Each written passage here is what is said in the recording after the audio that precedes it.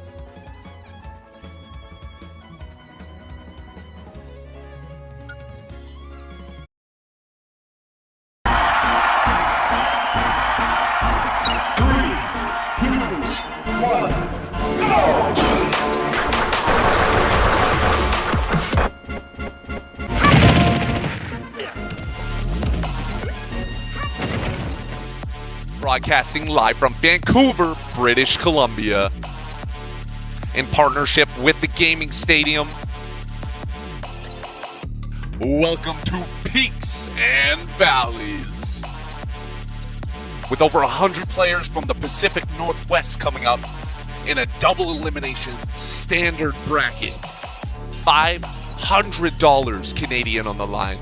And I'll be your host, Z to the E to the R-A-N-G-O. It's Zorango. With Wi-Fi, there will always be peaks and valleys.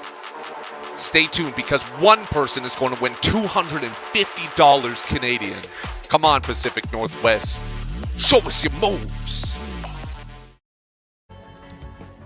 Beautiful. Hello and welcome everybody to Peaks and Valleys. This is the final Wi-Fi tournament of the season, of the age. We are coming into a time where we are transitioning from having to be online in videos, in squares, to being in person. I cannot for the life of me figure out how to frame this. It has been an adventurous time. We in the PNW have come together in so many different ways, shapes, and forms. And one of the things that I love the most about this Wi-Fi era is being able to have the lovely people from Alberta showing up to be able to participate, the lovely people from Washington, the lovely people from Oregon, and we've all been able to come together. Now, this is only possible thanks to the amazing people at TGS that help us out, all the amazing people behind the scenes. These videos are created by Connor, by our old editor Kenny, and the things going on in the background, all of the management of brackets and running the streams, thanks to Jordan, Mason, and Jameson, as well as Seraphy in the background. Everyone pitching in to be able to make something amazing, and that's what Smash Bros is. It's about. We also have a Scholastic Fund. I want to touch base on this immediately because it's very, very amazing what they're doing out here. Please go to tgs.g/Scholastic. It will be in the chat from time to time, but there is over $32,000 worth of scholarships going on, and that is spectacular. That's what we need. We need to boost that esports infrastructure and get it going. I'm your host, Zarango, and I am joined by the lovely Nurse. Which hand do we use? Which hand do we use? I'm trying to figure it out. I wasn't prepared to look so important on this layout, but I really feel like I'm the main character of this stream right now. You are. It's great to be here. Daisy too. Oh my gosh, that is an adorable dog. Yo, shoutouts to Nervy. As you guys can tell, we have this fun little feature. It is tweet at us at MSGBC with the hashtag Peaks and Valleys, and we can show your amazing content on stream. Do you have a picture? Do you have something you want to send us? We are going to pick the very best one today, and we are going to make a handwritten letter from myself and Locust showing our appreciation, signing it, and we're also going to show off and send an MSG sticker, which I didn't bring with me because I'm totally prepared. We have it here, though. Oh, this just in. MSG. But it looks MSG. No, man, I'm excited to be here. I'm excited to see, the last hoorah, the big send off for Smash Ultimate Wi-Fi. It's been a while. It's been a while since we started, and now that offline is coming off, it's time to cap off these events with one more big one. And what better way to start than with Lights, the arbiter of PNW Online against Poison coming in Incineroar.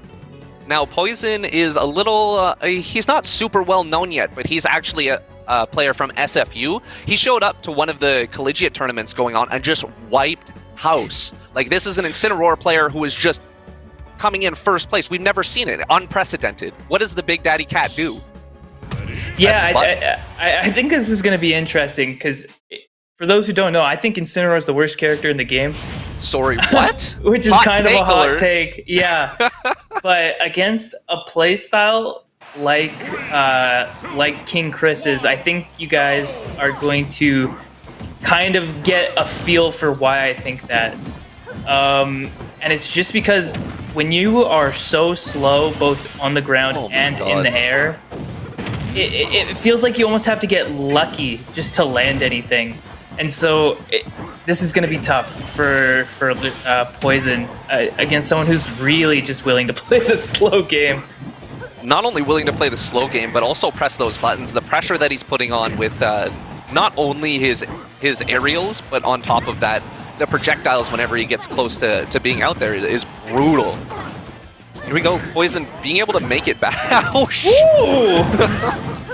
And that's one thing you need as an Incineroar player. You need that X factor. You need that clutch gene to be willing to go out there and make things happen. Because if you're not aggressive, if you're not on point with your punishment and everything like that, you're not gonna find the value that you need to win matchups.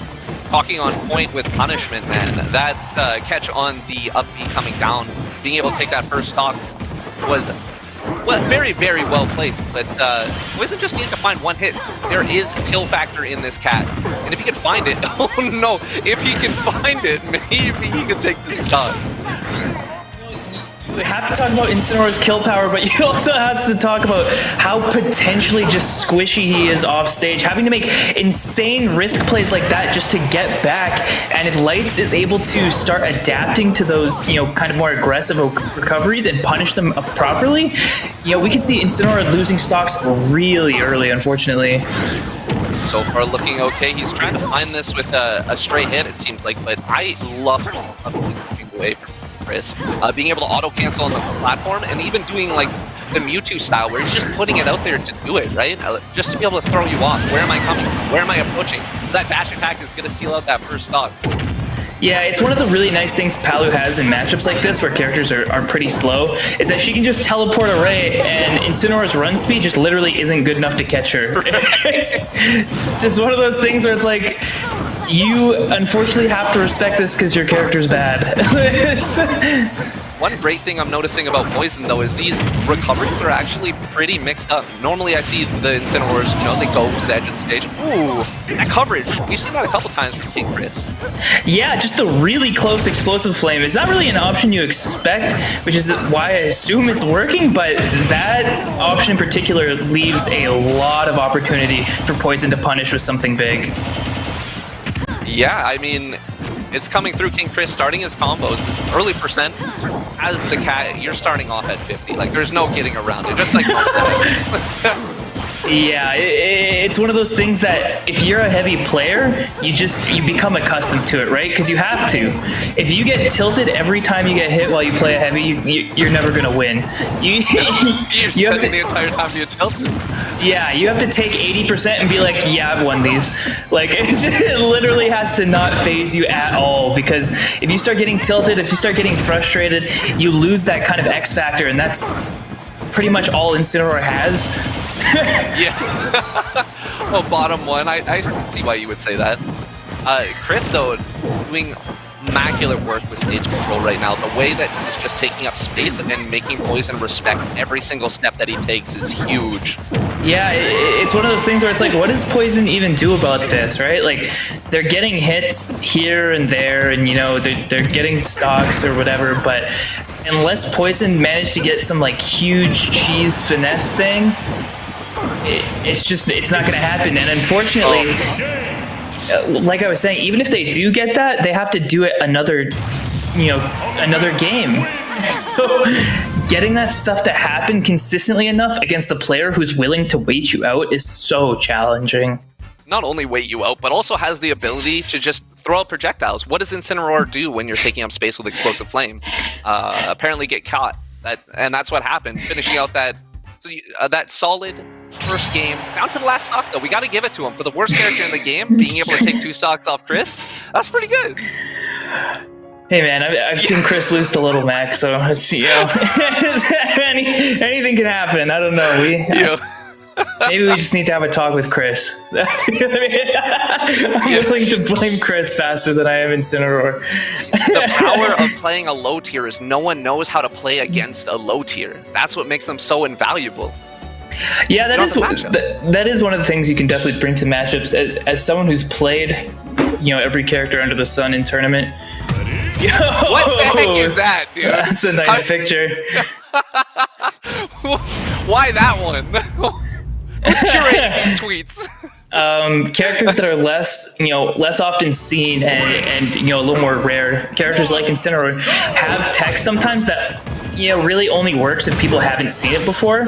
And so, you know, there's that X factor too, where, you know, maybe Poison has something in the bank to take a really early stock from King Chris and put themselves in a better spot to actually win the game. It's going to take a lot more than just one better spot, though. If you're playing a character like Incineroar, you need to get a few favorable trades, get that percent up there, and then it's going to take a solid read to be able to get anything finished, man. But right now, King Chris putting on the pressure, bro. Yeah, like I said, it's so tough because, Chris just double jumps around and like, what do? You're just not fast enough to get there. Like, you just have to watch him double jump like an idiot and then respect it. I mean, it's starting to look like the very special between RM8 and Lights with your double jump just being used whenever they want. Yeah, that definitely. If you want to see people double jump, come to Alberta. The rest of us do it too. Well, that back air is going to be able to take off that spot dodge. Good punish from King Chris, showing his placement. Like, being in the right place at the right time is not luck. That is skill. Yeah, and something good that we've seen from Poison is actually they're getting these hits where, King Chris is overextending a little bit. Oh, God. Oh, my goodness. That should be it. Oh, he doesn't full dash Chris! Coming through, man.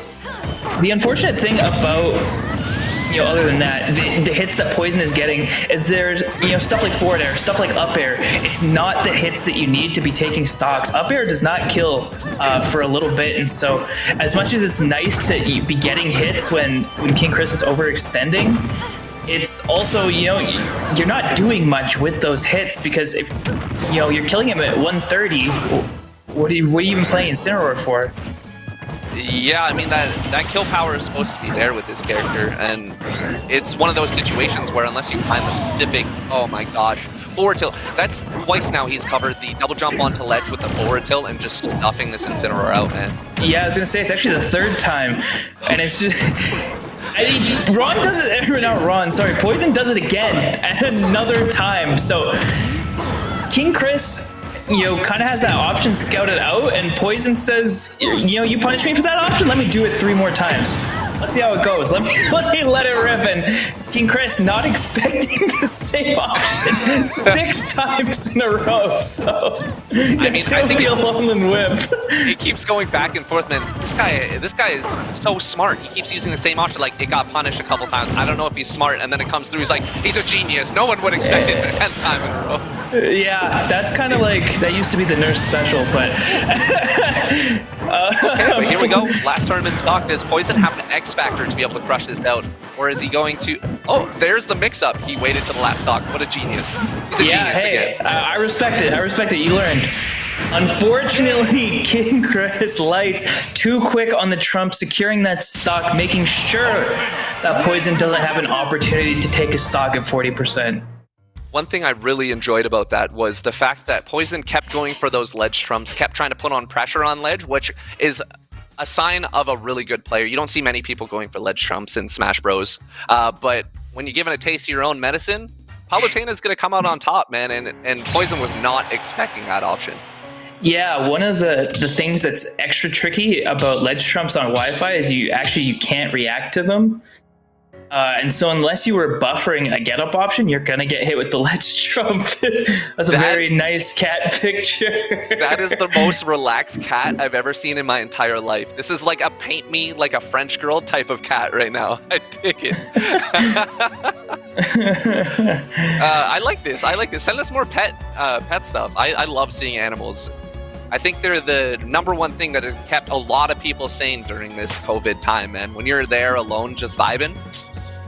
Yeah, for sure. That being said, the next game we have coming up is looking to be Nervy, the Pokemon trainer from DC, versus Sunset, who is another Pokemon trainer from Alaska. Interestingly enough, we could be seeing a Ditto coming in here from these two players. Wait, that was actually the person who just sent in the cat picture. So we have both Pokemon trainers both sending in pet pictures. It's dogs versus cats, Pokemon trainer versus Pokemon trainer. The people are waiting to see who comes out on top. The implications of this match now stretching far beyond what we had originally expected. There's so many similarities. It's like now they definitely need to fight to see who's the best, because I mean, it's a true Pokemon battle. Send them into the stadium. Have your pets fight for you. Maybe they should meet up in person. Dog versus cat. Chuck them in the arena. Yeah, I don't know if we can support that sort of thing, but pretty sure maybe that's illegal. We'll make a poll. We'll do it by poll. right beside Real Fist Fight in the parking lot. Yeah. Oh man, it is so lovely to be back in this environment. I am so excited to be able to have in-person regionals again. Be able to travel out to Alberta. Yeah, it's gonna be crazy. Yo, Jarl. Yo, high key, Nervy wins at least when it comes to picking the best ult. Because personally, I think that's You think that's the best ult? That's the banger ult. I really like the Emerald ult. That one's my favorite personally. Okay, is that the one where Charizard is green? It's the green girl. Oh, yo. One. Just because I like that game. It really has nothing to do with the ult. It's just like shrouded by nostalgia, as we all are with Nintendo products. It's all sentimental. Yeah, what nostalgia does Me Brawler give you? None, that's why I'm trying to drop him. Here we go. He starts off with the flare bits. Oh my god. Nervy That's special. definitely the Nervy classic at this point. I've seen flare blitzes come out at the start of rounds like 3 or 4 times on Twitter clips. Exclamation mark Nervy's in chat for sure. This is interesting. The Charizard start, I guess, is working. I kind of hate that it is, but now we're at a Charizard Ditto at 45%, and this shows, you know, this is not something you typically see. No, this is reserved for top-level Pokemon trainers, man. We don't mess around with any of the other ones. Oh my gosh, Nervy's an ape. Look at him go, taking stage control. Like, it's all calculated, let me tell you. None of these player blitzes are out of the ordinary. Just a Squirtle put himself in kill percent. Oh, what? Just charged?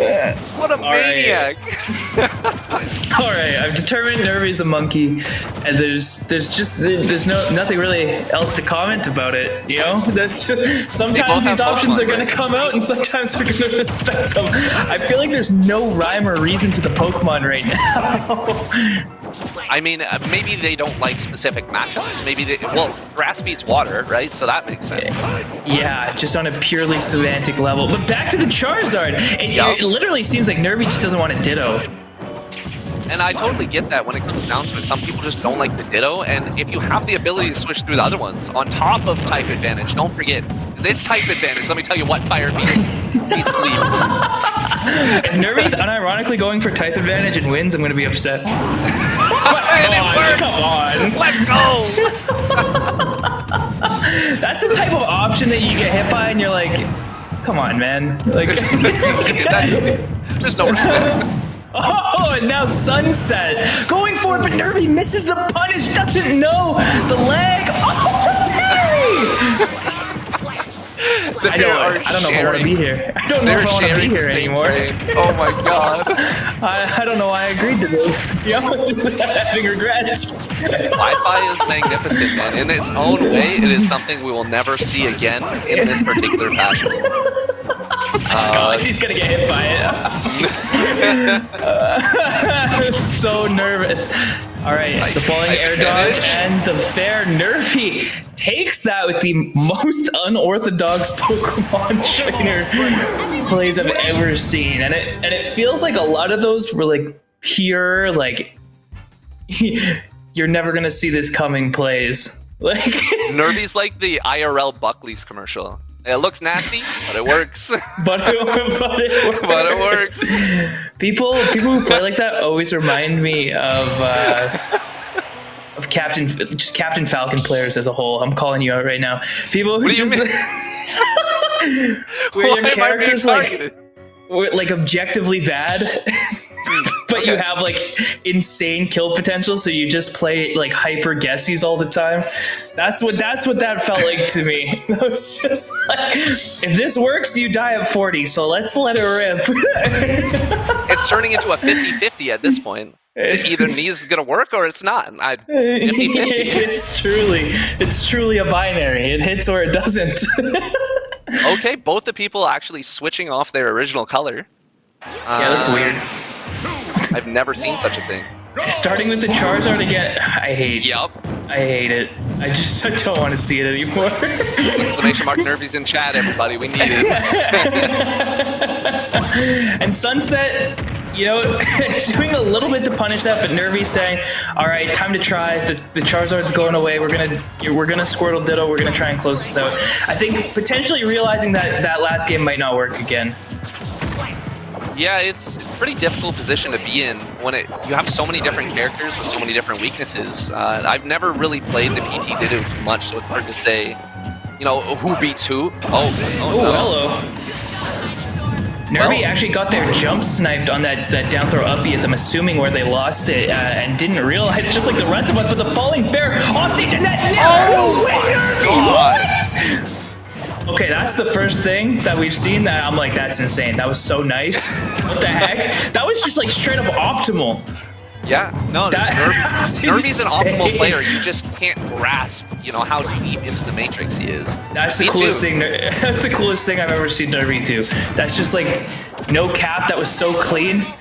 That was insane. That being said, Sunset is making making use of that Charizard switch, making advantage state count for a little more, and Smash Ultimate Online is making. This is the last time we'll ever have to deal with this. Last tournament. Woo! Oh, let's go, Nintendo. No. That is fitting. That is so fitting. After that stock too, that was nuts. We have no idea what happened. They're actually not playing the game any longer. I think somebody got booted from their arena. Oh, that was someone. Yeah. Sunset. Alaska, man. You cannot trust the Alaskan. The crazy Alaskan connection. Yeah. A polar bear ate through an internet line. I feel like Alaska is feeling pretty bad about that because they were winning. You know, disconnecting while you're in the lead always sucks. You're like, come on! I finally was putting a stock together, and now we gotta do some sort of restarting shenanigans. He's definitely looking to be able to make something happen, man. And it's so hard being in a situation like this because it's not only hard for the players. Like, they're probably going to restart from nothing. Golly gee, how is that nurse guy so... You know they put your name on there, right? Shameless self-promotion. I love it. That is what we live for. That's not me. Thank you. Thank you so much. Random stranger. Thank you, random person I've never met before. Oh, your tag is similar to mine? You're so kind. Reply to tweet with... Okay, I think they might just start from the beginning. I'm not too sure. Oh yeah, they're just gonna restart. I feel like, you know, whatever.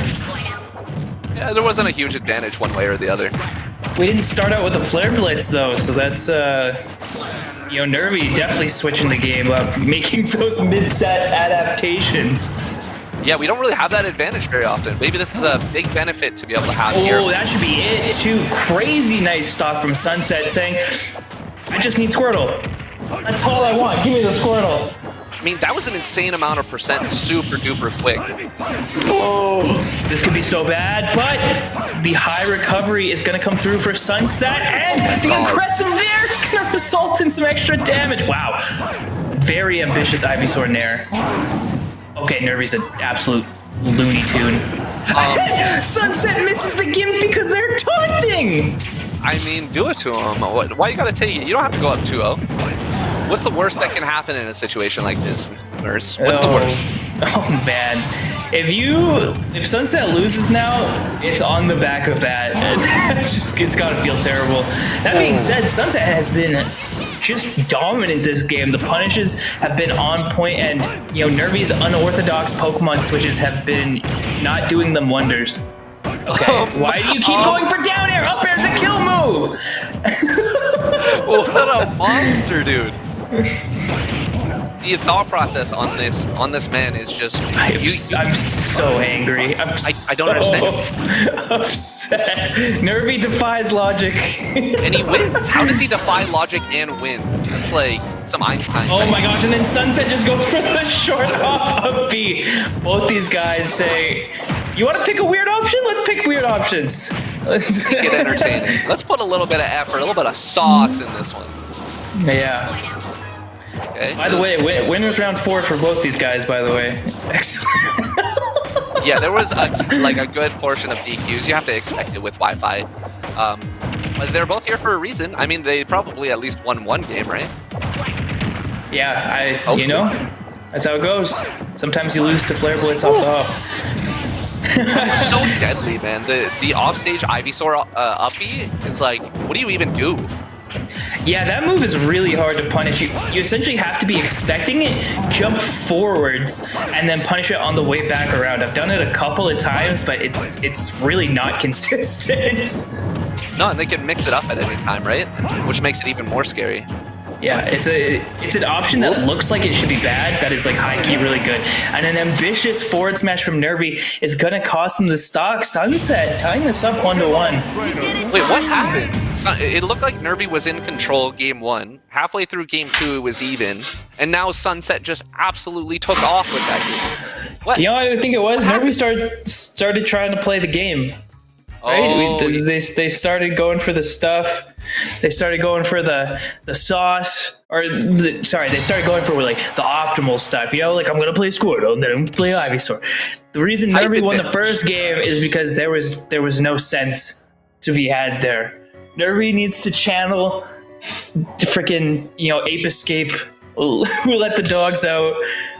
I think anything goes. If Nervy's going to be able to play, he's like a drunken boxer, right? Like, you never understand. Everything's unorthodox. Where's he coming from? He's like slipping and moving and jiving.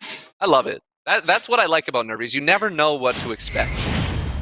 Yeah, it's players like that who could be scary, especially if you're a top player when you're against someone who's just has like nothing to lose. And they're just like, I'm probably going to lose, but if all of this BS hits, like let's go. We're gonna get it. So I think that's an interesting way to go about it. And this Charizard pick, sticking it off the hop, Nervy confident in this Charizard.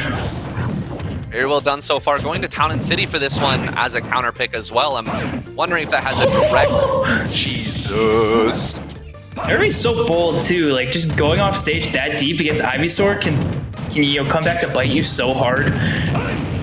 The only thing being bitten right now. Oh my gosh. Some nifty platform movement. Following up. I'm actually convinced Nervy just made Charizard. Yeah, I have to agree, honestly. Oh, this could be bad. And Nervy actually didn't realize that Sunset didn't have ledge invulnerability and doesn't get the spike, but the dash back side B Flare Blitz. Gonna work in neutral Nervy. On this solo Charizard right now. Oh, what? This is so bad. I'm speechless, bro. Oh my gosh. Nice punish. Yo, the falling up. Oh my god. Really? Woo. Again? Let's go. Nintendo, this is the last time. Who is it? You can have it. Who is it? It's probably Sunset. Who is it? Let's go, Nintendo. No. Well done. No contest. Just, yeah. Is it 2006? Online play has just been invented. Aren't they still using the same format for online games that they were using in like the 90s? It's like they did some data mining and it's some sort of old ass network from the 1980s. Here's what I'll say. Yeah. Nintendo hasn't had just like a business update since the 90s. They've run everything just cruised. Same. It's the boomer lifestyle. It's not broken. We're not fixing it. I don't care if people drop out. It's not broken. I talked about this on Twitter one time, but I was talking about how I think Nintendo is carried by having really good games. Developers carry it. Nintendo has some of the best, and most nostalgic exclusives in the world, and some of the best hardware as well. And because they have all that going for them, your business practice can literally be garbage. And you'll still get by, right? Like it doesn't matter. And so now, all these people who are getting these crazy, insane sales through just like osmosis are keeping their jobs, and they're bad at them. Something needs to be changed, but the only change that's coming to here is that we're going to be going to a short break, and then we're going to be getting on the other half of Alberta, god damn it, I'm still messing that up, we're going to be getting on Jarl the King. So stay tuned right after this. Jarl! And we will see you guys soon. And this is Smash Talk. I don't play with items, I don't know. I can't name an item. No. Let me know if you hear me.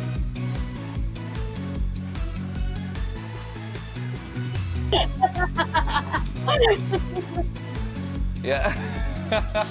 Till next time, good luck, have fun, and stay gaining, gamers.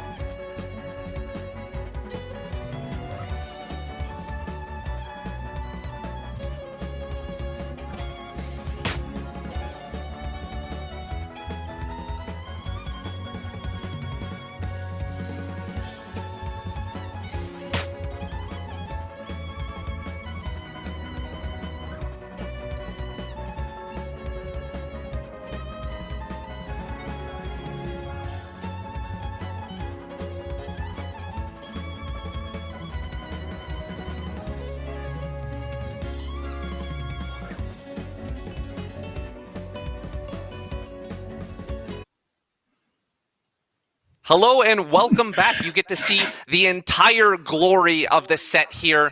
On my, this is technically, I guess, your left. My right is Nurse. You've seen him before. We've introduced him.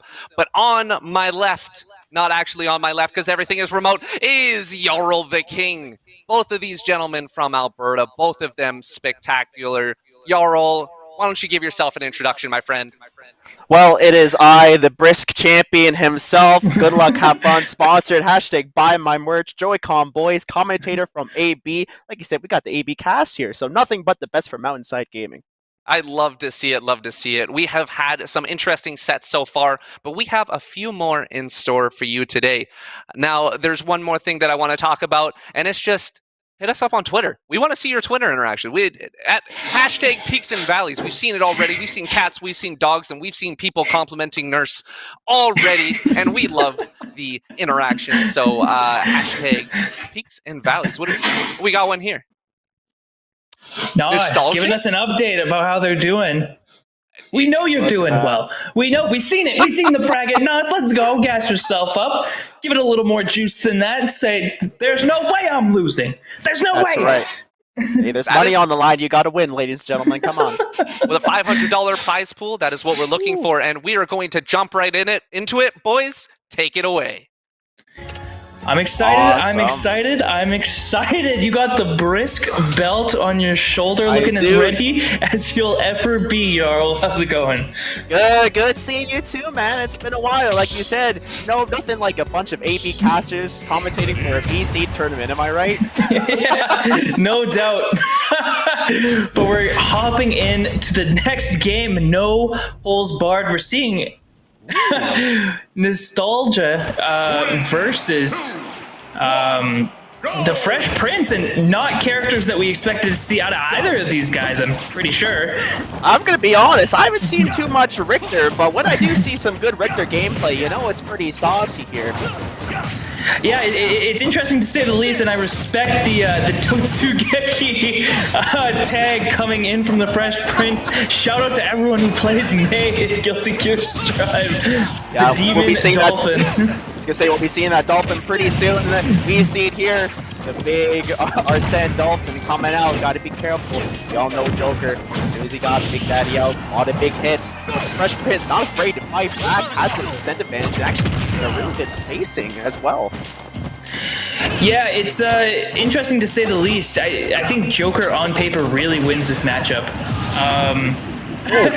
You should be able to pressure Richter pretty well. Should be able to get him off stage, but Nostalgic right now has just been using those projectiles to their advantage, keeping them at bay, and making sure that the Fresh Prince is not able to get too much started on this Joker. Yeah, I think that's the glory, especially these tournaments that we've been posting recently. You get to see a lot of pairs who don't really have much use on online or offline play, but then you have people like playing Richter, I should say, and actually succeeding quite a bit. And many people at home might want to try these lower tier pairs and might do well with themselves. Yeah, so I'm pretty sure the characters are mixed up here, because I know Nostalgic plays Richter, and I know Fresh Prince plays Joker. Oh, okay, there we go then. So I'm pretty sure it's the other way around, but I could be completely wrong. We could have some really left field picks coming out of these guys, but I do know they have these in their pocket for sure. Yeah. Honestly, normally when you think edge guarding and ledge trapping, Joker's the one to beat. But Richter, oh my gosh, just support though too. Taking advantage, like I said, the neutral and the spacing, using it perfectly, and now it's like Fresh Prince has to try to get back. He has to figure out what he wants. Yeah, this Richter has been surprisingly clean, not leaving very many openings at all for the Fresh Prince to get something going. And even when opportunities like that arise, Fresh Prince is unable to capitalize with this Joker. Yeah, he's been going for a lot of reflects, and normally in the match it'd be like, hey, take advantage of reflects, it's going to work out. He's been missing a lot of setups too, and I think it goes for the saying that Joker doesn't do too well online compared to offline, and we might be seeing it here again. And there we go, man. and a saucy restock. Oh my goodness! Yeah, that was a show put on by Nostalgic right there. Just saying, you haven't seen the Richter before, you've seen it now. You see it now. Man, there's a reason why people play Richter. My man is handsome. Whoo-wee! Yeah, look at that man. Beautiful. There's a reason I played Richter back in the day. Look at his face. It ain't because he was good, that's for sure. Nope. It's all them good looks, baby. Also that whip too, but hey, let's get past that. But let's talk about game number 1 fairly quickly before it goes into that. It was kind of a landslide. You know, with all due respect, like Nostalgia has missed basically, or I should say Nostalgia hit everything. Fresh Prince missed almost every single kill setup he had, especially with the ledge, with the platforms. Normally, Joker's be going for a lot of falling forward airs or falling up airs into something. He almost got nothing out of it. Yeah, so the Fresh Prince actually got 3 falling forward airs that they didn't convert off of. So, you know, even that is just it's a little thing, but that's when you take stocks. You need to be taking stocks right there.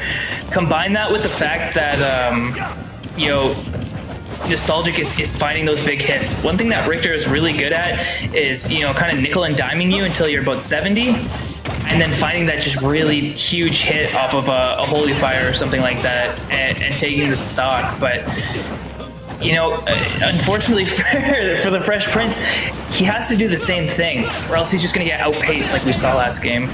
Yeah, and I think this at this stage, specifically Final Destination, is working a lot better for Nostalgia. Like, Fresh Prince wants to get in, almost has to get in vertically, because basically the whole horizontal range of the stage is completely covered in projectiles. Oh, and doesn't quite convert off that down, but this should be a stock. Going for the gun. Oh, wow.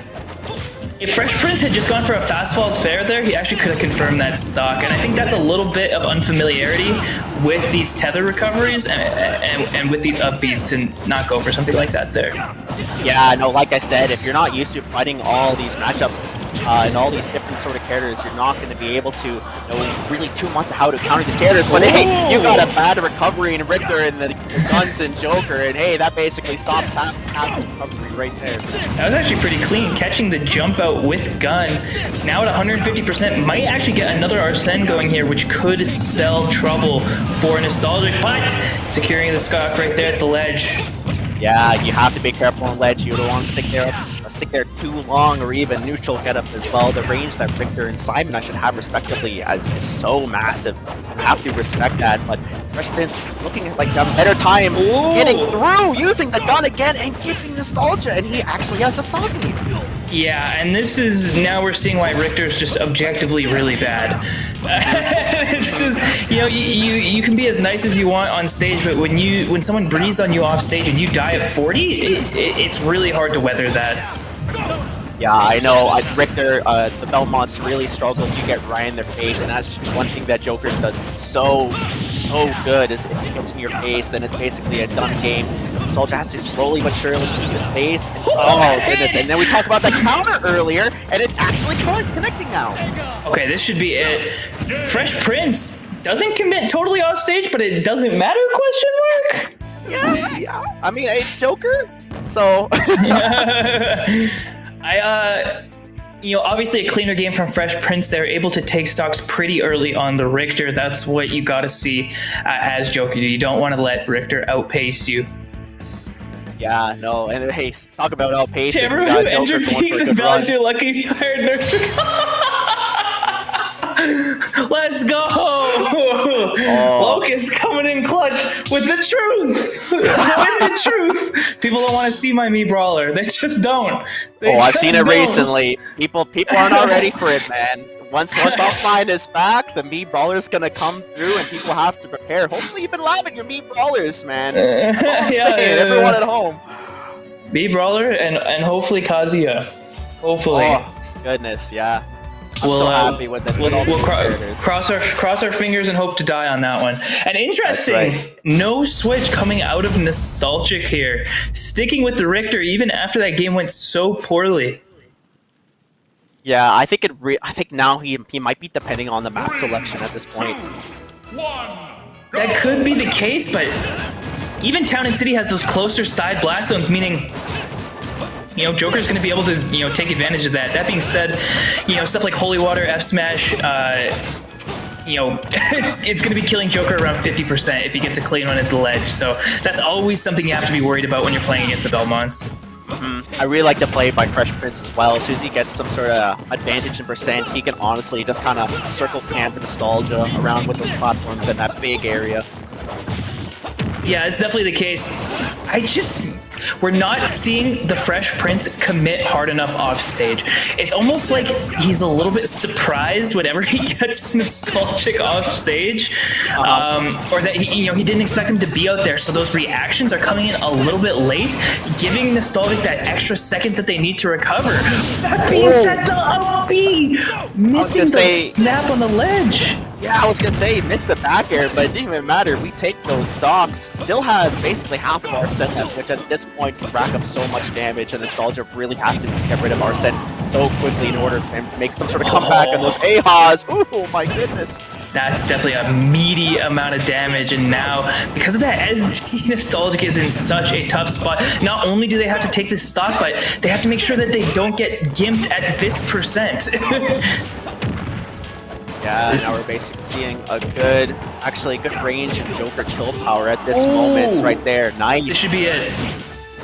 Okay, not committing quite as hard as I would like. You should be going out with the back air right now. What are you doing? You have the read. Yeah, you're basically saying right here, I think the undercommitment is basically costing so many stocks. Oh, did he just have no jump? Just totally took away his jump. Yeah, unfortunately going a little bit too low there. But like I said, those undercommitments can really come back to bite the Fresh Prince, because Nostalgic is holding on to this stock, and you should be deep off stage right now. Yeah. Being a little too hesitant won't cost the game, won't cost stocks. We've seen it before. Oh, that'll be it, though. Okay, when it works, it works, you know? I think he's overcommitting to guns a little too much. Every time Nostalgia's off stage, we see the gun. Not really, like you said, not really too many forward airs or back airs or anything else. Yeah, a deep back air, especially because he hasn't done it at this point, is pretty much a formula for killing Nostalgic at about 50% right now. So I'm wondering if maybe he's keeping it in the bank, saving it. That was such a nice conversion though, off the top of the the cross, but not getting too much off of it. That's the one thing Richters know is their setups, and he's making great use of the up Bs as well. Okay, this is where it potentially goes wrong. Okay, a counter there. Again, could have spelled doom. A back air here should be it, but actually, the forward air doesn't even connect to the ledge. And what happened there is one of the many reasons Richter sucks. And this is one of the things that it's a little less known. So I'm going to let everyone in on a little secret right now. If you stand closer to the ledge, like right at the ledge, and Richter tries to tether to it, sometimes Smash Ultimate thinks that you're trying to hit someone, and the tether won't work. So what happened there was, despite Nostalgic being within tether range, the game was like, oh, but Fresh Prince is right there. He's trying to hit him. And that's, can you hear Jarl Nurse's best? Alright, I got it. Right. Yes. We got some dolphins coming in. So yeah, sometimes Richter's forward air will just decide that you're trying to hit someone if they're close to the ledge and just basically send you to their doom. Yeah, basically, like you said there, in matchup terms, you're looking at one of the best characters in the game versus definitely a lower level character. But other than the whole recovery scenario, both players played magnificent, especially the Fresh Prince. That was really, really good, making it back and nostalgia with those plays. And we saw some of them setups with the cross and up there, and I was like, ooh, Richter knows them setups, and they're so cool, so sick. Yeah, the adaptation really came out from the Fresh Prince. I actually most impressed with that of everything we saw. Pretty much, we saw a 3-stock come out game 1 into a reverse 2-0. So something clicked after that first game. Something was like, this is the game plan. We gotta figure it out. Don't let Richter live to 160. Let's get it done. Let's get it done. And was able to bring that back. I'm a big fan of the Fresh Prince Joker. And I'm really happy to see he's been putting more time into it, especially after we had heart-to-heart on Discord about it. I said, bro, do you want to win or do you want to play Banjo? You know what? As a top player like yourself, I'm sure many people will take your words to heart because hey, if you're in this tournament, you're playing to win. That's like I said, there's money on the line. Are you gonna play banjo? Are you gonna play a little snooze fest? Or are you gonna play Joker? Are you gonna be saucy? You're gonna get those W's, those backers, those Arsens.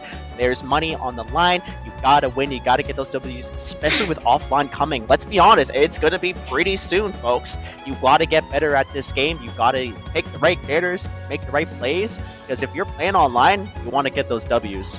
Yes, sir. Yo, shoutouts to this amazing team creating assets for everyone to use. Love the HH screen being used at hashtag Peak and Valleys of Rango. Clutching up, shouting out the squad. Remember, everyone in the chat, you can use hashtag Peaks and Valleys to get your tweet shown on the screen, live reactions. But before that, we're going into our next match, Crescendo versus Mulkey, 636T. Yo, what happened to 1 through 35T? That's all I'm wondering, man. Yeah, what happened to Mulkey 35T? You don't want to know what happened to Mulkey 35T. No. Mulkey being from BC and Crescendo, actually coming from Saskatchewan. So we got a cross province matchup here.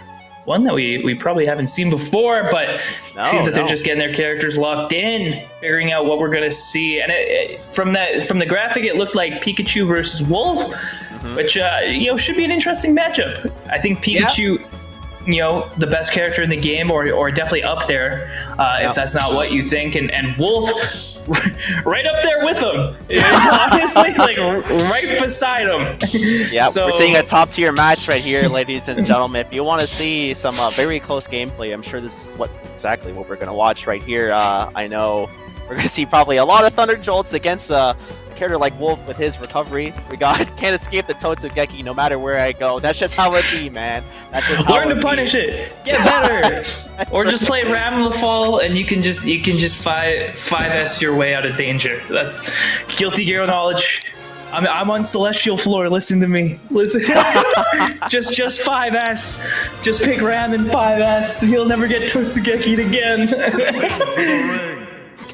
Oh man, I'm so happy that's just a meme now because it's just so good. People are like, I can't do this. You gotta adapt, overcome, and survive. That is, it's so funny. We've seen so many Smashers actually move on to GG Strive as one of their first fighting games and really love it and pick it up. And that's something that GG's so good about usually.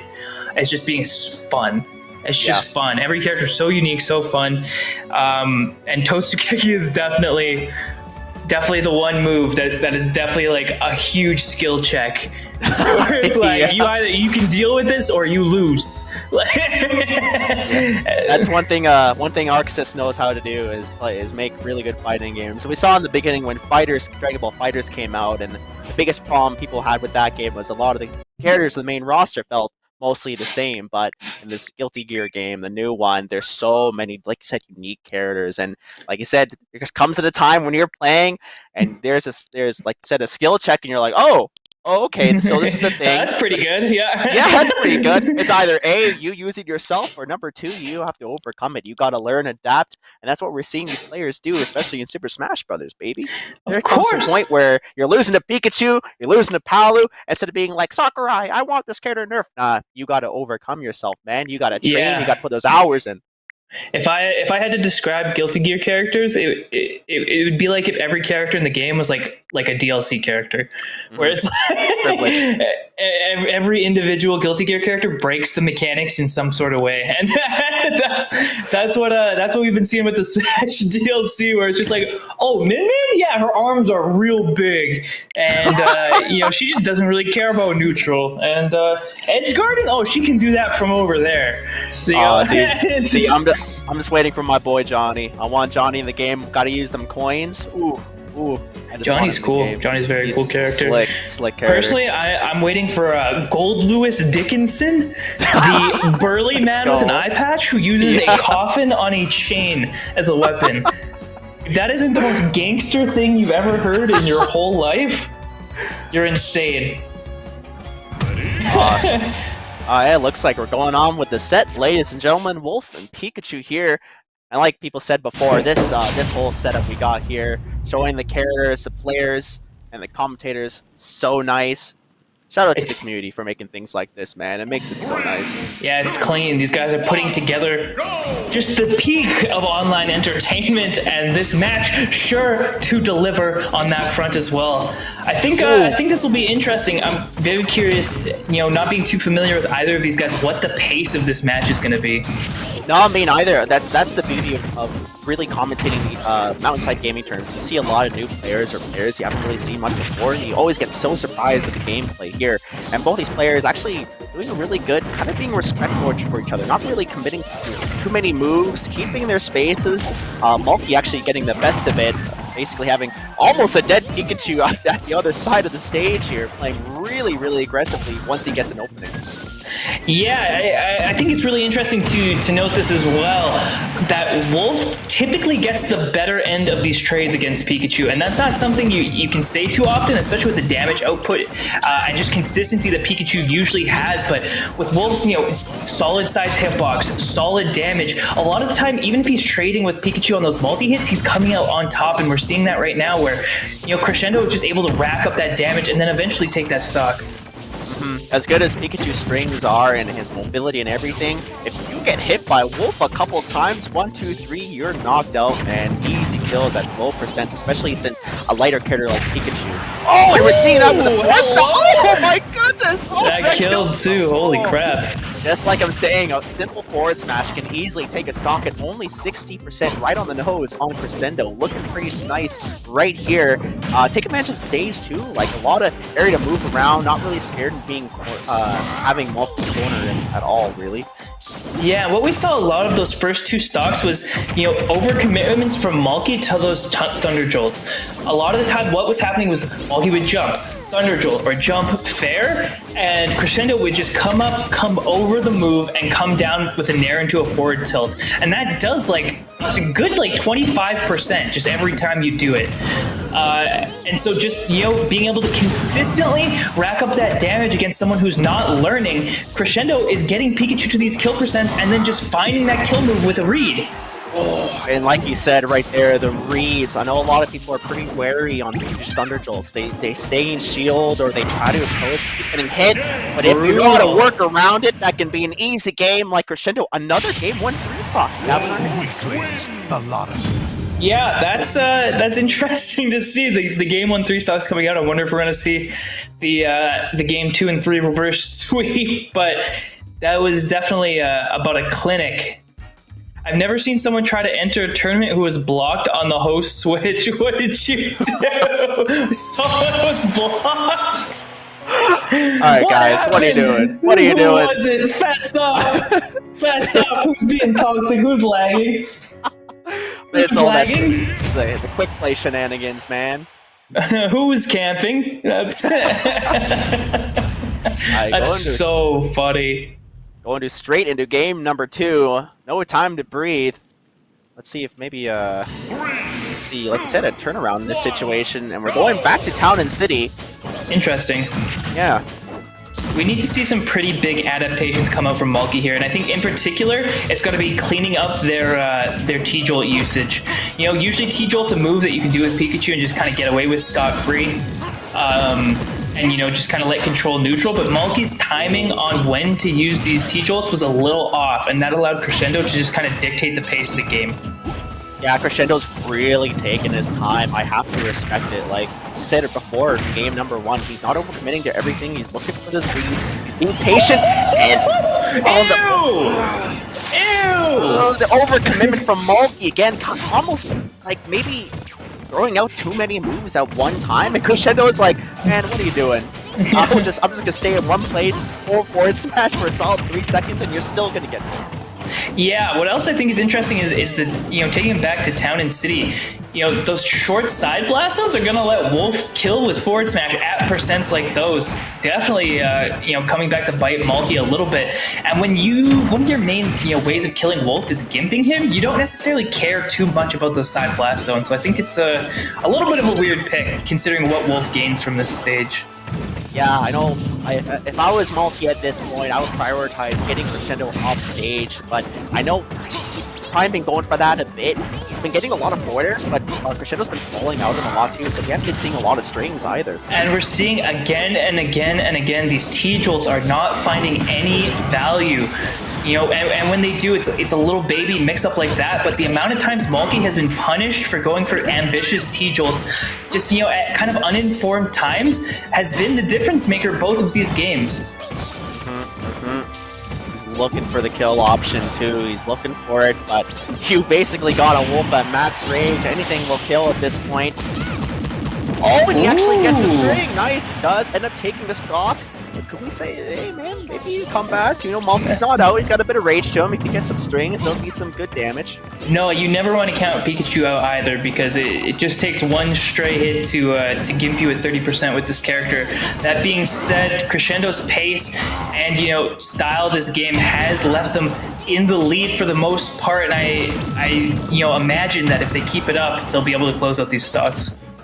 Yeah, just have to see how these players adapt over time. That's the biggest thing in these small sets. You have to adapt in a short amount of time. And another forward smash from an overcommitted forward smash from Malky himself.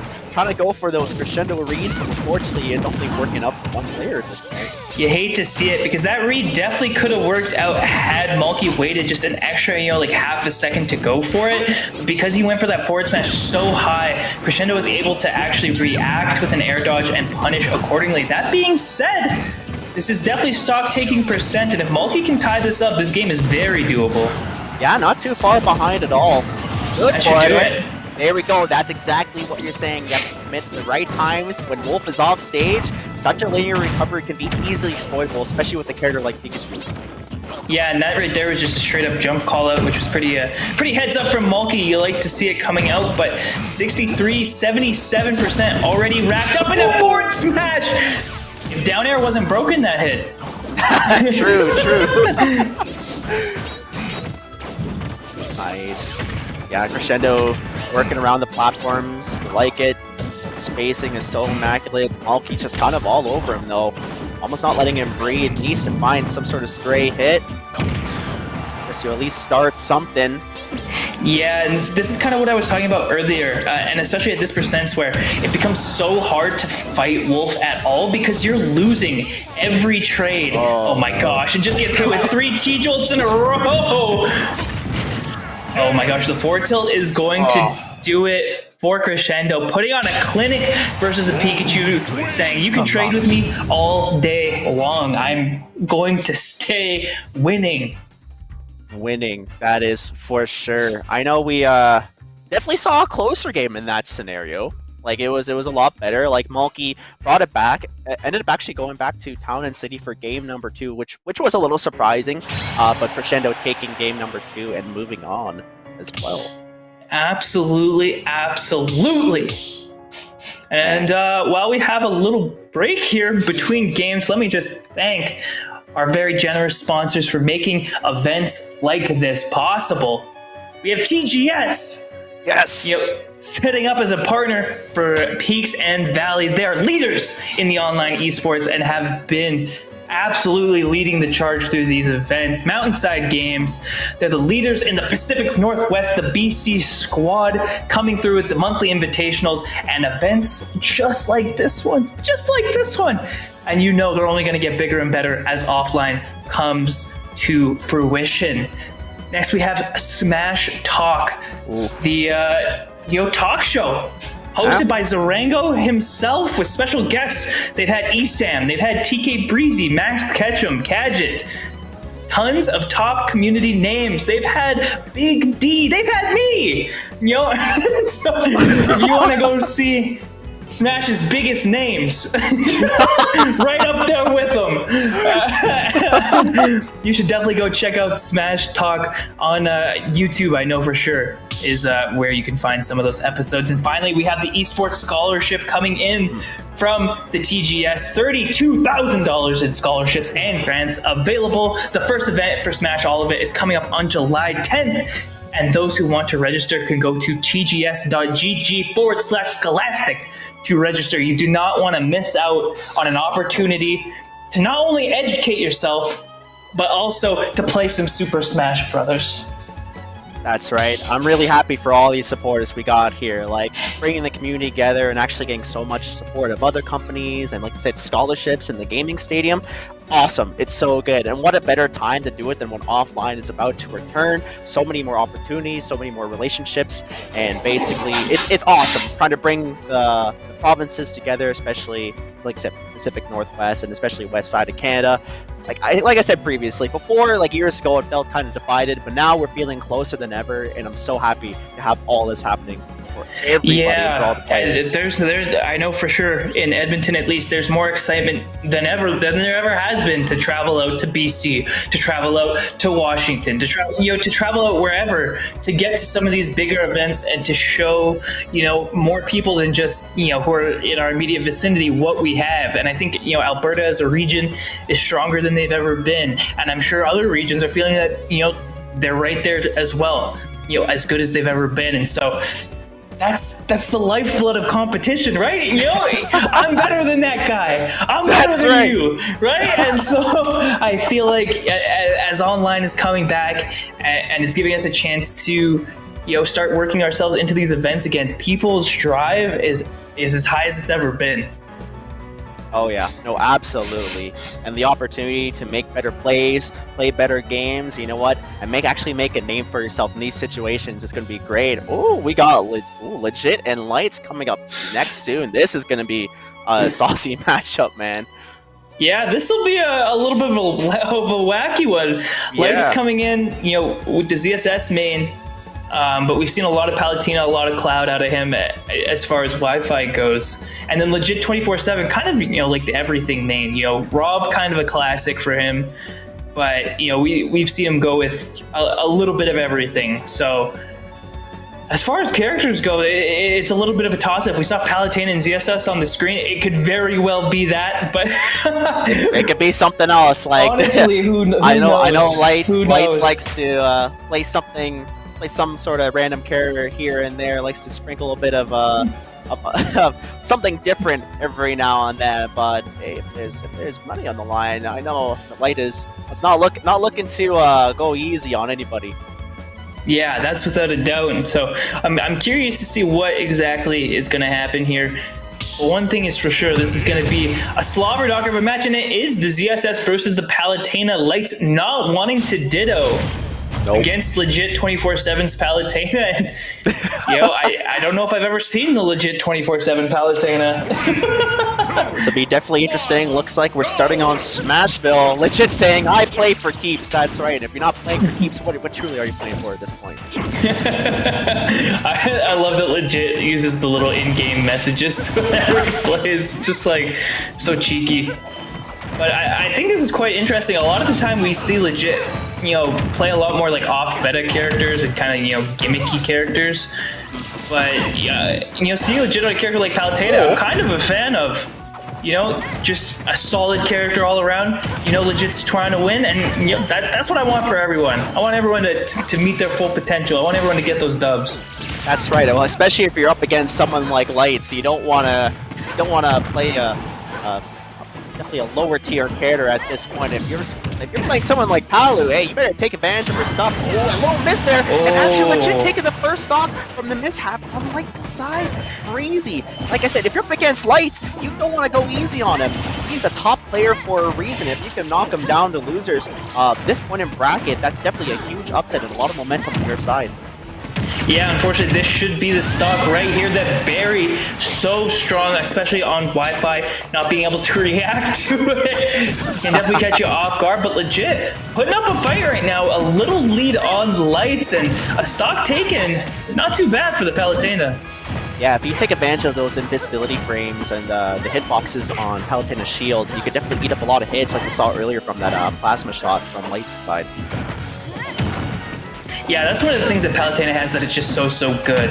Being able to dash attack or back air, which is not a worry in the world, is it's almost indescribable. You're like, yeah, this move is just gonna come out. And there's nothing you can do about it. That being said, Lights has been kind of turning up the gas ever since that first stock, and Legit, has been nickel and diming here and there, but it's looked like Lights has been pretty firmly in control. do see every now and then each other just getting one stray hit and then getting a bit of momentum, but then every now and then as well, they go back to neutral. Doesn't quite actually get the edge guard there. Jit actually making good use of his recovery, getting hit by the the down smash into the down B, the ZSS classic. ZSS hitting you with the you got hit with down smash anywhere on the screen. How about I kill you? Doesn't matter what percent you're at, you're going down. Give me a 40 and that would have killed. I like Legit's use of explosive flame as well. Always always seems to be hitting those at the right time, catching Light's recovery down. And Legit has been doing a pretty good job of being patient in this matchup. You definitely have to be willing to pick your spots and pick your battles versus CSS, just because she's so strong in neutral. She's so strong on on your shield and everything like that. You really have to be willing to wait her out and make sure you don't lose your stock way earlier than you should. That being said, ever since getting hit with that down smash, Legit has definitely been fighting an uphill battle, and already 70%. He really needs to take this stock. Doesn't want to do anything too committed. Looking for those flares as well, not quite hitting. And Lights is at a super high percent, which also means Rage Zero Suit, which is also a very scary thought. Not options. Good mix up with the side feed there, catching I think neutral get up or maybe get up attack, which means Lights will be taking game number 1 with CSS. Yeah, that's a really nice bait actually coming out from Lights. Basically what he did there is he dropped down really quick to make it look like he was going for a trump.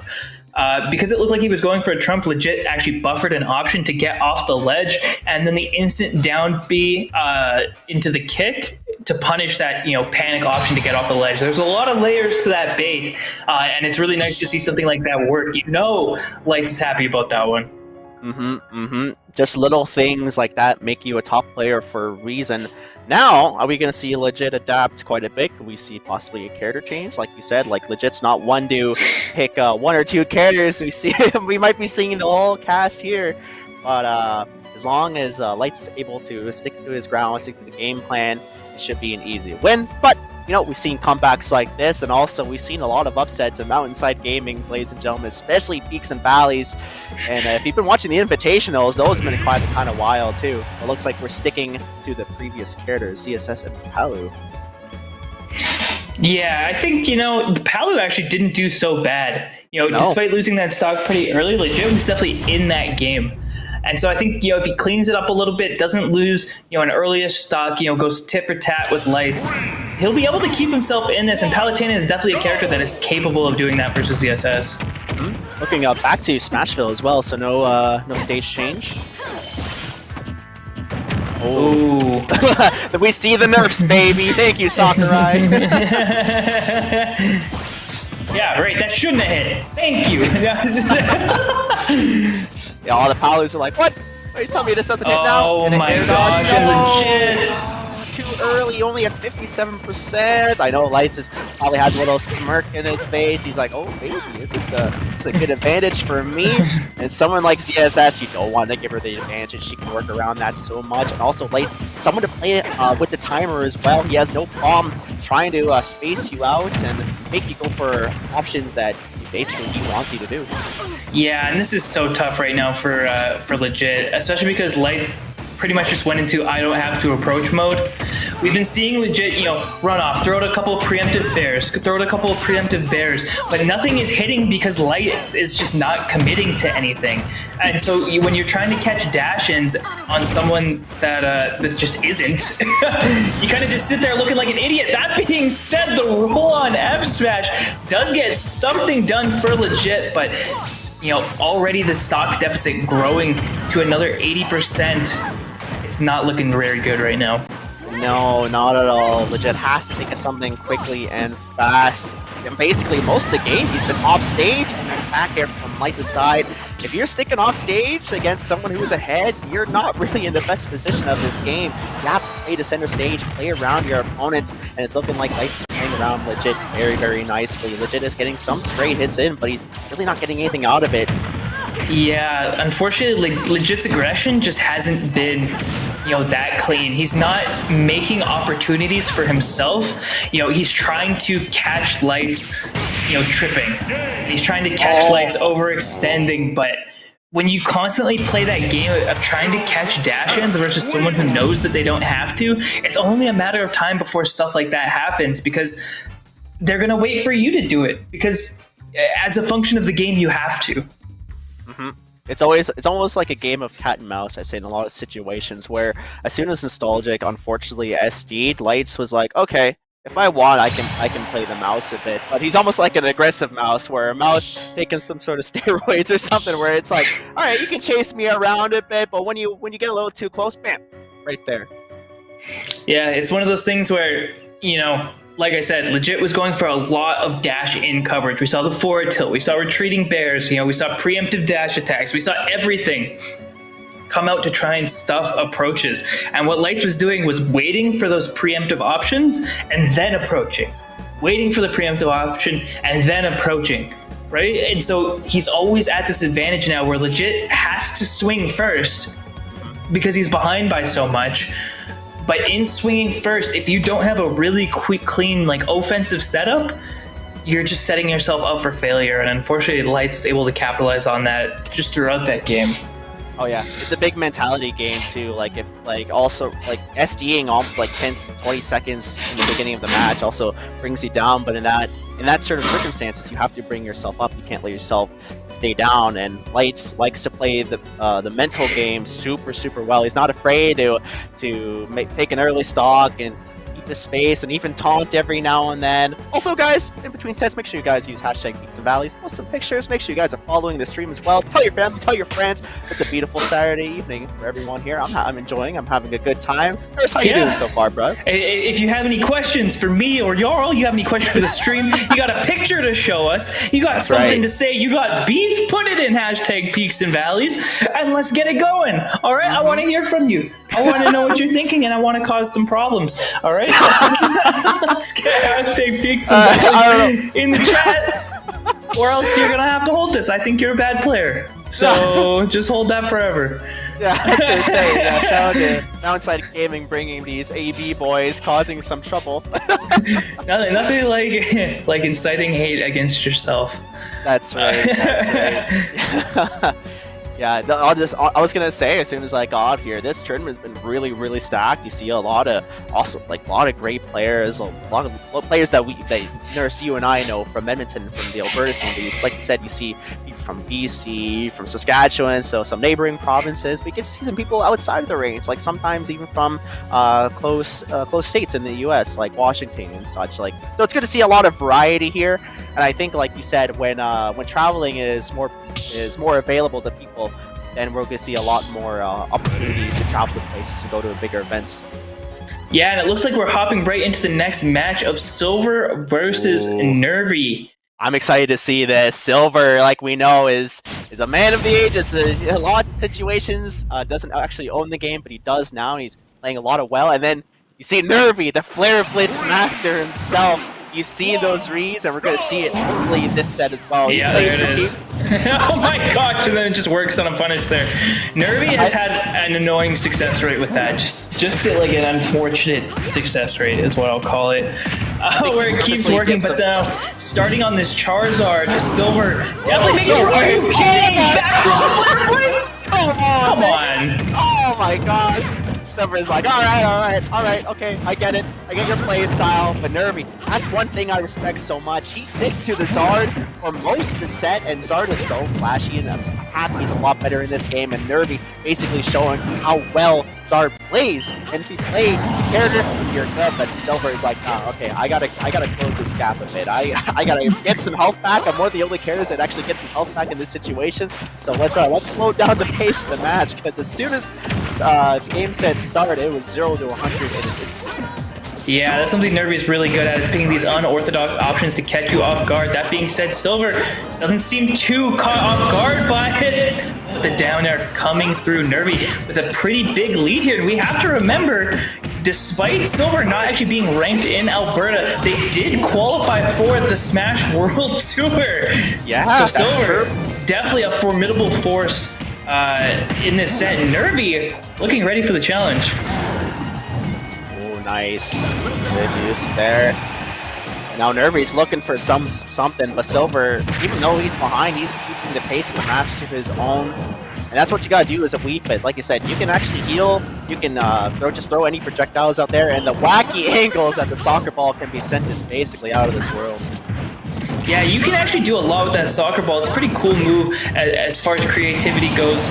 That being said, the flare blitz comes out again. Nervy, absolutely no fear. But after that first stock, Silver has been doing a really good job of putting themselves back in this game. And actually 75% on Nervy. They're behind. Since when? Wii Fit, man. People talk about cloud limit. We got a Wii Fit limit in this game, and a lot of people, I think, underrate Wii Fit. Here in AV, we have a lot of good Wii Fits, and you're seeing it right here. Nervy has to pull something in. Majority of the match, he was in the lead, and now he's behind. Yeah, Wii Fit's damage output can get a little crazy, and we saw it right there with a quick 0 to 90 and now 170%. That being said, Silver's not out of the woods just yet. Charizard can make things happen, but the forward tilt comes up just in time. It's Silver takes that first game after a devastating first stock. And it looked like Silver was getting Nervy a little hug there. Call that the hug of death, the bear hug. I love how like that Wii Fit victory screen. It's like it's the most BM. It's like, oh man, that was a great workout. She gives you the thumbs up. At least she gives you some sort of motivational speak after she kicks your ass, which I mean some people might take the wrong way. It's like, oh hey, okay. Yeah, when she tells you you gotta tuck those glutes, it's just like shut up, man. Like it looks like we're going right into it. And everybody's like, all right. I'm gonna switch it up this time. I'm gonna flare blitz a little more, and it's gonna work. Yeah, I'm interested to see what ends up happening here. That was a pretty outstanding comeback coming out from Silver, and probably not going to get hit with the. Oh my gosh, is he dead? Yeah, he was going to go for the spike in his ult, but Silver's like, "What are you doing down here? This is my area of the stage. You know where every Wii Fit goes. Don't try following me." Yeah, that's something Wii Fit is also really good at, is reversing those situations on you, and turning out your own edge guard into hers. It's something that you have to be wary of whenever you're fighting a Wii Fit player, because they will go back down to get you. Oh yeah, they're not scared at all, and we're seeing that with Silver. He plays so well, like you said. He's making good plays and winning a lot of games for a reason. But Nervy, not one to fall back. Truly, he's always one to make comebacks, especially with the Zard at a higher percent too. If he can actually keep that percent of Zard, maybe not taking another stock as well. So we're looking pretty ahead at this point. Yeah, this is a tough game to come back from. Taking the stock there, but Nervy is going to need something huge to even put themselves back in the running of this game. Yeah, I don't want to jinx anything. An SD would help. Maybe another down air or some sort of mix-up we can see, but sticking to the Zard, gotta respect that. But I must say, in this situation, like a Pokemon change probably wouldn't be the worst idea, especially with how big Zard's hitboxes are. We see that damage. Oh my god! 0 to death! Oh, good DI. I'd like to see it. Okay. Yeah, not quite killing. Would have killed if Wii Fit had deep breathing on, but this is tough. And now Nervy just standing on the other side of the stage. Silver not gonna approach. Nervy definitely going for the cheese. Yeah, he's gonna air dodge it. Yeah. I think he wanted to go for some style at the end. He's like, you know what? Sometimes when a pirate has to walk off the plank, he's gotta make an impression. Yo, it would have been godlike if Nervy had empty hop forward smashed there to get the bait.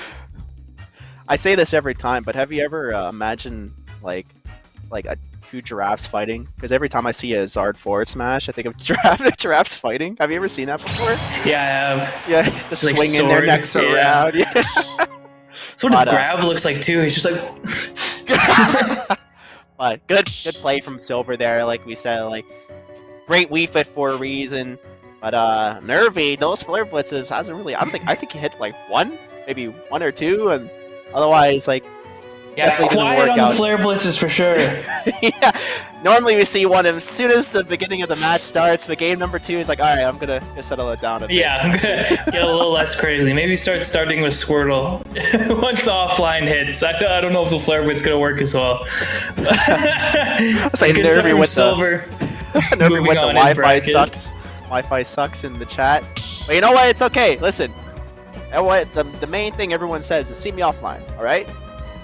We can all say that now until the time comes, until we see each other offline, and then someone gets their ass whooped, and it's like, all right, I see me online, man. Come on, let's go back and forth. That's what happens. Yeah. Run it back on Wi-Fi. Let's do it. Yeah, if someone says that to me, I'm not gonna talk to them again. It's just gonna be straight up. So just on God. Straight up gets the nurse blocked. Yeah, it feels bad, man. He's blocked on all socials. It's just, don't bring that negative energy into my life. Man. I was gonna say the nurse like the getup, man. There's always something. I appreciate it. Yeah, we got the hat from what was it? DDR hat. Yeah, I really like that Friday Night Funkin' hat. It's awesome. Yeah, really I love Friday Night Funkin'. That's a great Friday Night Funkin' hat. That's what that is, right? I love that. Is that a boyfriend hat or a girlfriend hat? My favorite character is a mom. Top quality of.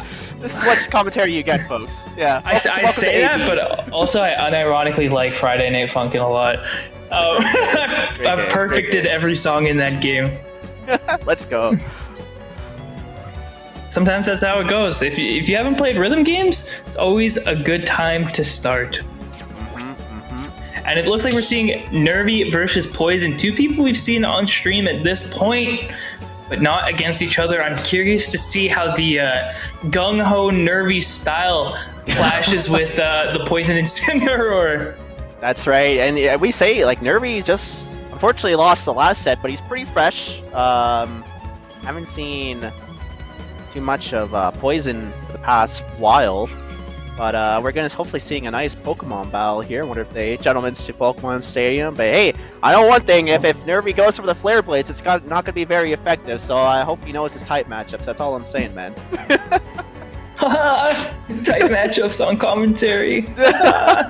Yeah, actually, it's fire, so it's not effective. You should know this. Flare Blitz is not gonna kill at 0 because he's fighting against an Incineroar who's a fire type as well. I love how when me and my friends were playing some Pokken as soon as they came out, and someone was like playing, I think like Zard against Suicune, and the guy's playing Suicune's getting his butt whipped. It's like, dude, why is that doing so much damage? I'm a water type. What the hell? Yeah, it's just like, haha, no one's made this joke before, ever. All right, into this set here. Bison versus Nervy, game number 1. Losers round 7. Whoever loses here will unfortunately be out of the tournament. Did you know that that Ryu and Ken are called Shotos because they practice Shotokan karate? I don't think other characters practice Shotokan karate. No way. I don't believe it.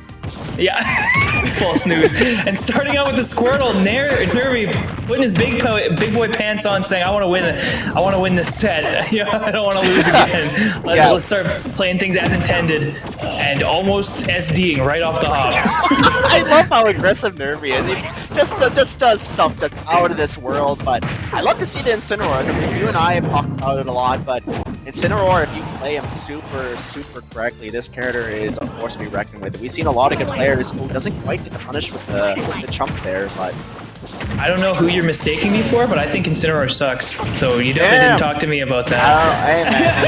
If the boy was a little quicker, he'd be a little better. I think Incineroar is the worst character in the game. We were talking about this earlier with Zereko. I think this character's so bad. Damn, I actually think this character has some things, but I mean, you got a character like Pokemon Trainer here with all these different maneuvers and strength. That was nice. Nervy actually had the read, but doesn't actually commit to the back air. That would have been a kill for sure. The Flare Blitz coming out, but no punish from Poison there. I'm sure they could have gotten an Alolan Whip, and these Flare Blitzes from Nervy, just no fear going for these. It wouldn't be a bad idea to end up revenging the Flare Blitz as well. Get some good counter damage off of that as well. Interesting stuff. The neutral B actually out of disadvantage is one of those things that is so good coming out from Incineroar. You think you have something, these big invincible arms are just coming out of nowhere to ruin your day. If anything, that's something interesting that they've got. We're seeing the actual feat being put on Nervy right now. Poison empty hopping in front of him like 7 times before going for a down there, and that's gonna kill. Yeah, with someone as light as Squirrel, that's gonna be a kill at 100%, especially on ledge. Poison actually bringing it back here, even a stock ahead. Nervy has to do something. We usually see a lot of aggressive play. Goes to Zard. Oh my gosh! Stop. Yeah. You want something. Like I said, if Poison gets a nice revenge and easy, Alolan Whip can do something, but a nice down air from Nervy. Looking saucy, I like it. One thing I really respect about Nervy's play is how they never lose confidence. You know, Nervy is always willing to go off stage. They're always willing to, you know, approach, go for those risky plays, and they don't always work. But, you know, because Nervy's always confident, they never miss when they should work. And so now, you know, the spot you need to improve is figuring out when they're going to work and maintaining that confidence to keep going for them. That being said, Poison right now has been putting on a little bit of a clinic and should be able to put this Charizard to bed pretty soon. Yeah, and the dash attack will take game number 1 right there. 150, even for Zard. Zard can eat up a couple of hits. Hey, that's looking like my first title right there. I like it, okay. The belt! The belt, Let him baby. know the champ! Looking like Hercule got it respected. Poison with game number 1. Or, yeah, game number 1 there. Like it, okay. I wonder if we're gonna see maybe a smaller stage, possibly. Maybe we're gonna go right back. I'm not sure. Nervy, you would think he would be playing still pretty fresh from that last set, but you talk about momentum and everything and being confident. You know, there can always be overconfidence as well, right? Yeah, I think what's interesting about that set in particular is that Nervy actually had a really strong start. You know, we saw Nervy take Poison from about 0 to 90, just basically unanswered. And then Poison, you know, kept winning these interactions, kept winning these trades, and found those big kill moves, allowing them to, you know, just kind of put Nervy in the grinder. And I think, you know, the solution to that, at least the obvious solution, is Nervy has to play a little slower. Yeah. Unfortunately, when you're an aggressive player, you're giving Incineroar the interactions that he wants. Yeah. Right? Incineroar wants to be in your face. You know, he wants to be, you know, making moves against you. He wants to be doing all of that stuff. And when you kind of break that space for him for free, you're definitely giving Incineroar just a chance to beat you, essentially. Yeah, we talk about reads, we talk about opportunities. If you give Incineroar some sort of opportunity to read, that can honestly lead to a lot of damage. And Nervy, in this set in particular, actually starting off with Squirtle a lot. And he knows that if he can get some sort of string going, it's a lot of damage against Incineroar. Keeping him off stage, great idea. Gotta take advantage of the water gun as well. These up airs coming through. Those actually do a deceptively little amount of damage. That up air looks like it would do a lot of damage, but it doesn't do too much. The Alolan Whip off the ledge, actually read by Nervy, but doesn't let the forward smash rip fast enough to intercept it. Poison will take that all the way to the bank. Nice. Oh, that move is just so good and so bad at the same time. Like, that's it. Yeah, a little bit of an overextension from Nervy, and this is really bad. Oh my gosh, that definitely could have been the stock for both of those guys. And no punish on that, Nervy! What game you playing? Yeah, these aggression from both these players, definitely something to note. Okay. Down air actually comes out from Nervy. Pretty good punish on the counter, but isn't able to follow up with everything. Incineroar now at 133% at the ledge, and that up smash is going to do a very nice call out. Charizard's walk looks so funny. Wait. He's got this Zard walk going. Shout out introspective. Gotta respect that. Yeah, I know those up smashes are so good. I love the aggression from Nervy. As soon as he gets like backdoor forward throw something, he always throws out some sort of move. Covered so many options. But Poison playing is actually very defensively. He's nitpicking the certain opportunities he wants to get. Yeah, we also haven't really seen a lot of presence coming out from Nervy off stage. I think there's opportunities for Nervy to be making bigger, you know, off stage plays here, and unfortunately, Incineroar's just been getting back for free. And I think if it is, as an Incineroar player, you're not worried about getting back to the stage, that's pretty free. Nice, okay. Yeah, Nervy's just looking for something. Oh, wow, and that killed as well. Okay. You know what? That can work. Poison with that ugly DI. I imagine they were trying to run away from the back air, but ended up crossing up the DI. The suplex slam, though, is going to be able to confirm that stock and put this at a basically even game here. Yeah. Yeah, like I said, pretty even game. You also got to be careful since it is on Wi-Fi. Certain inputs might become a little later depending on what you're doing. Oh, he's looking for the jab lock read there. Doesn't quite get it. But Nervy's crazy for not just confirming that. Oh. Insane. And I think out of all the characters, we've seen Ivysaur the least, which I'm actually quite surprised. But I think he doesn't want to throw out a lot of Razor Leafs because he knows Poison can just kind of eat him up. Yeah, and this is the adaptation that I was talking about from that last game. We're seeing Nervy slow the pace down, throw out some baits using dash in neutral, trying to get Poison to commit to something, and then going into punish instead of just interacting with Poison as is. That being said, the Charizard's coming back out, so it's heavy on heavy for the rest of this match. There you go. I like to see it, a true wrestling match. You got it right here, the two powerhouses.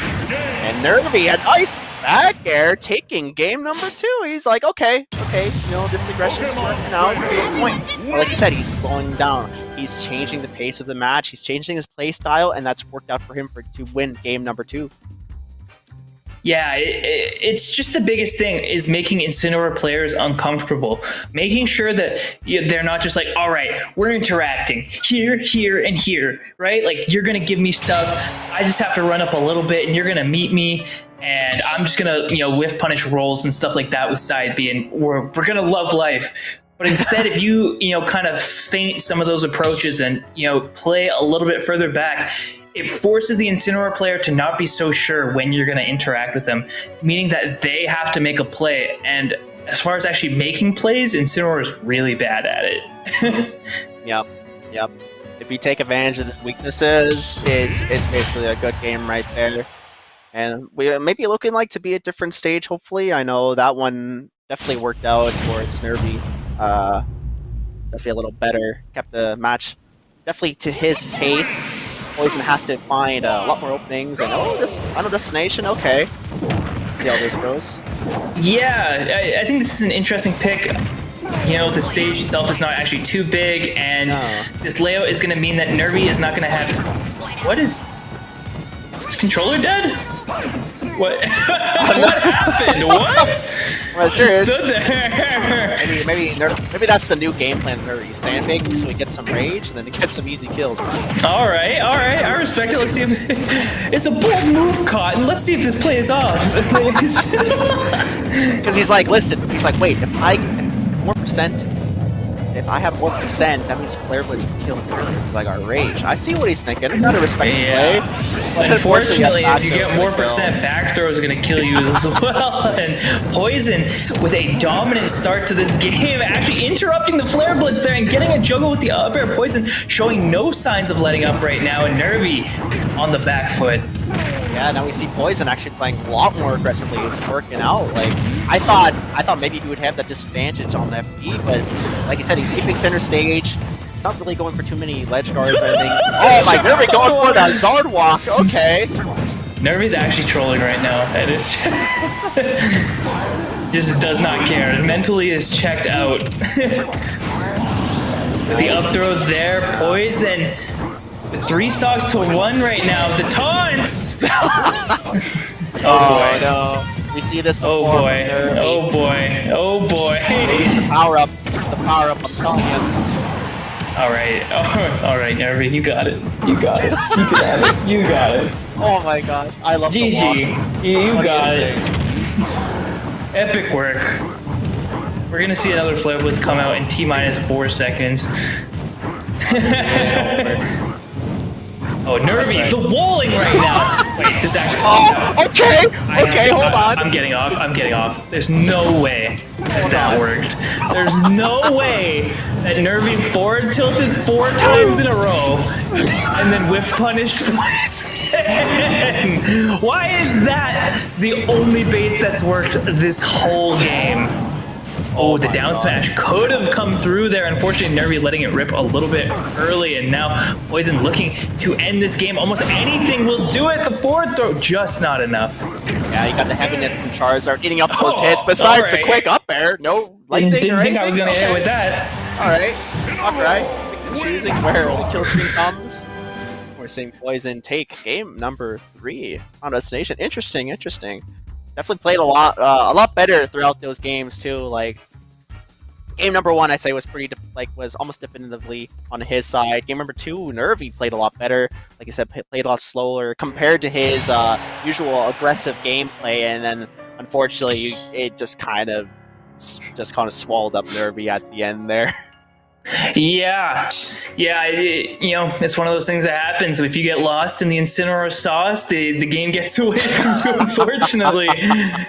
That being said, we are going to kick it to a quick break. If you want to see some more, just bang up, smash action, high octane gameplay, Incineroar versus Charizard, don't go anywhere. Remember to catch us after the break because there's a lot more peaks and valleys to see. I've been Nurse.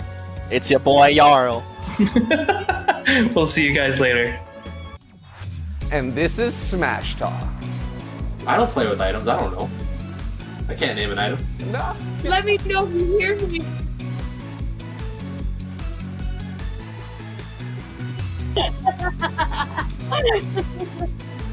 Yeah.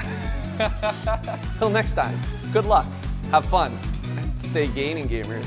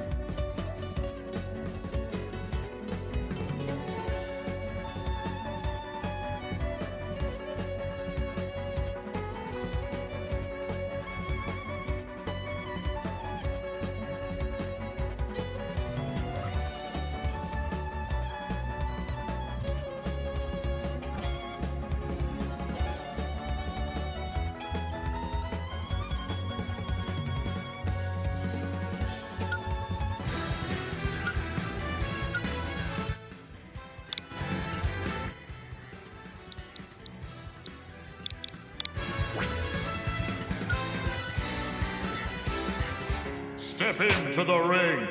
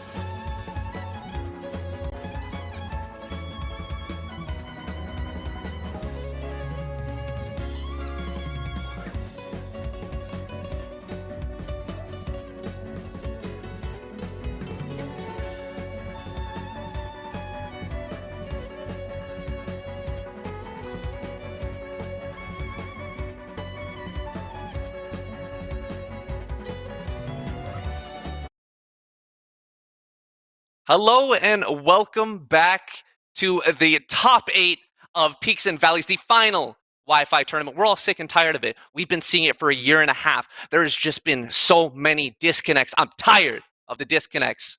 Today's the last time. We're done. I'm joined here by two amazing people that are gracious enough to be able to come here today. On this side, because hands, I have the amazing Rod. And on the other side, Max. We know and love both of these people, and we are so blessed here to have it today. I am super pumped. How are you guys doing, Max? I'm chilling, bro. Just having a nice laid back night of Smash commentary and gaming, and you know what it is, man. Peaks and Valleys top 8. I'm stoked. Right, you were here for the last one too, and I'm excited to see if we can make it just as exciting for this one. And Rod, a newcomer but not a new face. How you doing tonight? I'm doing really well. I don't know if I've actually had the opportunity to work too many events in this region of the world. So if anybody knows me, they know that I love Canada like it's my own. So I just feel right at home right now. Hey, well, I better be seeing both of you guys when we start doing in-person events because, West Coast is best coast and we do it right out here. I know Max has been out here before. He knows what's up. But for the rest of the tournament today, guys, we have an amazing feature. Tweet us. Tweet at us. Use the bird app. We will throw it down here, the best ones, and we can check it out. As you can see, top 8 tonight is going to be Lights versus Crescendo and Silver versus the Fresh Prince. And then in loser's side, we have Legit 247 versus the Soy and the Jaded God versus I can't read the rest of it, but you know what it is. You'll catch it in losers sevenths. We have our first set coming up here today, and the very last thing to be able to touch on is we have a Scholastic esports program going on in BC. You guys better sign up for it if you're part of any sort of college or university, man. 32 grand of prizes going to any college or university setting up. Great opportunity for us to be able to have that infrastructure, and we are going to launch right into it. Gentlemen, please take it away. All right, guys, welcome to the top 8 Peaks and Valleys. Officially, we got Crescendo versus Lights, formerly known as King Chris, a player from Alberta who's quite well known, especially in the online scene. This guy has an illustrious career on Wi-Fi even before the pandemic.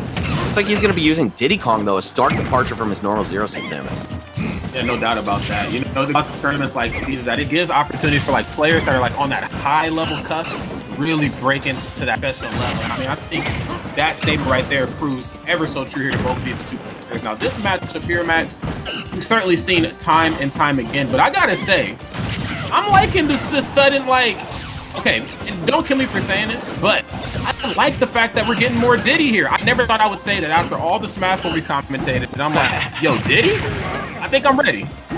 Yeah, I kind of like this character in Ultimate, man. He feels like he's balanced just right and still very strong, although it did take a little bit for him to start cracking into the meta game on a more prominent level, But yeah, definitely a good character, and I'm glad to see a player like Lights busting him out. Just kind of not sure why. I mean, it isn't the best character choice for Wolf, but maybe he really hates it with Zero Suit. I don't know. Yeah, could be. I mean, it must be a comfortability thing. I mean, we've been so much variety from a lot of these players here within the last so many weeks. And see, as we kind of move towards the end of this online era, we've seen players really dig deep for pockets, or at least what we assume to be pockets. I mean, because at this level, is anything really a pocket these days? Yeah, I know. I think Ultimate has certainly trended in the direction of picking up multiple characters, and I can't disagree with that. With 80 plus in the game, there's no way your one top-tier main, if they're really good, is actually the best choice for every single character. But Crescendo putting his stock on the board here with Wolf, this is a matchup that I think Diddy slightly struggles in. It's not horrible by any means, but I think Wolf does have the upper hand, so we'll see if he can play to some of the strengths of this character in the matchup, namely the laser game and the combos that he gets on Diddy. Yeah, no doubt about that, man. We're seeing, I like this platform management right here from Lights. I mean, no banana peel needed. I mean, what we're seeing right now is just, you throw Crescendo in the air, just empty jump, get out of options, see what he's going to go for it. And I love that he's just sparking up underneath these platforms. As you can see, there's another up smash there. It's the immediate nair out of shield. Can Crescendo keep him away from the banana? I mean, it's not like he really needs it. He's been doing so well in the match without it, but I guess the better you keep Diddy Kong away from it, the easier this match will go for yourself. Yeah, it definitely never hurts to maintain that distance between them or rush him down when he doesn't have it out.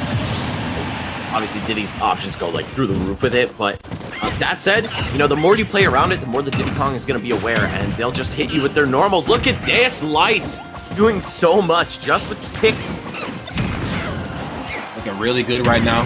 An ever so strong dash attack, and yes, a trade that does not go in rarely enough, not going in Diddy Kong's favor. The backer right there from all three of the space animals will certainly be enough to down Diddy at the left of the stage there.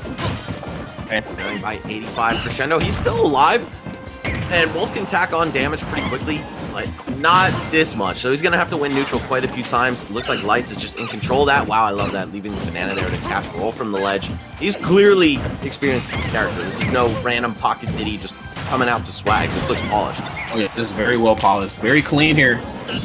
Forcing up low recovery. In most cases, you're like, well, if I can't force him to go high, well, in Diddy Kong's case, I can use stuff like down so that the ledge rim to pin you down. Yeah, up smash should be enough to get it done. And phenomenal game number 1 right here from Light.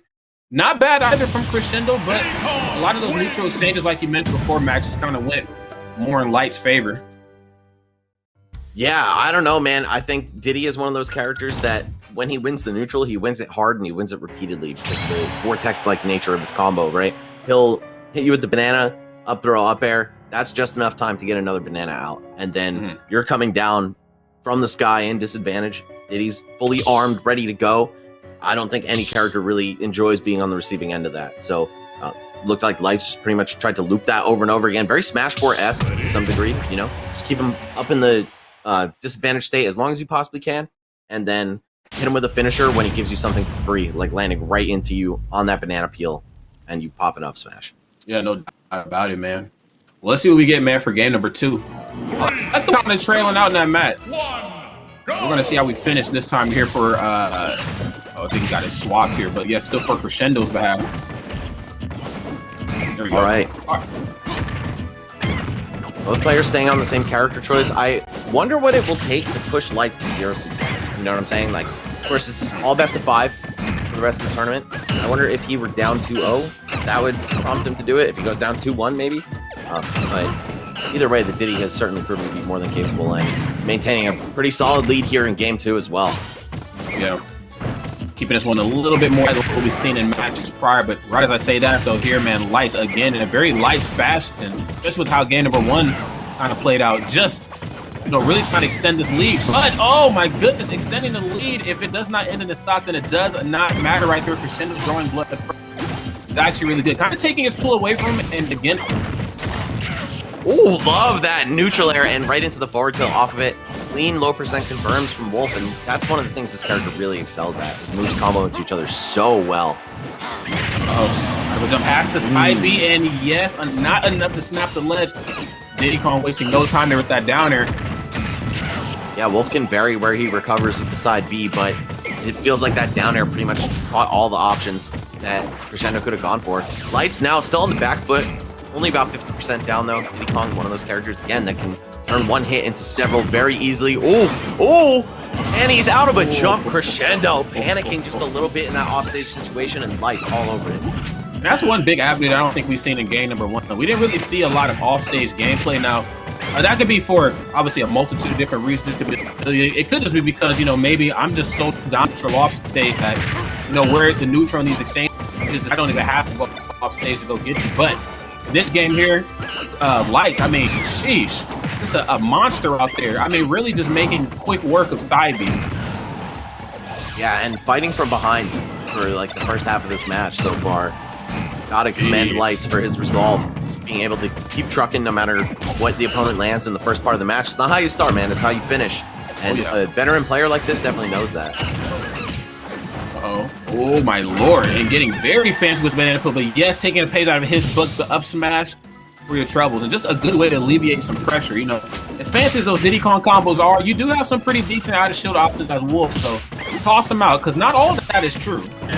Right. And that down tilt that Lights went for, definitely not punishable by up smash, but it's because he got greedy and felt comfortable in that pressure situation that there was enough time for up smash to continue and hit him. Like, he pressed the button, basically, trying to oppress Wolf. And it doesn't matter, right? He could give that stock away for free, get a little bit greedy, try to finish him off early, because he had such a fat lead, and boom, up 2-0 now with the Diddy Kong.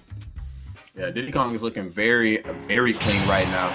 I never would have thought that it would be a character like this that, you know, could really, you know, pin a character like Wolf down. Because I'm just a firm believer that Wolf doesn't really have any, I wouldn't say he has any matchups. I mean, there might be some even ones or some that he's slightly, like, I don't think he has any losing ones. But, you know, with the way, like, Diddy Kong kind of interacts with Wolf and Srax, I'm like, damn, man, like, geez. Like, you just don't expect to see Diddy Kong, like, really stick it to a character like Wolf on stage and then be able to push the advantage off. These characters mess each other up, and it's one of the coolest matchups in the game, in my opinion. I play my roommate, Angel Cortez, great Diddy Kong player, all the time with Wolf, and, you know, I feel like whenever one of them is in the advantage state, it's really bad for the other character. And Wolf can camp Diddy out super hard with lasers and make it really hard to punish his aerials because they're so safe. Diddy really depends on being able to throw that banana out of shield sometimes. But And man, you do not want to be off stage against Diddy with Wolf. You do not want to be trying to land on him when he has a banana, even if you do have safe aerials. So this is one of my favorite matchups in the game, low-key. Yeah. It's one of these few characters where Wolf really has to respect. I mean, obviously you got to respect most characters. I mean, Wolf is still great, but obviously has some very glaring weaknesses. But this one right here being exposed, my God. And again, it's the off-stage presence there. Light, it's knocking Crescendo's lights out. That didn't even feel like Wolf exclusive there either, you know? It's like, his recovery is not that awful when you're close to the stage, but man, Lights has just been smothering him with these down airs. One of the strongest spikes on a little guy like Diddy. Who would have guessed? Out of a jump and out of a stock. God damn. Crescendo. About to make a play here and fast. Yes, no banana shenanigans for you this time. But wow, I mean, talk about a way to just start a match. And it's the sentiment. The delayed up airs that we seen just a moment before, I mean, baiting out 4 options, and I mean, Lights just capitalizing. Man, his name is Crescendo. I'm gonna need to see him start turning up right now. That's all I know. Man. You are down 2 stocks, 2 games. This is just about over in Lights' favor. Good lord. Diddy Kong looking more like Andros right now. Wolf don't want no problem. Hey, there's the forward air.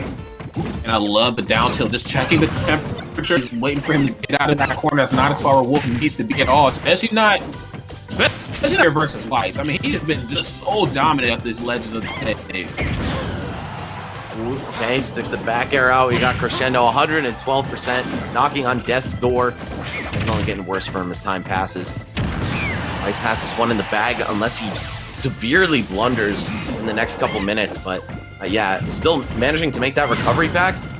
If you're a Wolf, I can't imagine you've got much gas left in the tank. No, most definitely not yet. You're going to the blast zone, buddy. Matt, look at Diddy Kong's face. He's just like, yeah, I did that. Wow, I mean, that was just the whooping. Let's just call it for what it is, Max. You know, I would never lie to you guys. Yeah. He got his ass. But it is what it is, man. Crescendo obviously not making it to the top 8 by accident, right? Guaranteed himself 5th place in this tournament. Had to get through some strong competition to do that. And his Wolf is honestly pretty clean. But Diddy's one of those matchups that, like, if you're not very prepared for it, you could get cooked up real quick. There's so many weird intricacies about Diddy Kong that other characters don't test you on, right? You got to worry about this banana out of shield from pretty much like a quarter of the stage away. Nobody else really offers that, right? And a character like Wolf can kind of liberally press buttons against most of the cast, but not against Diddy. And we also saw the combo game was just way, way too strong on a fastballer who's also a midweight like Wolf. Yeah, Diddy Kong's just one of those characters that really tests your neutral, man. Like, you know, just when you thought it was safe to press a button, just when you thought it was safe to touch my shield, I got like Nair out of shield, I got forwarder out of shield, I have a lot of stuff. That a character like Wolf, you know, Wolf, again, far from character. I know there could be some first-time viewers. Wolf is not terrible. But I feel like sometimes, you know, when I see Wolf pilot it, there's not many characters I can test him in the air. You know, if he short hop Nairs, if he back airs, that's not a move you want to trade with. Nair's a good combo starter, also a good finisher. Diddy Kong is just like, I'm actually kind of down-ish to trade, or if you want to try to swing at the same time, some of my buttons are a little quicker than yours. So, I mean, if you really want to play this, let's do it. Yeah, Diddy, one of the few who can actually go toe-to-toe, pound for pound with Wolf in the air. You've got a strong and big, safe forward air. Why not throw that out? Short hop, double back air pressure. Still long enough to poke at Wolf from a distance he doesn't want to fight at. So, yeah, I think Diddy does have a lot of really cool things that work well against Wolf, but he can also get tossed by him. That said, it was Lights doing the toss in there. And he moves on to the winners finals now. He'll take on the winner of this match a little bit later into the night. But for now, we've got the Fresh Prince and Silver coming up. Fresh Prince, a player that I'm not familiar with, but he's playing Joker. And, you know, that's a good character. So you didn't make it here by mistake either. Silver, a dangerous Wii Fit player from Alberta, Canada. You should definitely know this guy if you are plugged into the West Canada scene. But for those of you guys like me, up until like 2-3 weeks ago, I didn't know about Silver. Guy's really good. He's also got a mean pit in case things get a little hairy. But I think Wii Fit's a character who can give Joker trouble in some weird areas just by camping him out. And, you know, Joker's not one of those characters like a traditional Sword who has big fat hitboxes to impress Wii Fit with. He's got to pick his spots very carefully, and that can get exhausting. Yeah, no doubt, man. When you brought up the subject of camping, I guess I never really took it into consideration. Now, I mean, to be at this level with Joker, obviously you can probably play with and without Arson. Though, if Arson is in town, I'm sure things are going a little bit easier for you. more times than not. But I'm just thinking of like the amount of time that Leaf is going to spend off stage when Arsene comes out. Now, yes, Joker does have the ability to get out there, but I just really don't. Okay, so I got scared for a second. I don't know if I foresee that happening, man. Between that, charging the Sun Salutation, and she might not have Arsene, but she hit pretty hard after a certain point in time in the match, too. Yeah, deep breathing is one of the most ridiculous installs in this game. You get way stronger, way faster. Throws start killing, and obviously her smashes are strong in the first place, but they just go to the next level with deep breathing involved. So yeah, if I'm Silver, I'm trying everything I can do to put Joker in disadvantage, charge that deep breathing up, and then destroy him. Or, don't even bother. Skip that step and just send him to hell with the down air.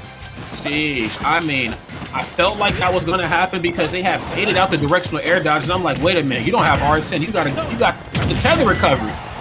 And then, just not even being anywhere close enough to the ledge. I don't even think the tether would have connected at that point. But whatever the case may be, it was a great first stop right there for the even better answer back right here from the Fresh Prince.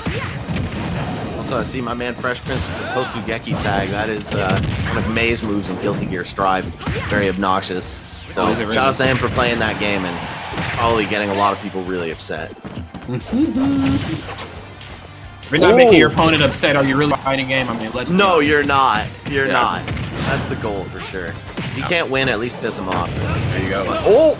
Double Rebels Guard. Fat meter charge there for the Fresh Prince, and this could be the swing he needs. He's down 90%. That is not easy to come back from. Even as Arsene Joker, you got to make something happen, and it's got to be something crazy. That's right. The Fit Trainer swinging for the fence quite literally, and I feel like the Fresh Prince a little bit more respect right now. Not getting too button happy, probably not aware of them. Oh my goodness. We switch options up close because she has some very strange hitboxes, like forward tilt. I know she has like a back hit on the foot, and I mean, just a lot of really weird stuff, man. Yeah, she hits everywhere and nowhere at the same time. It's very unorthodox, but if you know how to use those hitboxes nicely, you could really catch someone off guard. It seems like the Fresh Prince is kind of running his head into a wall here, just not familiar with the character, maybe. I mean, not to say that Silver's not a great player and that he's only coasting by on matchmaking experience, but it really does look like the Fresh Prince has no idea what's happening right now. Yeah, definitely got thrown up there. Joke's on you, Joker. He's about to have to go live with his auntie and uncle in Bel Air, bro. There you go. One little fight. Mom got scared. I mean, I don't even know how I would bring that one home to my parents. Like, yeah, I got beat up by one of the yoga ladies at the park today, so I got to move. So, oh, wow, look at this tweet here. Make sure you use the Peaks and Valley hashtag to be featured on stream. Ask Rod and Max a question. Ask us anything. Yeah, I know I'm a little Matrix, but trust me, I can still hear all your questions, okay? I can still read them. Ask him how he got in the Matrix, guys. There you go. All right, either way, we're moving into the second match of the set here.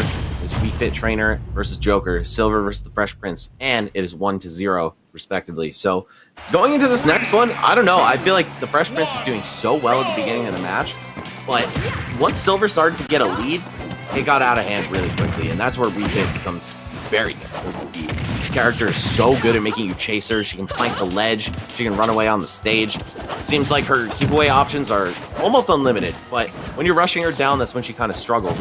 Fresh Prince hasn't really had the luxury of being able to rush her down or making Silver feel the heat at all. No, not at all. And it's kind of like two sides of the same coin. I mean, when both of these two characters get a lead, it just becomes very tough for the opposing side.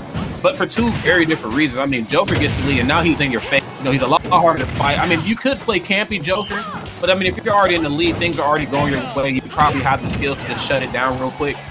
But Wii Fit, though, man, I mean, always a believer in this character, but when I watched John Numbers do well at Combo Breaker a couple years ago, Combo Breaker is a relatively smaller tournament bracket for Smash, but sheesh, man. Wii Fit can do some stuff, and they can do it even better here in this title. As you can see, man, the Sun Salutation is going to shut it down. Yeah, and Fresh Prince down to stock already. Trying to loop that down gun edge guard, but it's just not enough to get rid of Wii Fit. She's a little too safe coming back for something like that. Although, obviously, down gun is a great edge guarding tool against some recoveries. So, like, watch yourself too. Really hard one to challenge. Oh, a great patience right there. Bit of a flub, and yeah, you really got to watch Wii Fit off stage too, because I sometimes forget like how big that active hitbox is around here, and most Wii Fits are going to hug the stage coming back too. So if you get the right percent, you get bopped into the stage, and you aren't ready to attack, you are in some real trouble. Looks like Silver is just commanding the ledge here, even stopping some of these edge guards from the Fresh Prince when it looks like Silver's the one in danger. Man, want to talk about the lead getting out of hand in the last game. 2 stocks for Silver, looking so solid. How are you going to get rid of this character? She can stall in the air in a multitude of ways. Yep, deep breathing, header, air dodge, of course, to get you back with some invincibility. But I don't know. It's looking so rough for the Fresh Prince. He's got to turn it up to 11 right now. He does, and he's getting a lot of arson. I will give him that, but this is what I kind of talked about in game number 1. Like, just because you're getting a lot of arson doesn't necessarily mean that you're the one that's doing well in the match. Remember, you can also get it by, you know, either just getting absolutely destroyed on stage, or of course, you know, probably correctly, whatever the case may be. Arson will come, but it looks like Silver's doing a better job of managing arson than the Fresh Prince is here in this match. Yeah, already at the final breath of Arsene right there. Yes, he is gone. Let's see the forward throw. Silver just maintaining stage control, setting up shop with the ball. Wow, that is such an efficient wall. Just lingering and bouncing in front of Wii Fit, saying, yeah, coach me, go ahead. I'm getting this ball, this other ball charged for free. That's where I'm getting the ball rolling, quite literally here. Or bouncing, whatever you want, man. Good Wii Fit trainers, they can send that in any direction they please. Ooh.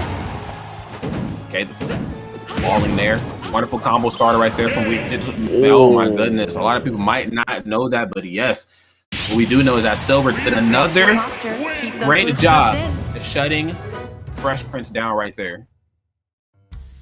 That was pretty incredible. I think he tapped him with the hula hoop out of Joker's double jump, and it took the Fresh Prince a second to realize it. Then he mashed the up B out too late. Just didn't have enough distance to get back to the stage.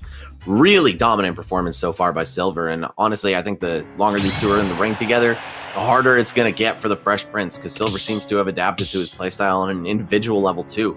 Feels like he already knew this matchup. Joker's a somewhat common character, being that he's really good. Sure. And most people don't know how to fight Wii Fit. She's the exact opposite of that. I mean, not that she's trash, but she's like not considered a top tier character and thus not very commonly played. Yeah, it's just the things that work for Wii Fit trainers certainly work for her or them. I mean, you can be any Wii Fit trainer you want. Certainly works for them much better. Oh wait, we got it. Banjo? Yo, you just going down the DLC list? I mean, I'm about it. I like a little Banjo. Dude, where did this come from? Joker and Banjo. I mean, honestly, dude, you know who else plays those same characters? My man Julep from the Aces series. So I have seen these two characters in the same place before. I'm definitely not used to it, but yeah, wow. Double DLC loadout coming out here. Fresh Prince off to a great start. 65 on the board, hit a chunky Wonder Wing. Some pressure. The gun at the edge. Okay, I'm liking this Banjo. It definitely looks clean. Yeah, I mean, I guess just thinking of the similarities, if you like to press buttons up close and combo well, Banjo can certainly do that. So you still get that fixed, but everything else is still just that. Everything else, like the differences are so good. I'm looking also just at KO options. Banjo's not a weak guy by any means. Hold up. Banjo certainly packs a punch. I want to talk about kill options. This guy has already thrown 5 Wonder Wings to the stock. They're gone. He's depleted. And you can't get those back. Like, you can hit your opponent 100 times, and it won't come back. You just got to lose the stock. So we'll see if recovery or finishing off this stock for Silver becomes an issue in the absence of what is, I'd say, inarguably Banjo's best move. Oh, yeah. I think right now, Fresh Prince kind of taking a slight page here out of Silver's book, at least not with the options in the neutral, but maybe just how they're both going to decide to approach it. I mean, taking the slow approach here. Yeah, I mean, and for the first time, the Fresh Prince taking the stock early, courtesy of, again, just great footwork up close. You got to work around Wii Fit's weird hitboxes, but also really utilizing egg here. I mean, just a lot of, oh my goodness, there ain't an egg strong enough to save you from that. Okay, got some stage control here, throwing the grenade out. Doesn't work. Silver ends up slipping by, and he's got a fully charged stun to mess with as well. That could actually just put the damage back in his favor with one shot. So I think they're kind of playing this little silent standoff game, right?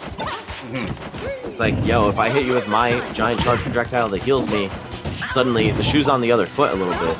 But it seems like the Fresh Prince is doing a great job of maintaining the lead. Oh, not for long, though. Deep breathing is out. Oh, Wonder Wing. Never mind. That does so much damage. Definitely does. And only 2 Wonder Wings left right now, too. This is surprisingly enough. I mean, has landed quite a few of these for how far away Silver's decided to play here. Now, again, of course, Wii Fit Trainer can play, a lot of different ways, depending on the matchup. But I guess a character versus like Banjo, I mean, I would have let to maybe stay a little bit more back into the cut. Up close, Banjo has the buttons, and he's not missing with these Wonder Wings. Forcing him to jump? Is that what's happening here? I think so, because of the way that the regular egg shot goes, kind of dribbles along the ground. It does force your opponent to jump in the air, and they're probably not thinking that they're going to air dodge on their way up like that, and Wonder Wing is right there to cover. But I don't know if I like how loose Fresh Prince is with his Wonder Wing pal. He just doesn't seem to care that this is a limited resource. Even if they're not hitting, he's going to throw them out and try to scare Silver a little bit. To what end, though? Man, well, message is definitely sent right here from Silver. 118%. Glowing a whole bunch of different colors. Okay, that's the sign of a most dangerous Wii Fit here. Oh my goodness, and the landing forward air from the freshest of all the princes. That was pretty fresh. I cannot front, bro. The egg into the forward air on landing right there. It looked like he even rain canceled the forward air, got the reduced landing lag. Not 100% on that, but either way, really impressive stuff on the Fresh Prince's part. Bringing this one back into his favor by about 40. Let's see what you got, Silver. You can't let this one slip away from you after all this, right? Or are we getting more than 3 games? Man, he's just doing so well up close, but he has to manage these Wonder Wings just a little bit better. You only have 2 left. Oh, man. This is what one to hit. That's right, and this is what makes Banjo dangerous. People don't know. He has really good buttons up close. Down tilt at the ledge will stop a lot of characters that like to float around there and kind of camp. I mean, Banjo has some tools. Yo, I feel like he knows that he can confirm, or not that it's possible. Obviously, he knows it's possible to combo the egg into Wonder Wing, but the way he's playing is so confidently based around getting one of those stance gunshots. Oh, and it doesn't even matter. He's going to clean it up like that, too. Wow. Yo, it seemed like the Fresh Prince had a one-track mind in that game, or really, yeah, no, that's the first game he went Banjo, and it was all about Wonder Wing. So maybe the switch is going to work out. Maybe Silver will adapt. I don't know, but all I know is that it's not 3-0. Hey guys, hashtag Peaks and Valleys. Great. Love that. Thank you, Samuel. Yo, shout out to Samuel 9560. I hate to say this. This just makes me wonder, like, why did we not go Banjo in the first place? Now, maybe you're looking at, like, Wii Fit, Pit, you've done your research, and you're like, Joker got this. Like, this character can do just about anything I need. Damn, that Banjo was just leagues cleaner than that Joker was. At least in this matchup here. No disrespect to the Joker, of course. I'm sure it's clean in other areas, but damn. When you see Banjo play like this, Max, like, you gotta love it. Yeah, a character that I think really deserves a little more love. People were very quick to write him off as not being that great, and I don't think he's bad. I just don't think he's one of the best characters in the game, so I can see the hesitance to play him. But yeah, look at this. You can put some elaborate zoning traps down. You see the egg followed by the grenade off stage. Like, you can even threaten a character like Wii Fit, who's usually so comfortable there. Oh, yeah, there's that down to the ledge I was talking about before. That's going to stop Silver from hanging out that close. Oh, what the hell? Wait a minute. Banjo with the blicky. And the shoulder tackles, bro. That Wonder Wing packing on a lot of damage, but his greediness with it actually just got him killed. What am I seeing, bro? And you just come back to do another one? Fresh Prince, are you okay? My mom's getting kind of scared. I'm getting scared, man. You might have to go live with your auntie and uncle pretty soon. You better stop. Better stop. You getting the OG amphib or the replacement? Culturally, be the OG amphib. Happy Juneteenth, yo.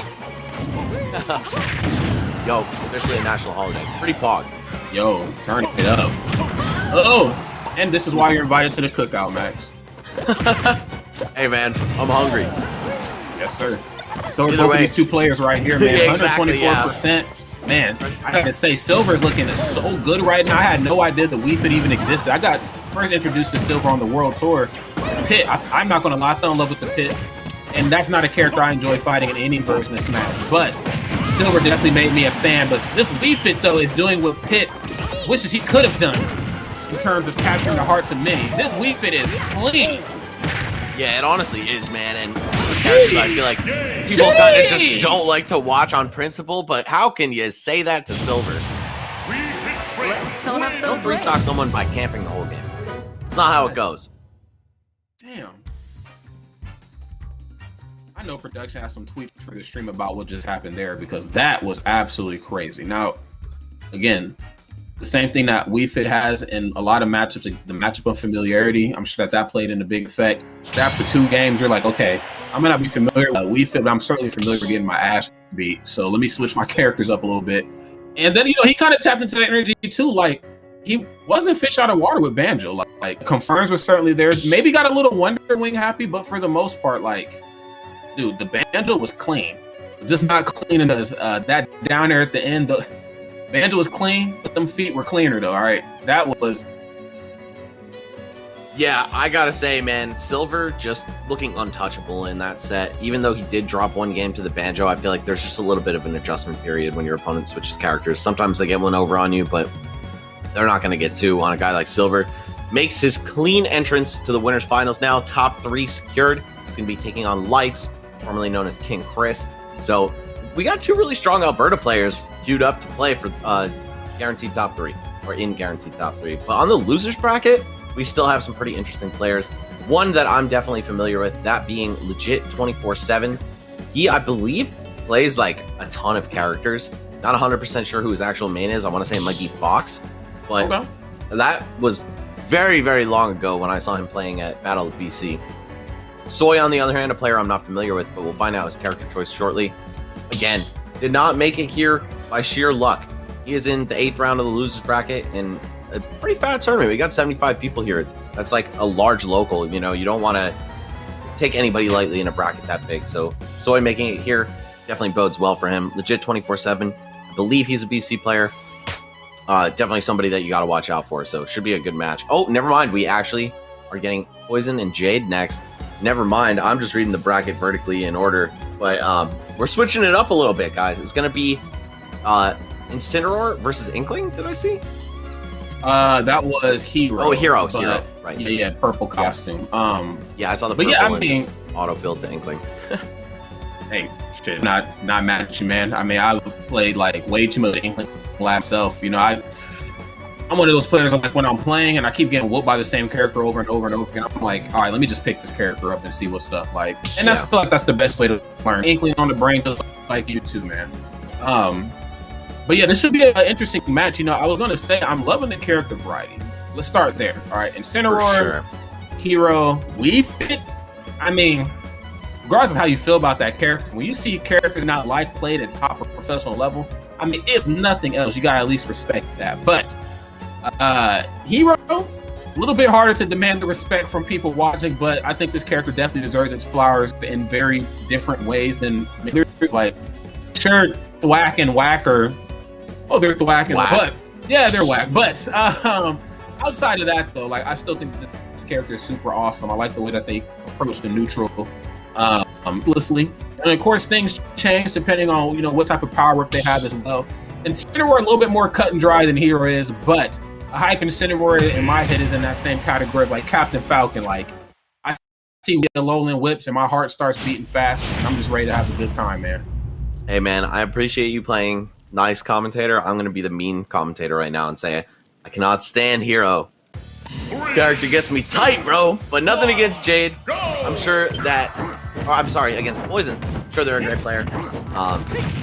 No disrespect whatsoever. You can definitely rip it with Hero, and I'll respect the hell out of it. But yeah, this character drives me. I'm just gonna throw it out. Can't be hiding that from the stream.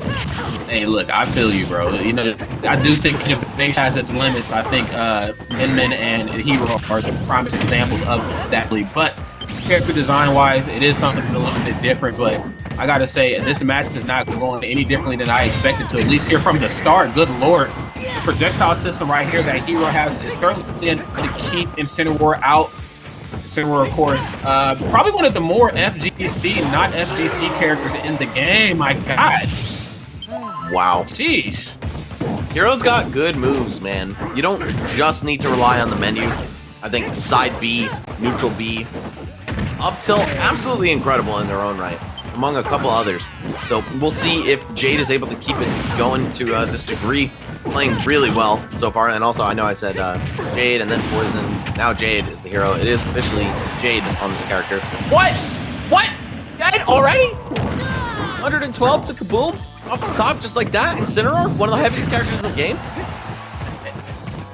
Don't you love this character, Max? Fog.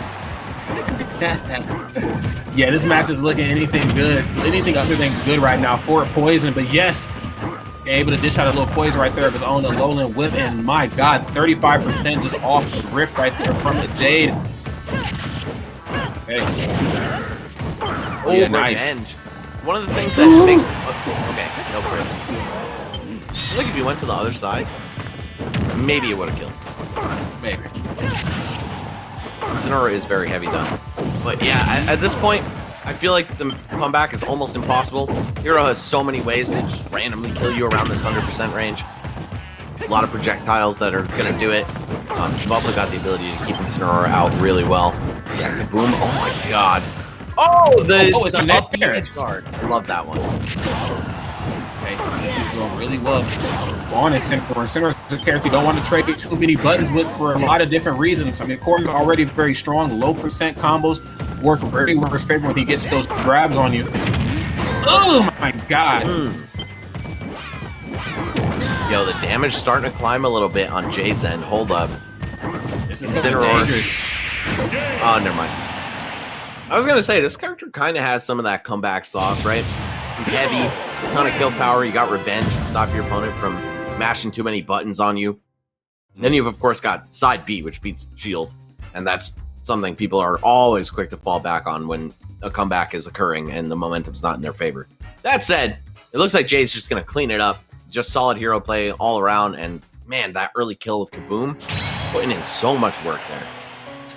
I get how dangerous Incineroar can actually be up close. And maybe this is just like my fighting game prowess kind of coming out here. But like when I see, even at later percents, like how good down tilt still is for Incineroar, like how good down throw still is, you know, I'm like, you know, even though the combos might not be true anymore, a good Incineroar will find out a way to get that follow-up, to find out a way to get that confirmed, because they already have it in their head that they're going to be playing around characters with faster bottom, characters with the, I mean, I was going to say better projectiles, but hell, Incineroar doesn't have any projectiles, like, unless you count like him getting revenge and the fire flying off him. But yeah, no, I wouldn't. For the most part, like Incineroar are, I mean, all the Incineroar players really are working uphill in a lot of matchups, but I still think, you know, to your point about like the whole comeback thing, you know, Incineroar, even at 130, man, and you got 2 stocks, I'm still sweating a little bit. I'm gonna keep it real. I'm still sweating a little bit versus Incineroar. Too many things up close from Incineroar do way too much damage. Yeah, I'd be lying if I said I wasn't scared of him either. Character's output is crazy. Just takes a couple neutral wins for him to put in a ton of percent. Yeah, exactly that happening on Jade right now. Just one shot leading to 30. Oh no. All right, let's see. You've been a good boy lately, Poison? Yes, you have. God has spared you. That's right. Ugh. Okay, getting a lot of those. And, you know, easy come, easy go is kind of the name of this matchup here, because the minute one side puts out a lot of percent, the other side's certainly going to answer back and do it in an even more major way here. So, definitely no down here. Oh, good back and forth between these two right off the bat. Yet again, relatively even. Let's see, what's the finisher going to be from Poison? Yes, capitalizing on that ledge trap. He knows his opponent's a little scared. Wants to shield in the corner. Cool. Man grab, and it's done. Sheesh. And we're just seeing how dangerous, again, Incineroar is up close. We didn't really get to see that in the last game. You know, and that's courtesy of just how great Jade, you know, just played around Incineroar. Oh my god, yeah, played around Incineroar. We've seen a lot more fall away forward air. We've seen a lot more fall away there. You know, just made it very hard for Incineroar to go for like forward air out of shield, but good allure putting those furry feet right on top of Jade. Yo, I was going to say that this matchup might be really hard for Incineroar, and I still kind of think it is. Like, when you open anybody up with this character, he wins, and he wins hard. Poison doing just that, trying to even up the set count here for kind of getting cooked by Jade in game 1, but it did look at least somewhat winnable. We're seeing right here. Oh, wow. Damn. Well, I'm sorry to do that to you, Poison.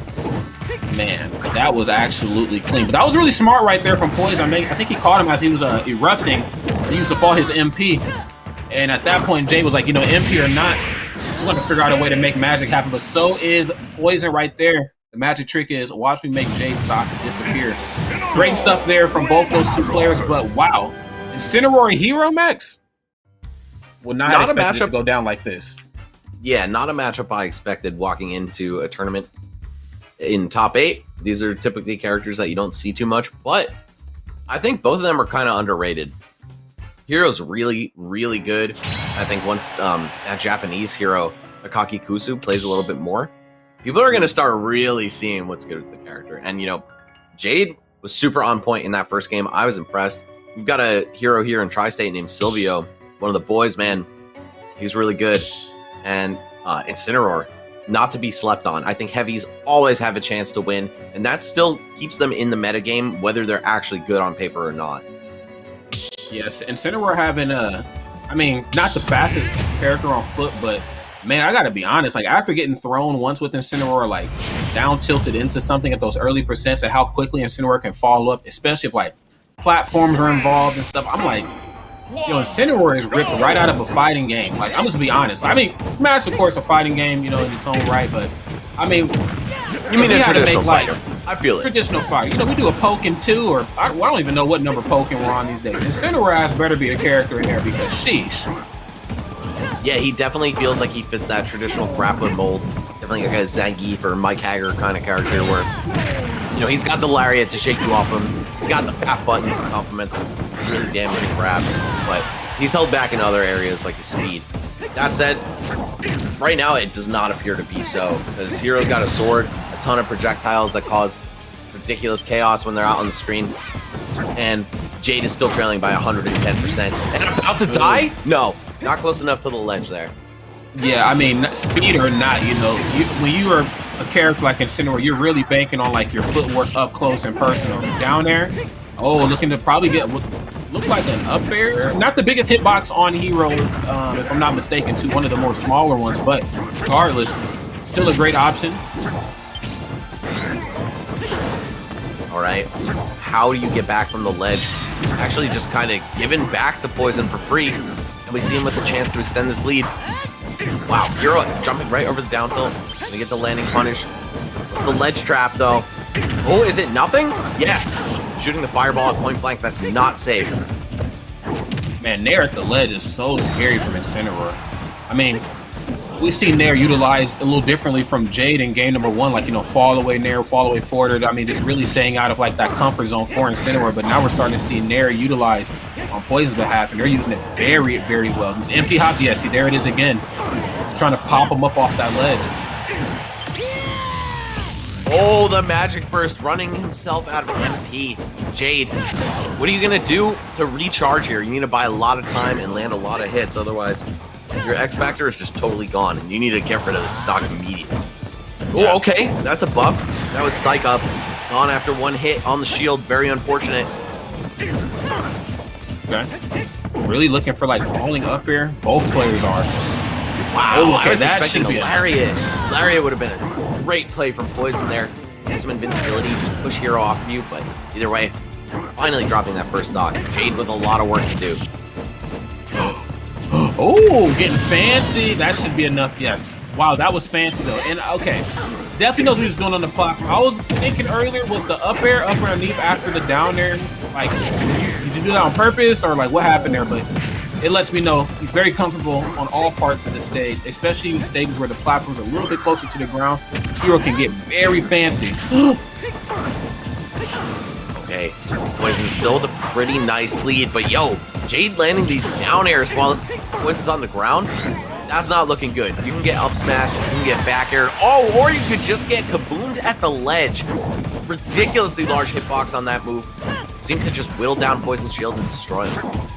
Yeah, that was so smart from Jade. So he did just the one hit of F tilt. Probably giving that like that illusion that it's okay to just come back to the ledge. Don't go high. You're probably going to want to get back to the ledge and just stand there. If that's the route you are willing to take, I got a kaboom here for you, my friend. No up smash. Ooh. That certainly would have ended the game. That's one of the crazy strongest moves. Oh, and so is that. The Alolan Whip closing the door on game 3. It's going to be 2-1 in Poison's favor here. Incineroar working overtime here in a matchup that I would say sounds rough, but actually might not be that bad at the end of the day. I mean, Incineroar is slow on foot, sure. You know, I know we touched on that just a little bit before, but then I'm thinking, oh, hey, this Peaks and Valley action is nuts. Come check it out. Hey, that's what I'm talking about. Shout out to Jordan. But yeah, Incineroar is slow, but then when I think of how long it takes for a good hero or a hero of any nature to like really get through their menu and find the right option, like that, like second and a half, 2 second window gives Incineroar enough time to really get in your face. And then at that point, it's like, you really want to trade buttons? I mean, heroes never without up close, but I just think up close, like Incineroars have it in their head. I have to get in. I have to like, you know, down to I got to down throw. If I want to get the most out of my combos, that's how I started. And I just think that window is just enough right there for Poison to make some magic happen, man. Yeah, closing the distance is pretty important as this character, especially against a character like Hero, who's just fine with sitting on the other side of the screen and rolling the dice over. Oh, you know what else is fine with Hero? A free stock. So we're going to see Oh, no way. Hocus Pocus. Are you dead? Way. You're actually dead. I cannot believe it. No! I'm cringing. I'm cringing, Rod. That's what I'm saying, man. Like, consider we're up close. I mean, I just feel like, and that maybe might not be the right scenario, but man, like, to not have your menu in order at any point in time versus Incineroar, holy. I gotta watch myself. There's kids on the stream. Dude, I just still cannot believe the insanity. A reverse up B right into an accidental top deck of Hocus Pocus, giving him the witch time effect on himself, getting him killed 2 spikes in a row. I just don't get it. Hey, man. Oh my god. Nice trumped up back air. Wow. Jade was kind of going off after that spaghetti with the Hocus Pocus, but then Poison brought it right back in a huge way. Hey, double forward. Oh my, yeah. He said, all right, you're getting a little too happy with these forward airs. Down there is where I draw the line, though, but. Okay, great. Fall up right there off the ground at up B. Very smooth. Oh, shoot. What? This game. Don't you love that, Max? This game is so silly. I can't say anything other than that. And I mean this match, I mean Super Smash Bros. Ultimate, it's all ridiculous. What is going on, dude? Well, either way, Jade starting to get some momentum going for himself. Oh, the Nair into parry. I like that. Moves pretty safe. I can retaliate with buttons. Oh, rolling behind the activation on the buff. Oh, damage. Oh, this is certainly not over. Oh my god. Yeah, no Nair for you that time. Jade a little bit more hit to how Incineroar gets down up close. You're off stage once more though, and Poison has found great success here dealing with you. Oh, is that gonna do it? Holy crap. Wow, what a way for it all to end. After like so many insane swings back and forth, so much spaghetti all over the floor, pouring out of these guys' pockets, but it ends up with a 3-1 for Poison. With the Incineroar, man, over a hero player, that's pretty impressive. I gotta give it to him. And our first, oh no, never mind. There, Silver and the Fresh Prince was 3-1. I was gonna say, our first non-3-0, yeah. But either way, doesn't matter. Poison, 3-1 over Jade. Moving on. Yeah. You know, again, when you see Incineroar, when I first was introduced to this character, like, you know, the rest of the world, I was like, all right, this is just like Smash's attempt at like, you know, a fighting game type of character without the actual fighting game, whatever. And I think Incineroar, of course, like you mentioned before, it certainly plays to like that Zangief and Haggard sort of type of character. But man, after what was it? Don't Park on the Grass, seeing Magister, you know, play. Yeah, Magister played.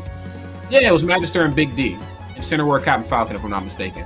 After seeing Incineroar, I'm like, okay, I'm a believer. I'm a believer now. I'm a believer. I just don't like playing against this character, but I still am a believer of what this character can certainly do. And coming into this one, I thought Hero is just going to absolutely blow Incineroar to bits, but that just wasn't the case, man. I mean, there's just too much time where like Hero just has like the luxury of standing because the other side is scared. Like he's standing, he's charging it up, he's sifting through the book. What is he going to hit me with? Incineroar's like, I gotta come in. So, you know what I'm saying? Get your menu in order or not, I'm coming. And yo, big shout out to Poison, man. That was great gameplay. Yeah, Incineroar, again, he does have these great normals. He does have an invincible lariat, right? He technically has like somewhat of a DP with his armor on cross chop. So Character does have a lot of fundamentally strong tools. He's just inhibited by being slow. But man, if he is able to close that gap, especially characters who are a little slower to the draw, like Hero, with not the best frame data out there, they can get messed up. But guys, we have more Peaks and Valleys coming up for you right after this short break. Don't go anywhere. We'll be right back. It's just going to be super quick, you know? So stay tuned. And there's more of this amazing top 8 coming up for you. One of the last Wi-Fi tournaments out there. If you're bored on a Saturday night, like I am every Saturday night, you're not going to want to miss it. We'll see you soon. And this is Smash Talk. I don't play with items. I don't know. I can't name an item. No. Let me know if you hear me.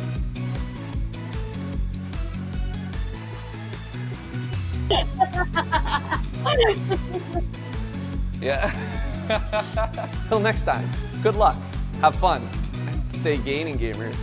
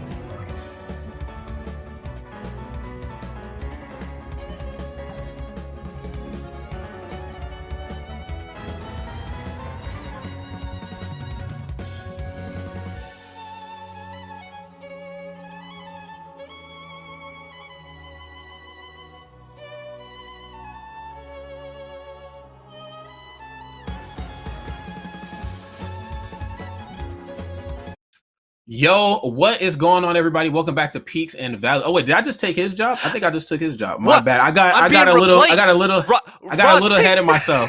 I forgot we have a host. My fault.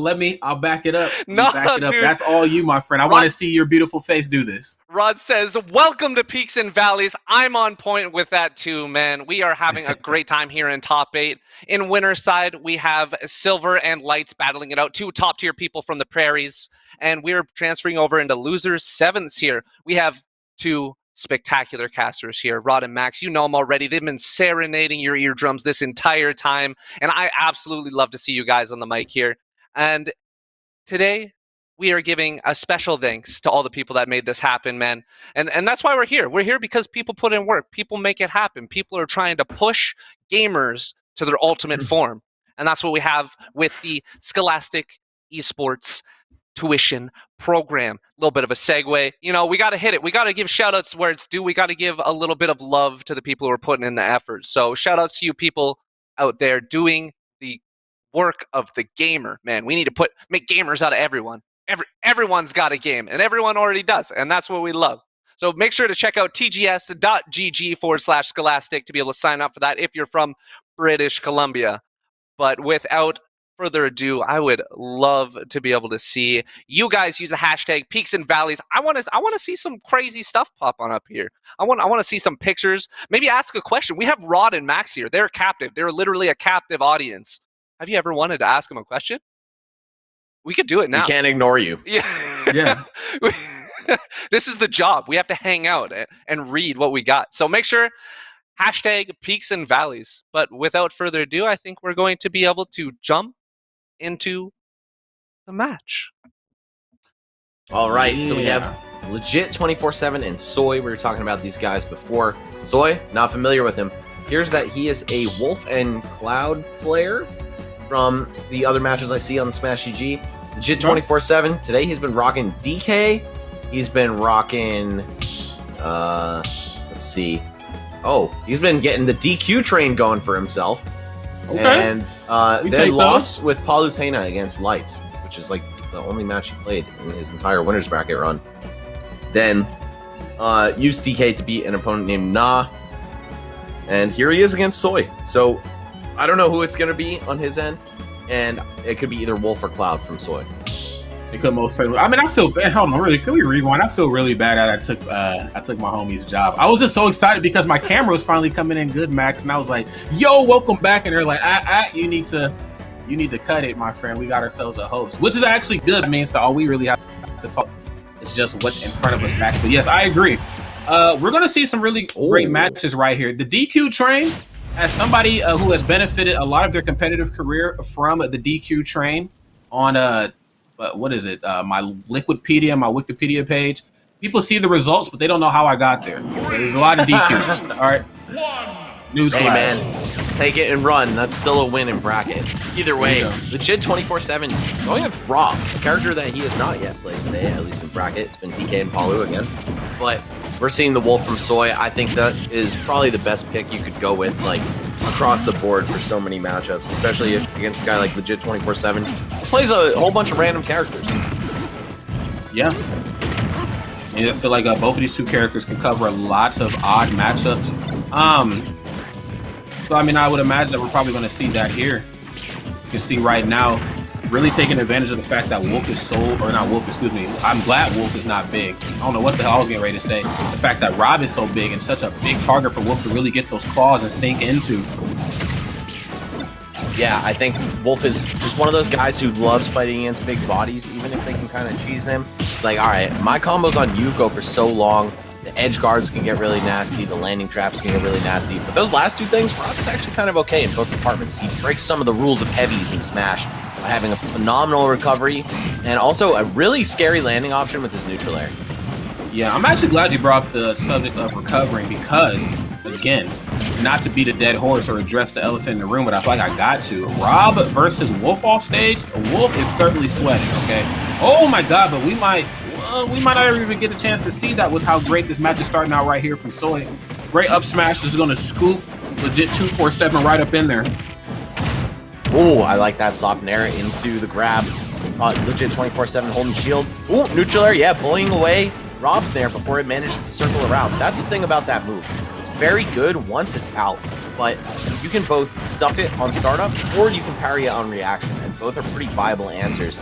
So one of those little tricky things that you got to have a lot of hands-on experience against Rob to do well with, but when you're used to it, it does make him struggle getting down from the air. The platforms are not. Yeah, I'm liking the B reverses on the lasers too. Never hurts to try to mix your timing up versus Wolf, because Wolf, of course, not going to stay back on the other side for as long as we're seeing here for too long. Okay, we're seeing a lot of lasers, respectfully. That's probably because you just don't want to engage with Rob up close as much as you think you might want to. Rob has some really good jabs. Of course, down tilt is a really good tool versus Wolf up close. But laser, of course, setting the tone here on both sides, but legit 24/7 getting more off the laser. My goodness, then Soy is down throw. Oh my god. Up air? Doesn't manage to connect up till it's an up air. Either he was slow on the jump or it just wasn't the right percent, but wow, Soy dropping his shield at a pretty inopportune moment. I understand wanting to get the punish, but you gotta respect Rob's side B. There's so much end lag on it, you can afford to be a little generous with how long you hold shield. Can we talk about how many options Legit 24/7 had covered right there at the ledge? I mean, even when down air missed, because I get it. Like, you know, Wolf has just one of those up Bs where, like, all right, I got to make sure that whatever I'm going to toss out is going to connect, because if I eat side B incorrectly off stage, if I eat up B incorrectly, I could actually get myself hurt. But the fact that he waited, did down air, forced him to recover high, and then caught him with up smash, I mean, it's 24/7 playing multiple steps ahead here. You see Soy looking for that roll into back throw for the kill. Legit 24/7 actually blows it up with get up attack. Didn't expect that, but okay. See that back air come through. Such a good kill move for Wolf. And the gyro eating up these lasers. It's quite hard for Wolf to deal with Rob from far away. I think even if you have Shine, he still kind of has the upper hand in the zoning game. Whoa, side B in the corner? Yes, that's just enough to do it.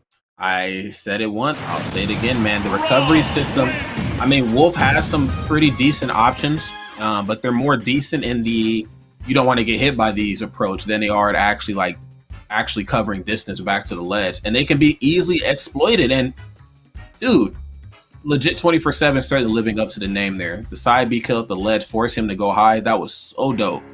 Peaks and Valleys, if you could take out any of the veteran characters, like the ones who have played to 64 and reintroduce them as OP DLC, which character slot? Oh, for the last character slot. Oh, it would have to be Link or Samus. Like, beyond a shadow of a doubt. Like, those two characters are absolutely broken in their own games. And the fact that Link can only throw Boomerang and do absolutely, like, garbage stuff is a slap in the face to the Legend of Zelda franchise. Like, Kazuya's getting ready to come in and smash and can, like, fly around and transform and, you know what I'm saying, all types of stuff. And Link is like, bow and arrow. I think you're very on point with those answers, Link and Samus. I think another one would be like Kirby. Kirby could be really cool if he stole people's entire moveset, or like, you know, all their specials or something, you know, and had like more stuff from the powers he gets in Kirby games in his moves. I don't know. I think Kirby's pretty dry in this game. And maybe DK. DK would be cool. I would take DK as well. I just think the original 12 just need. We know what we need, you know, not to veer off too much here, but since they're just waiting to jump in, we need another version of Ultimate, like Ultimate, like Street Fighter 4 type edition. Like, you know, all the characters come back. You know, no more passes. Like, you might get a sprinkle of a character every so many months or whatever, but we need variations, not customizable moves. I don't want Heavy Skull Bash and Wind Kong back. I want actual canonical, you know what I'm saying, variations of moves like Johnny Cage has in Mortal Kombat, like stunt double and fisticuffs. You know, same base set. Some of the B attacks change because the original 12 needs some love. All right, I don't care what Twitter's talking about. Fix them. Yeah, I would definitely like to see a fresh take on all of them. Some of them, of course, you know, but we've talked about this before, and I'm definitely with you, man. It would be cool if it was like, what is it? Street Fighter Street Fighter 2 Super Turbo. Jesus, words are hard. Where you can pick like the old or new version of a character. But either way, we got the same old Rob and the same old Wolf here on the same old Lilac Cruise. Greatest stage known to man. And Legit 24/7 sticking with the Rob. I'm not sure what happened to TK and Palutena, but I think this is a good choice. Such a strong character in so many regards. But also, he does have exploitable weaknesses. To see if the cover of the platforms here on Lilat is enough to help Soy out. Ooh. Wow, getting a fat back air to punish the laser, or transit, I guess. The same old back air hitting both parties at that, hitting the way that they are certainly supposed to. Not a move you want to trade with. Neither is the Robo Lariat. I don't actually know what the correct definition for that move is, the terminology. I'm just going to call it the Robo Rotor Lariat. arm. Rotor arm. Robo Lariat sounds better, all right? Spin to win. Honestly. Yeah. Rotor arm's a dumb name. Well, legit 24/7 again. Looking damn good here in this game. But, you know what I'm saying, it's not going to come without challenge. Soy looking so good at trying to take this platform away.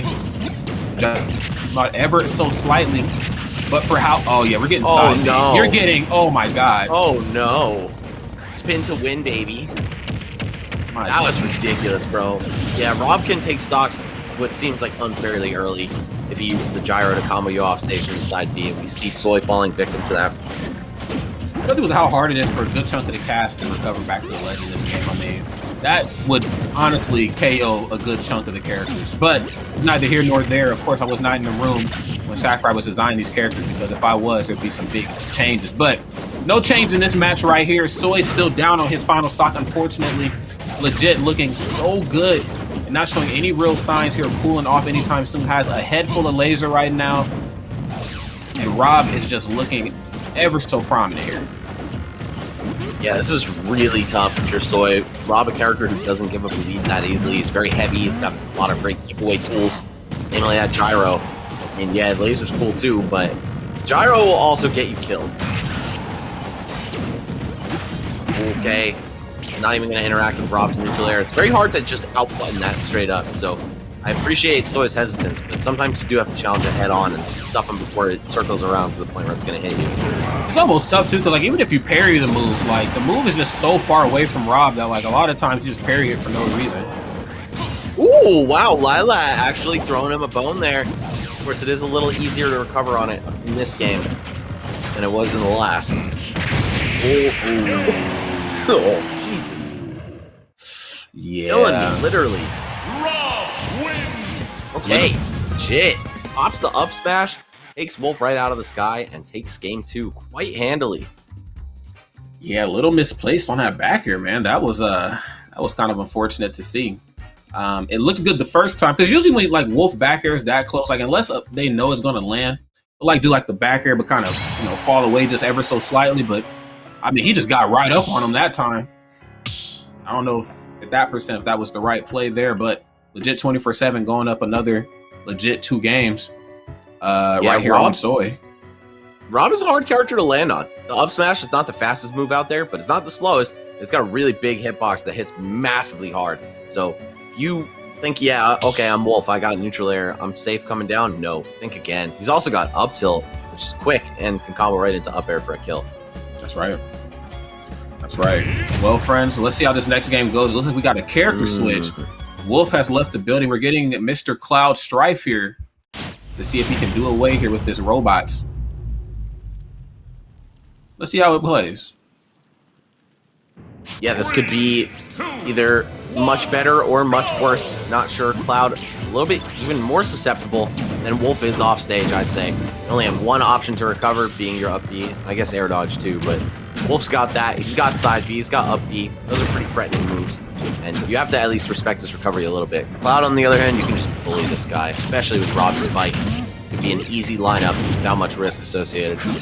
Yeah, no doubt, man. I mean, even like stalling off stage versus Rock is not the best thing in the world to do. Like, I know sometimes you'll see like the stall with the cross slash just for a moment, but that's still not enough to save you. But I do like that, and we did see just a splash bit just a moment before. My God, getting splashed onto the blast zone, but up B out of shield.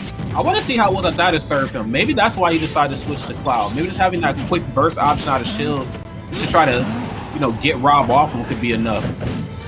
Yeah, definitely something Wolf lacks is DP like Cloud's up B, right? So we'll see if that's going to do him any favors. So far, I don't know. I mean, it's not going terribly, and that was just a really good edge guard on the part of Legit for the first stock. So I'm still believing in Soy's Cloud. I think it's got a shot, but not when it's jumpless off stage getting back aired like that. Damn, Legit on the verge of taking this one free zip. Legit living up to this name right here. Let's see if we can shut it down in a 3-stock finish. I mean, with how great he's been playing. I mean, honestly, he's been playing great this game, but really hasn't had to do much. I would almost argue that he had to work more versus Wolf than he has right here versus the Cloud. Yeah, I don't know. It's just so tough for this character to recover, and I think that actually does matter a lot. Rob only has to win neutral a couple times. He's got a great neutral.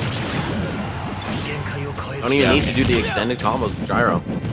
Agreed. You know, you really have to play to Rob's weaknesses here. You know, Rob, of course, being a big body, kind of struggled to land to in a lot of different ways. Yeah, I mean, also just swinging for the fence like that is also not gonna help you out very much. But you know, again, just try to get up underneath Rob. Don't make it easy for him to land. Of course, I know that is easier said than done, but that's really what you have to do here because, again, like you said, Max, like a lot of those exchanges, Rob wins them 1 or 2 times on the right part of the stage. That's it. And you just see how Cloud has trouble getting outpaced in a matchup like this. Rob, heavy, chock full of kill power, great edge guards. All of a sudden, he's at 200% and 3 stocks. You're down to your last. Soy, I don't know, man. I'm going to need to see something right now because you're getting the sauce. You're definitely getting the sauce, unfortunately, man. 94% away here from sudden death percent. The Porter is going to do it. Has limit, but again, can't hold limit forever in this game. And that was very smart right there from Legit to just kind of wait it out a bit. Oh, and he's just taking to the skies saying, come and get me. I will take these trades with Nair all day. Burn that limit out. Yep. All right. Legit with a great game plan. Love to see that. He knows exactly what he's supposed to do, what his win condition or like not lose condition is. Okay. Yes, up there. I mean, some very tried and true stuff that we haven't really seen much from him in this game. I mean, or really in just this set, you know, Legit really got a lot of his, you know, stocks taken just right off the ledge, but haven't really seen any of that Rob Kung Fu, man. People forget. Yeah, this character can scrap for sure, just as well as he can keep you out. Oh, the slow mash actually working out for Soy there. Got a limit on deck, but I don't know, man. You're gonna need like finishing touch and then best stock of your life. And that's certainly asking for a lot right now with how great Legit is playing here. Yeah. Gyro on hand. Oh, the falling there. A little too early. Oh, no. Doesn't even do it. Just goes straight into up smash off the berry. Yup. Seeing that percent nice and high makes it very difficult to mash out before that move comes out. Normally, yeah, you're pretty much fine. But when your percent is so crazy high, the game really does not make it easy to get out of berries. Yeah, that is one of the big things about Ultimate that I feel like a lot of people struggled with early on was like getting out of the berries, and the fact that so many characters in the cast could do it too. And what was it like? K-Rool, Banjo, DSS, Rob. Yeah. Just too many fresh out the gate. Yeah. Well, regardless, great stuff right there from Legit. I mean, both parties play very well, and I always appreciate a character switch, okay? Don't get stuck in your ways. If you're already down 2 games, you're like, okay, I think this other character might work. Why not pull it out? Like the Wolf a little bit better than the Cloud, but Cloud was okay. Yeah, I think the Cloud did its job to some degree, but when he was just unable to take that stock for so long and he got edge guarded back to back, it's really hard to come back from stuff like that. That's the risks associated with playing Cloud, right? You've got a really good character at your disposal, but one thing goes off the rails, and it's just terrible. He dies at like 20 sometimes. You've got some ways around it though. You can like auto snap the ledge at the very beginning of up B, and they made it a bit easier toward the end. They added like a 3-frame sweet spot generosity window, so if you're not absolutely perfect, you could still save yourself with Cloud. But man, what is that doing when you got Rob, who can literally fly and has 2 projectiles that reach off stage? Yeah, I felt like, he was certainly thinking correctly by switching to Cloud, like, all right, big body, I got this big sword, whatever, but this wasn't quite as well polished as the Wolf. But, again, great stuff right there to both players. It was still an awesome match. Yeah, honestly, very well done. And we're going to see Legit 24/7 a little bit later tonight. He has now moved on to a guaranteed 5th place. Mm-hmm. Yeah, super excited on how this is all playing out here, friends. If you're just tuning in again, this is Peaks and Valleys Top 8.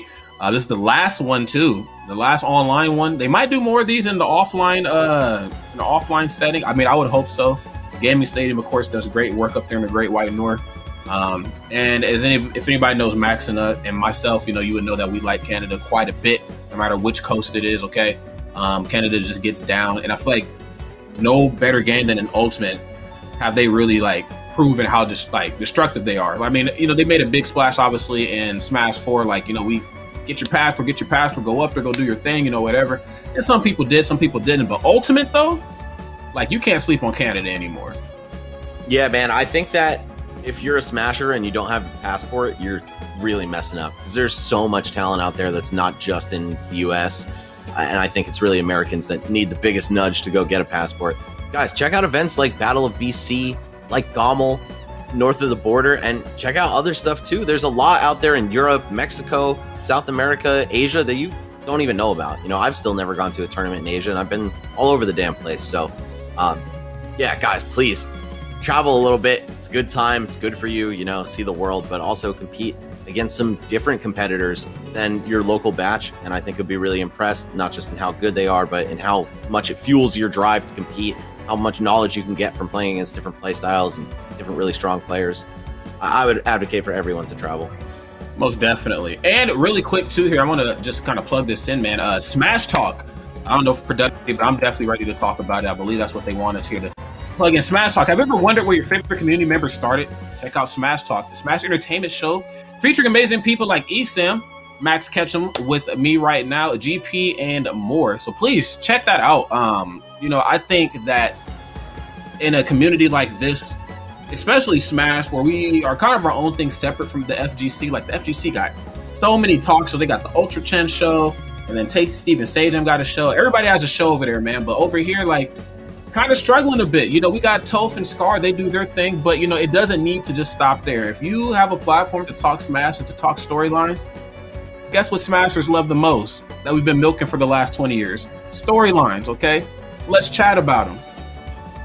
Yeah, for sure. We're about to start the Scof and Tar show, bro. We out here? Is that what I said? No. Oh, okay, my bad. Because you know, sometimes I'd be messing it up. You know, but I'm down, bro. I'm down. Let's get it, man. All right, I want to be Scof. Either way. Right, you're Scof. We're about to move on to our next set here. I believe we're taking a trip back up to the winner's bracket because the losers' sevens just played. And it's going to be Lights and Silver. So we saw both of these players win already. They have not lost in this tournament yet. Of course, that's why it's the winner's finals. And it's going to be, honestly, at this point for Lights, I want to say a grab bag, because we saw the Diddy Kong. We know he made Zero Suit Samus. He's used Palutena and Zero Suit Samus earlier in the bracket today. So it could be any of those three, or maybe something completely different from that. Meanwhile, oh, never mind. Meanwhile, I'm a liar. That's what I am. And we are actually getting Poison versus Crescendo next. Why you always lying to me, Max? Breaking my sorry, heart, man. Bro. I'm sorry. I didn't mean to do it. It was not with the intent to deceive. Okay. As long as your heart was in the right place, I guess I understand. Well, we got two furries getting ready to throw down here, Crescendo and a Poison. Now, for those of us who are just tuning in, both of these two played earlier, but I'm a big fan of Poison. I'm just gonna be real. Like, that Incineroar was cooking. I mean, whatever sort of Smash terminology you can use for doing very well, he was doing all of that and then some. Winnies. Okay. Winnies. 3, 2, 1. All right, well, here it is. These two, they've already put on a good show for us, right? We saw Crescendo going down. Lights earlier in the bracket was not the best showing, of course. I feel like Lights really just flexed his dominance as one of the best players in Western Canada in that, but I think we saw some glimmers of hope for Crescendo and some, you know, signs of a very solid player. Meanwhile, Poison, on the other hand, he did win his match, right? So it's a little easier to be impressed when you see somebody win, especially in a matchup like Incineroar versus Hero that's probably kind of one-sided, or at least you would think it would be. And yeah, I don't know. In terms of what's going on right now, flow of the game is completely even. Small percent gap between these two, but yeah, Incineroar can murder you at any time. So can Wolf. Might as well not even look at the damage gauge. Yeah, this is one of those matches where I think Wolf has to play with a lot more finesse than what he's probably used to. I mean, there's some where he can trade and, you know, maybe not quite be as finesse driven. He could actually just be a little bit more sloppy depending on like the character, because Wolf again just has such great buttons, and I mean, to be piloted by a player like Crescendo, you can just do stuff like that. But Incineroar, no slouch up close at all. I mean, obviously not Sonic the Hedgehog fast, but definitely has some tools to combat Wolf. But then on top of that, just having the sheer knockback factor. I mean, I would think that makes most characters, most players have to think maybe 2 or 3 times before they decide to approach. Yeah, when you get hit, it's gonna hurt, so you better decide very carefully and pretty quickly as well how you're gonna get it on this guy. Oh! Yo, poison! That was definitely on purpose too. Yeah, the lazy whip. Right, we've all been victims of it. But what maybe were you just pressing me. shield for, bro? That's what I want to know. Why did that buffered air dodge come out? Nothing threatening was gonna happen. Like, you wouldn't have to tech something. Ooh. Can't tech that though. We're right back to even. Alrighty, well, let's see how it plays out, man. I mean, Poison right here has been looking so good, but I would certainly like to see Crescendo kind of slow this down ever so slightly. Yeah, really utilize that neutral special, make the gap between you and Poison feel that much more wide, just because you had that projectile. Oh yeah, no ledge trump to the Nair. He was doing that earlier versus Jade. Oh my god. Bro, fur on fur action right there. Oh no, revenge. The next one's gonna do like 50 or 60 damage, bro. If he hits the side B. Oh, back air for your trouble though. That'll do just fine. Still plenty of damage. One of the hardest hits out there. Not enough to polish off the stock though, so we'll see Poison still have to struggle just a little bit more. Oh! Not quite the end yet. Up throw will do him in though, I think, even on the high ceiling of town. Oh yeah. Like that up air at the ledge too, just in case he decided to jump. You'd have him covered. Again, Crescendo slowing it down here. No grab for you that time, but you know he's looking for it. He decides to cross up a little bit with the back air, and the Nair is going to get Poison off stage. What is this going to turn into? Neither side can afford to trade. Oh! Yup, up throw from anywhere on the stage, of course, being that it's a vertical kill move, not a horizontal one. Such a good tool for Incineroar. He's so good at closing the stocks out, man. That's one thing that you cannot sleep on about the heavies, especially the ones with kill throws like that. You can take all the neutral wins you want, but the few that they're getting are dealing a ton of damage. They're not going to die, right? Which leaves them around to like catch you slipping up just once or twice. And then they can outlast, outkill you, just brute force their way into a match win with something like a kill throw at 150%. That even would have killed earlier there. Yeah, that was... I mean, we talk about brute force. I mean, it doesn't get much more brute than Incineroar. I mean, sure, there are other characters that, you know, might hit a little bit harder, but the fact that Incineroar can do what he can do up close with much quicker buttons, you know, yeah. Sheesh, man. Poison, I mean, doing what a lot of people think the character can't do, you know, proving a lot of the naysayers wrong, which is honestly not really limited to just them. I mean, that's really what Ultimate has just kind of done with these characters in a nutshell. But Crescendo, as even though they didn't win that match, the fact that it was that close could be very telling for how this game is going to go here. Losers quarters, friends. Let's get it. Yep, we are certainly in the thick of things in this bracket. These two players both guaranteed 5th place, but they want to squeeze into the top 4 if they can. Right now, it looks like Poison is the one on pace to do that. Very solid game 1 win. It was looking a little close for a second, but I wouldn't be sweating too much, especially with the very durable Incineroar at my disposal. Loving the way Poison here is approaching and kind of backing off a little bit, looking to approach semi-aggressively, bait out an overextension, then punish it the way he's supposed to here. Crescendo, though, with always the clean recovery options, knowing when to side B. Oh, that's no grab, actually. We're just going to go for some... I'm going to go for damage. Jeez, what was he looking for? I like the Shine combo attempt there, but unfortunately, those are all pretty fake if your opponent's DIing out. Especially as a heavy main, you better be holding out by default on everything that's not going to kill you. Pro tip for any new smashers out there. The hit's not going to kill you.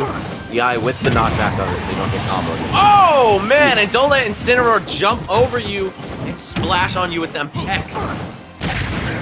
That's a whole lot of chest right there. I would have KO'd most people, man. All right. 15 here. Just needs one solid conversion to really do away here with this stock. But if there's one thing that Poison has proven time... Oh, that's not going to be enough. But there's one thing that Poison has proven time and time again is that they can definitely milk a stock for what it's worth. Get a little bit of extra credit on and then leave the building. So Crescendo probably looking to stop that narrative here. Hasn't been able to get his feet back onto solid ground here. F-Tilt's going to do it.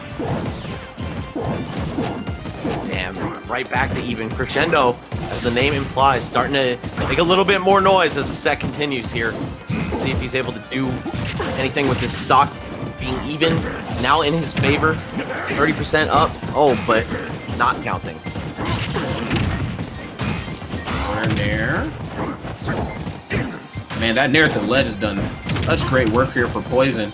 I gotta say, man, Crescendo's Nair too as well. Really good at stringing Incineroar's big old body along.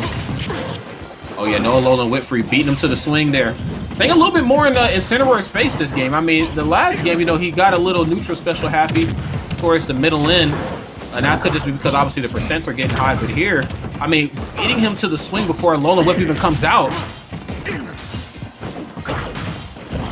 This is still really, really close. I don't know, man. It's kind of tense just watching it. We're seeing Crescendo fight to take back the momentum in this set.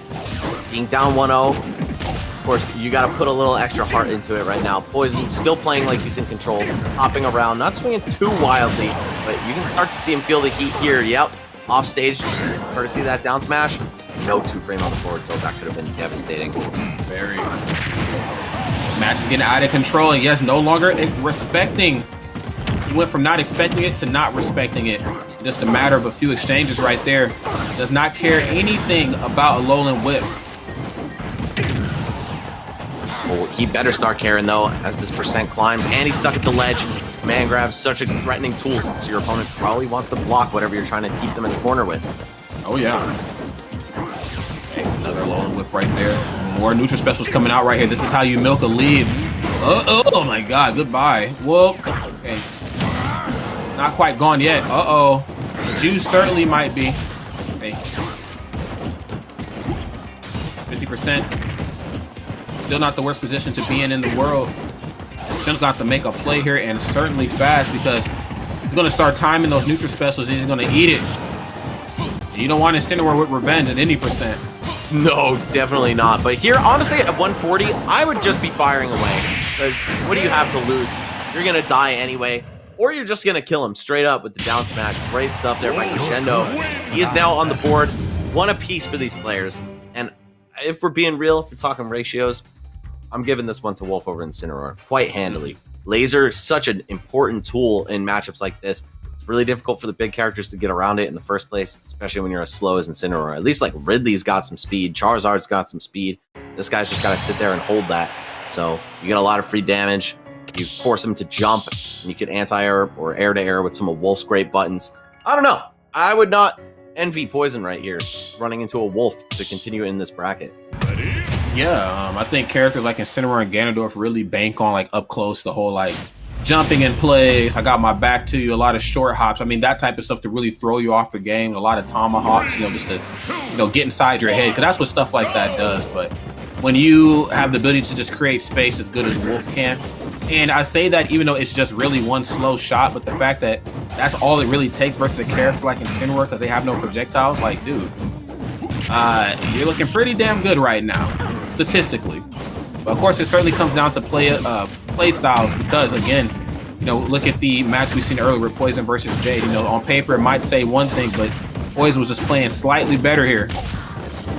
Yeah, I think all the trouble that Hero would give Incineroar, Wolf brings in even more ridiculous fashion, right? You've got faster buttons up close to complement that as well. That said, we already did see Poison win a matchup that might be really hard. So maybe he could just do it again in an even harder one. Okay. That's going to shut it down right there, man. Poison losing that stock a little early. Now, some of the matches that we did see Poison win earlier, and won them pretty convincingly by going up, you know, pretty well in the match, at least a whole stock plus a good chunk of percent. But I don't think we've really seen a Poison play from behind too much. And this is where things can kind of struggle, or things can begin to struggle, excuse me, for Poison. Okay, yeah, relying on that. Yeah, Crescendo's just aware of the fact that you can get rid of Revenge with a grab. Goes right for an up throw, gets a nice combo off of it too. Oh my god. That's painful to watch, man. Incineroar hits like a truck. Okay. No throw. Nair, dash attack. Oh my god, and yeah, just doing what he's supposed to do. And wow, I mean, talk about risky business there. A lesser player would probably have tried to get the hell out of there, but the fact he was willing to go for the trade, I don't know. I just don't know. But regardless, still in this match, there was some rage. Again, another empty jump right to a dash attack. That's what you're supposed to do when you don't have great footwork, you know what I'm saying? Let your movement up close do the footwork for you. Ooh, that jump right into the side B, big damage and stage control here for Poison.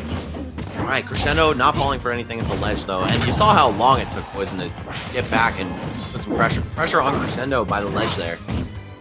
That speed actually can cost you in a lot of situations, even when it comes to keeping up your offense. Oh yeah. Yeah, man, I don't care about a lowland whip as much as you think I do. I like that. Because again, you know, just by the rules of, you know, fighting games, you know, that's a throw, but I have an attack. So, you know, if I see it coming, I'm either going to try to get out of the way or I'm going to try to hurt you. So, of course, as you can see right here, Crescendo looking for the stock-taking approach. Ooh, trying to get that shine combo going once more. Crescendo wanting to really extend this lead. He'll even go for some risky stuff, even if it's not guaranteed, just for the sake of juicing the lead a little bit extra. That said, it's not going to work out. Poison takes the stock, and being down 75, 100, 115%. Not a good look when you're a character that struggles to approach this much. No, not at all. But we have revenge. He can make that up in one hit now. Yeah, see, this is what I was kind of worried about. You know, he was getting a little revenge happy earlier, and I thought maybe he was just doing it as a way to just, you know what I'm saying, send a message. But now when the percents are this high, even at 134, Cineroar plus Rage, you know what I'm saying, plus Revenge, I mean, sheesh. Oh my god, there's Nair, no down air. Okay. Shooting the gun. That is definitely your path to victory here. Let him have as much revenge as he wants. You're only at 17%. Just keep playing the neutral, frustrating this character. And yeah, even if he survives your up smash, just keep rolling. Same game plan. Nair right into neutral special. That was really smart because you knew up smash was coming. Dash attack. Is that going to be enough? That is going to be enough. Crescendo. Looking so good. Yeah, certainly an improvement from the first game, which wasn't even terrible or anything, but just getting edged out, and now looks like he's getting the better of Poison in a lot of these situations, just playing more patiently. Looks like he's adjusted to the matchup a little bit. And Cineroar, man, such a bag of tricks. And I go between in my head all the time, like, oh, there's 80 characters in the game. How are you supposed to know all the matchups? And dude, the game's been out for almost 3 years, but that's a lot of matchups to learn. Just saying. Sab _ SSBU # Peaks and Valleys. Zarango going God mode on this stream. Thoughts? I mean, I can't argue that. I would never. God mode has been activated, and there's nothing any of us Earth dwellers can do about it. So, sorry. It's true, man. Gotta give credit where it's due. That's right. And I gotta give. Go ahead. No, I was just gonna say, yeah, production. I mean, when I see how great they are at what they do, I mean, I know we're the first people they see in here, but to be real, like, without them, there'd be no Max, there'd be no Rod, there wouldn't be a lot of us. So yeah, dude, I'd be out of job if production crews weren't gaming, man, because this is the backbone of these streams, guys. Shout outs to Mountainside Games and everybody involved with the production of this, TGS, all you guys killing it. And of course, shout outs to the players, man, sticking it out with some Wi-Fi just for the tail end of this era, you know, or supporting events like this by playing in them actually goes a long way. So thank you guys for entering. Thank you guys all for tuning in as well. If you got nothing else to do on Saturday night, like me with my extremely exciting life, then glad you're here and, you know, asked us some questions on Twitter in between the matches. That's right. Yeah, I mean, the viewers, of course, you know, certainly the top of that totem pole of importance. I mean, the fact that you tuned in to watch every week made the online era what it is. And that helped us get back into an offline format, or at least, I mean, not only just that, but, you know, it helped us gauge interest on, like, what size tournaments we should bring back, you know, when we should do it, just by seeing if the demand was actually there. So it starts with the viewers in the community first, and then it goes down to these wonderful people we like to call the competitive players. As you can see, Crescendo and Poison going down right here. Now, we're on this, everybody's second favorite stage, Max. I know you talked about Lila earlier, but you know people love them. You know they love them some Yoshi, dude. You know what my second favorite stage actually is? Mine is Town and City. This might be my third favorite, though. But yeah, yeah, Yoshi's Story, a stage that's kind of like cut from the same cloth as Battlefield in terms of like general idea of it, but things like the wall riding all the way down and those slight slants by the ledges, they actually matter a lot to gameplay for various reasons. But we can see ledge traps from Wolf being really dangerous here with the downward angle. Makes his forward tilt really scary. Down smash even scarier.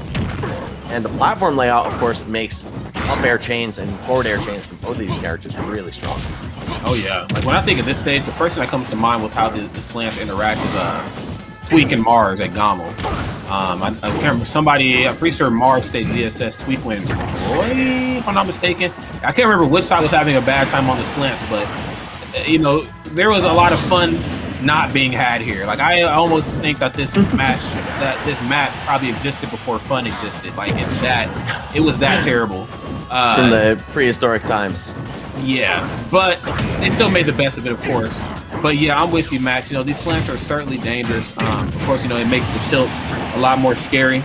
But it also makes you like kind of second guess, like, you know, how long your moves last, like how far they actually go from your body. Because like there's been times where I've done moves like right in the corner. I'm like, oh yeah, F tilt, I'm good. And like, oh, it's not good. Like it actually didn't land because, you know, I'm just standing on a curvature, so. Yeah, they do play a really significant role for kind of no reason. You play melee and it's like not that much of an elevation change, or at least the impact on gameplay is a lot smaller. That said, it seems like Crescendo is just fine with this stage, even though it was his opponent's counter pick. Up by quite a bit. Wow, blowing up the jump Alolan Whip from ledge with down smash. Yeah, you've got to get a little more creative at the ledge. Every Incineroar is looking for that. Poison, obviously no exception right there, but Crescendo's ready. Seems to know the matchup to some degree. That's right. And another Alolan Whip, getting his money's worth off of that. Now, here's the thing. Now, if you're going to get a Alolan Whip, I'm super with it. But when you get Wolf in that corner, you got to make magic happen. Okay, I spoke it into existence. My bad. Yes, that's what I'm talking about. Even at those like higher percents, like what Incineroar can do out of throws is just absolutely nuts at later percents. And then another back throw is going, or back air, excuse me, is going to do it.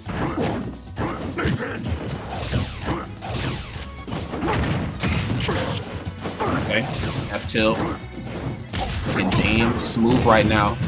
Dash attack. Oh my god, and he's really trying to get these shine combos going. I mean, you know what? For a character like Incineroar that struggles to get out of disadvantage, you know, if you got something fancy like that or something that you know is going to throw him for a loop, why not go for it? I just haven't seen what he's seeing yet, but I know it's coming. It might be coming right now, considering this is potentially his last stand in the bracket. 50% down.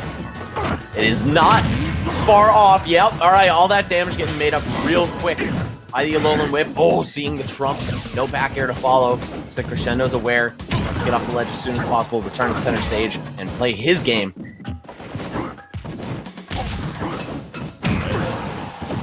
There's in there again. Okay, this platforms could be a saving grace for Poison, but they could also come back and hurt him. Another Alolan Whip. Let's see how he can capitalize. No ledge trump there that time, and a nair right out of shield. Backer came out just a little too misplaced. Yeah, we just throwing the chest around. Yo, that move, man, it's so strong. We saw a kill with it already, but it was at like 180 with Revenge.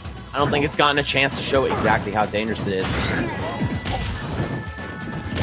Oh, the forward smash bait. Forward smash is such a tough move to deal with from Wolf. Oh, and there it is. The up air closes it out. Yep, you just win advantage one time and then capitalize on the limited options on the way down. That is how you play Wolf. That's how you play Smash Brothers. One of the most fundamentally based characters in the game, but he definitely rewards those fundamentals extremely strongly. That's a top tier moveset for you. Yeah. It's going to be Crescendo 3-1 over Poison. I like that he was... oh, the cast out spoken. How about you? If you could take out any OG Smash character and reintroduce him. Yeah, please. Join that conversation real quick before I deviate, because I tweeted about this the other day about how the original 12 just needs some love.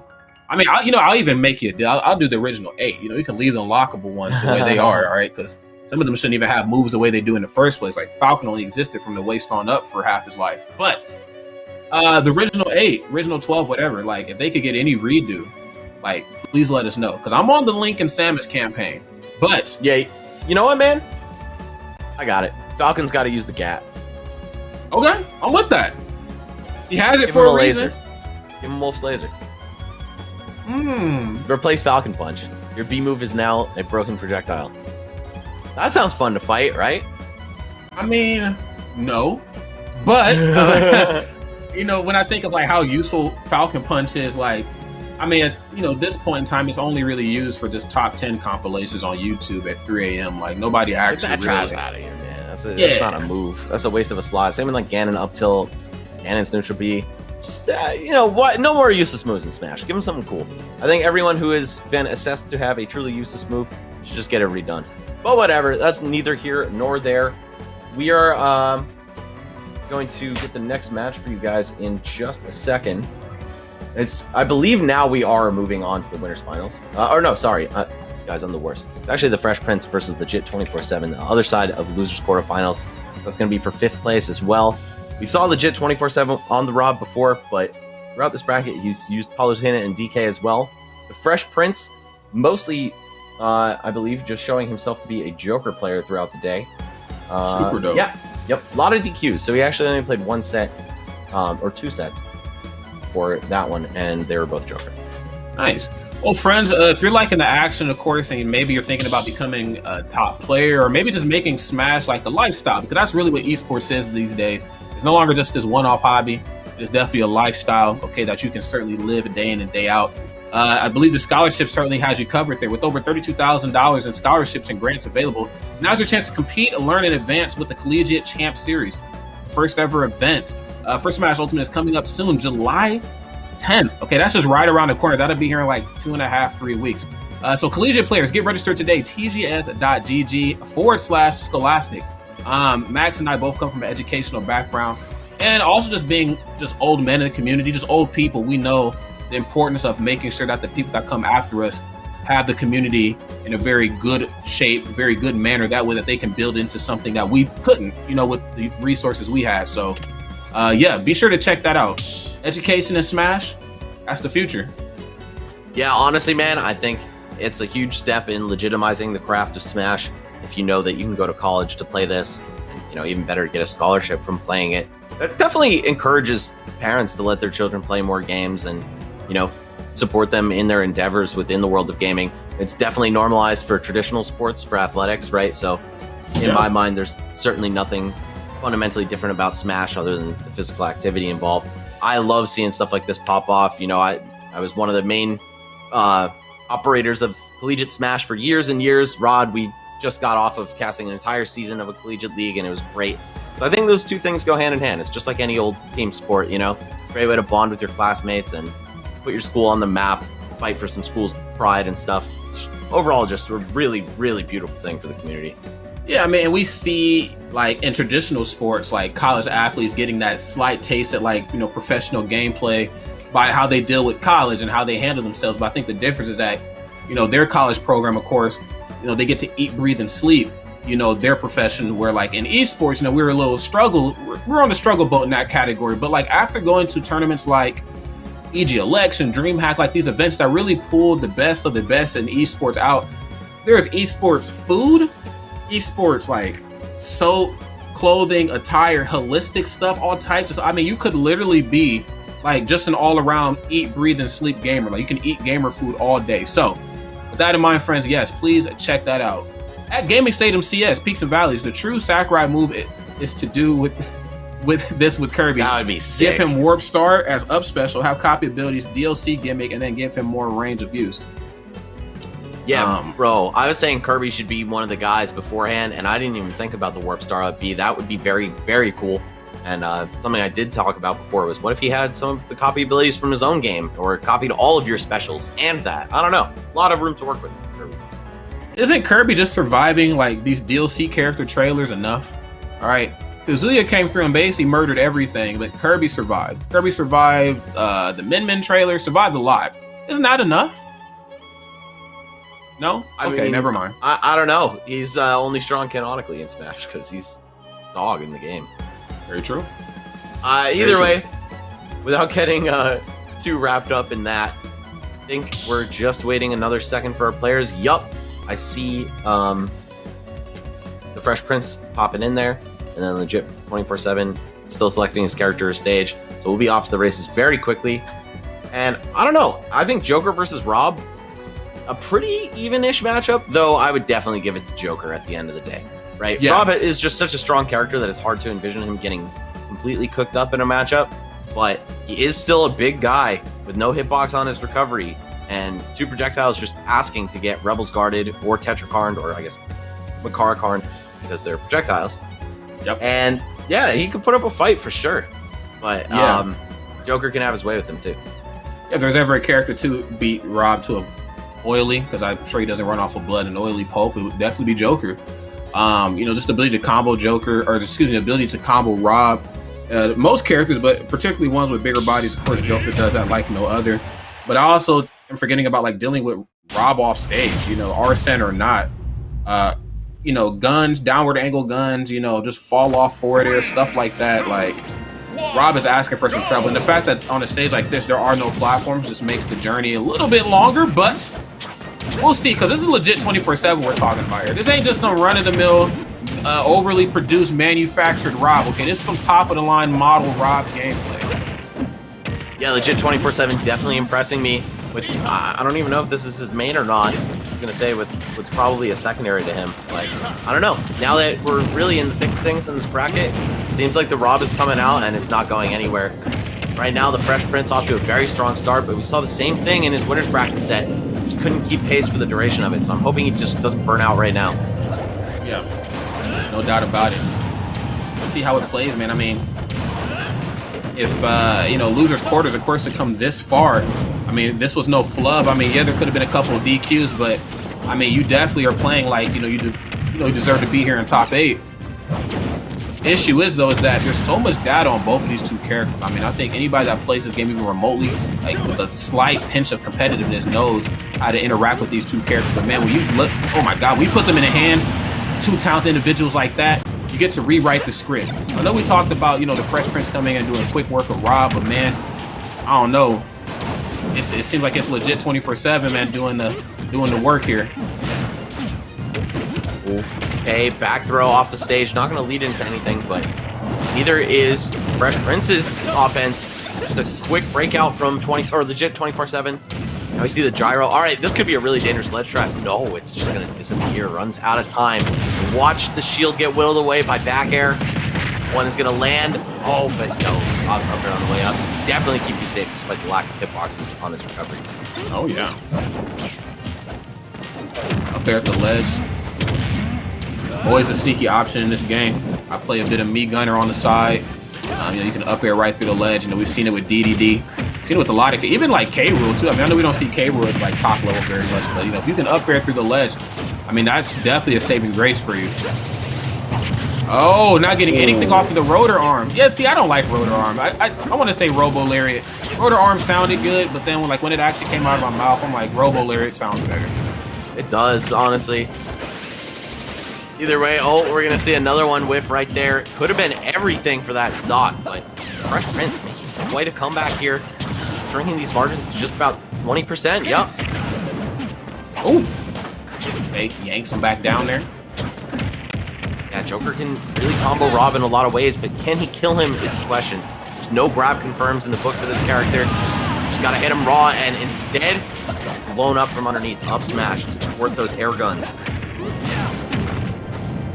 Oh, one more. No, my God. Oh, he still caught him. Bro. Oh, you're crazy. You're crazy. Legit 24/7. There is not a time or day where he is not the realest out. Wow. Realest out, bro. That's what Rob stands for.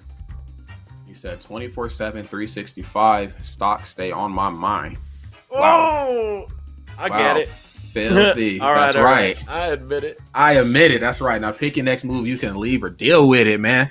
Great stuff right there from a legit 24/7. I mean, sheesh. That was just when I thought it was like done too. Realizing that, of course, he's out of a jump, hit him with another forward air right off of the tether. I mean, there's not very many characters that can deal with Joker off stage, offensively or defensively. He made that look very effortless. That was clean. Yeah, that was a really smooth edge guard at the end, catching with the back of the side B, just popping Joker off stage again, and then knowing that he can up B, cancel it at any time with forward air, knock him off the tether, and Joker's nowhere to be found after that. I think people really do overrate how strong tether recoveries are in Ultimate, and I love to see someone with a lot of prowess and edge guarding them like legit was right there. Yeah. I'm with you on that train, Max. I think they, the way that they're viewed is like almost like a lazy or like an easy option. But like, I don't know actually. But when I think of like how you can deal with it, I'm like, dude, like if you just toss a hitbox out on most of them, like they're in some real trouble. But I think, you know, most people are just afraid to go off stage. Now, of course, not everybody has 18,000 jumps and a lot of gas in the tank like Rob, but you time it correctly. You know, you could be a Min-Min, a Joker, a Ivysaur's worst nightmare. Exactly, and so many characters have the tools to do it. Just any long-lasting hitbox is great as they're retracting, and often the light hit is just enough to prevent them from grabbing again. But that said, we already saw a great display of tether edge guards. Might get a couple more at the hands of legit 24/7, especially if the Fresh Prince doesn't start turning it up right now. 45 unresponded, potentially more on the way. He's got to figure it out in a very fast tier. Okay, using more guns, very smart. I think it's been a little too telegraphed with some of his options, you know, against 24/7. You know, going for like Nair right into grab. I mean, some very, you know, simple Joker stuff. It doesn't hurt to mix it up ever so slightly. You know, your character is pretty much built for that. Okay, yeah, no up airs for you. Yeah, get out of here. Yeah, legit just burning a lot of time on the Arsene meter, using his LB to full advantage. Great game plan against Joker. Every character has some way that they can burn a little bit of time, but not nearly as generous as Rob's right there. Oh my god, double down throw. Okay, really making quick use there. Rob's big body. Caught at this ledge, but again, a head full of laser. Okay. Create himself a little bit of space. Oh, okay. I thought we were going to get dragged down smash. Maybe the percent's not speaking to him well enough here. Oh, what you doing with my stuff? Oh, tap Put it off back. the side of the stage. That was so tragic right there. Fresh Prince looked like he had something going there. Keeping it close for sure. But at this point, I don't know, man. Legit seems to have momentum on his side for sure. And he's using it. He's applying it very well here in this game. Yeah, it might seem like Rob's vulnerable while he's recovering, but he can just swing back on you a little faster than some people give him credit for. I will say that there are a couple moments where legit 24/7 is like doing very well, pushing advantage, especially up close. Like there's a confirm or something, and then Arsene comes out, and then he's like, actually, let me kind of back off a little bit. Like I still want to be in your face, but I don't want to be this close when Arsene is here. But Arsene didn't even get a chance to do anything there. Legit almost, it reminds me of like Tekken, you know, like there's certain stages without walls, so you really have to like try to get the most out of your combos. Or like if it's a stage with the wall, you really try to, you know, extend the hit all the way to the wall to get like extra damage. Like that's what that kind of reminded me of there with how long that string lasted. Like he made sure that limit just completely disappeared, like, or meter, excuse, not limit, but he did it. Oh my god. Okay. Was it on purpose? Rod, I'm gonna have to be real with you. I don't think it was. But either way, it was a bad spot for Rob. He saw that back air on the way. So it might have been time for that stock to just take a retirement. Ooh, and that one as well for the Fresh Prince, 172. Joker, he's not the heaviest guy out there, but he is surprisingly bulky in this game, man. He's heavier than Martha and Lucina, which I think is kind of insane. And yeah, that's still going to take care of him. Rob's side B does not discriminate. Okay. Down tilt. Laser's charging up here. Legit 24/7. Playing this matchup very comfortably. Okay. He's not content though. He's comfortable in the matchup, but he definitely wants more. He's definitely playing like that. Gets the nair. Lapping Fresh Prince and then some at this point. Or he'll take 35 to a counter up close. Yeah, no big deal. Don't we all wish we had a counter like Jokers? I mean, let's be honest. Yeah, man. I'm a Lucina main who's been left in the dust by DLC. Oh, yeah. Gone are the days indeed. Lucina had a good story arc in Smash 4 for a little bit, but... Well, I'm just saying my counter sucks, dude. Oh, well, yeah, that too. That too. Character's still not to be taken lightly, though, Max. Oh, my Oh! Lordy Lord. Up smash to the heavens. And that is 2-0 for legit 24/7. Just so solidly in control of this set, man. 2-0, another 2 stock right there. And I don't know. If I'm the Fresh Prince, I'm racking my brains for some kind of answer here. Maybe the banjo is the play. I don't know. And we got Matt Lowe asking if Zarango has peaked yet. I don't think he has. This guy's got miles to go. I don't know. I don't think. I don't know if the production has peaked yet. I mean, the production is nice, but with this online era, I hope that there are more companies that are looking to host offline tournaments and maybe looking for production people or teams to work with. I hope that they, look at the online era for people to pick. I mean, I know we talk a lot about Grayola and Cact a lot, for what they've done, but there's more people too, just besides them. Even the great work that they've done. Like there are people on the back end that don't get as much shine. Like I don't know, Domo at MVG and. Or Zarango here. There's so many other people. So people out there, potential tournament organizers, look no further. There are people in this stream right now that can help you get it up and off the ground. If you need hands on deck, there is so much talent out there in Smash, and I'm not talking about on the sticks. You got people working production, working commentary, working tournament operations.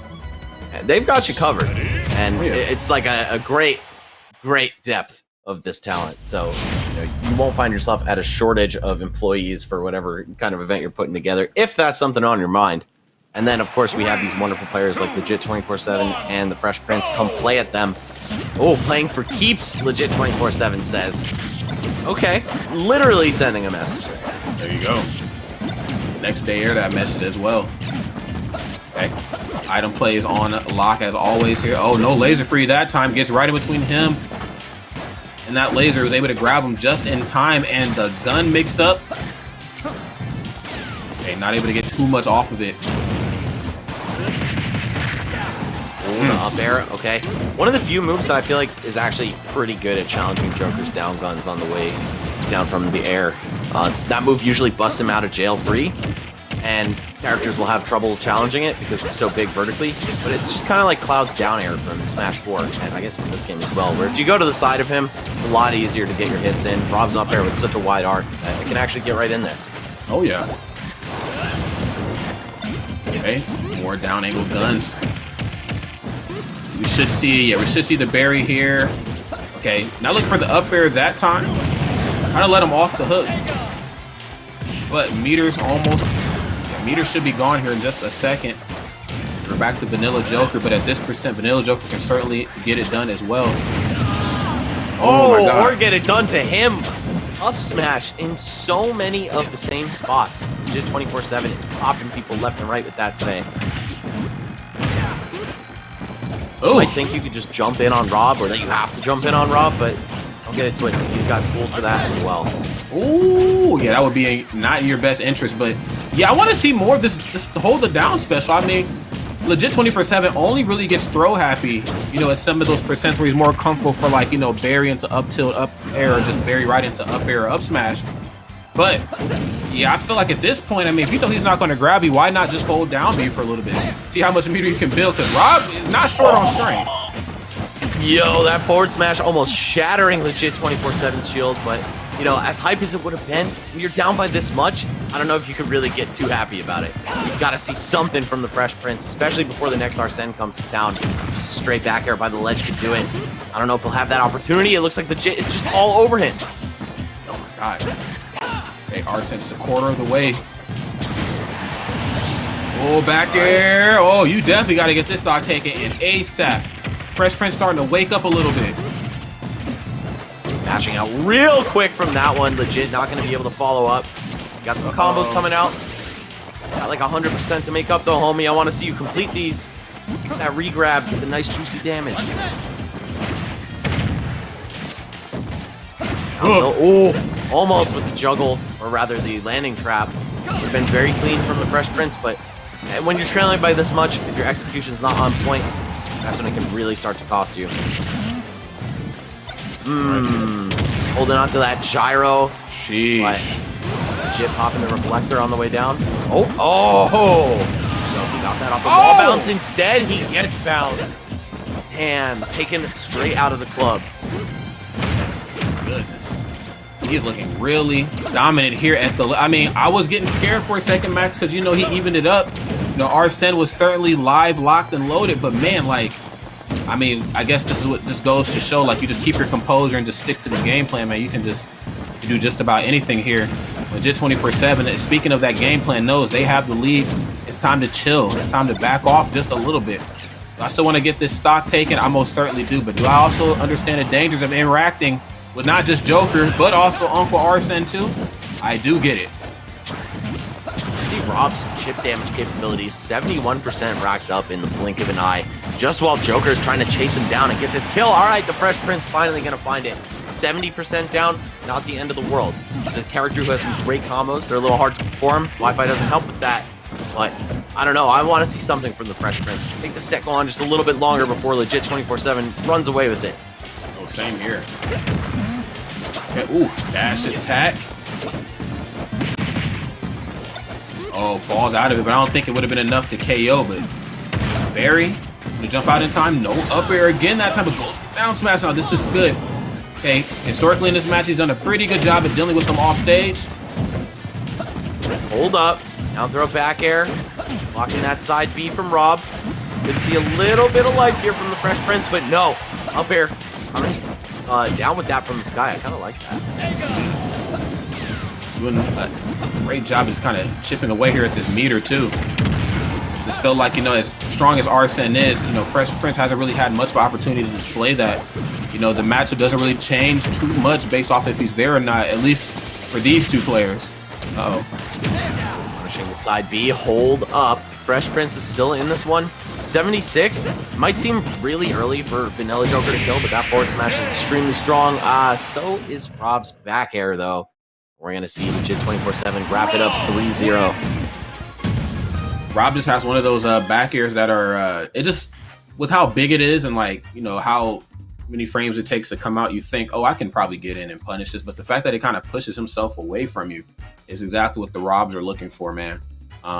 Great stuff right there from both players. I mean, Fresh Prince was certainly starting to cook there at the end, but I just feel like if you're going to get Arsene that many times, you really got to figure out a way to apply that thoroughly.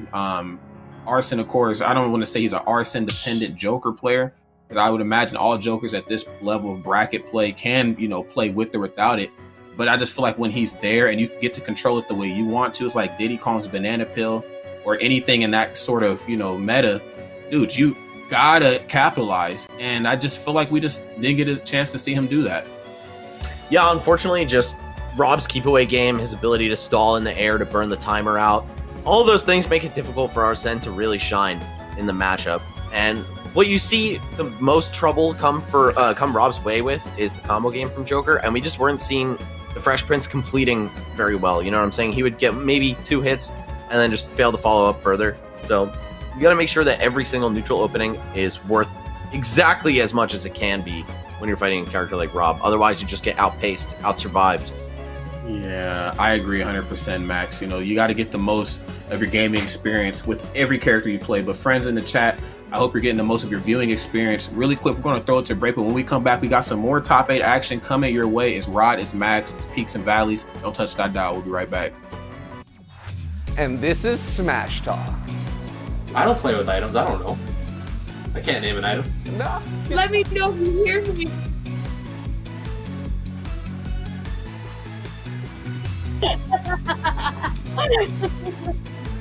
Yeah. Till next time. Good luck. Have fun. And stay gaining, gamers.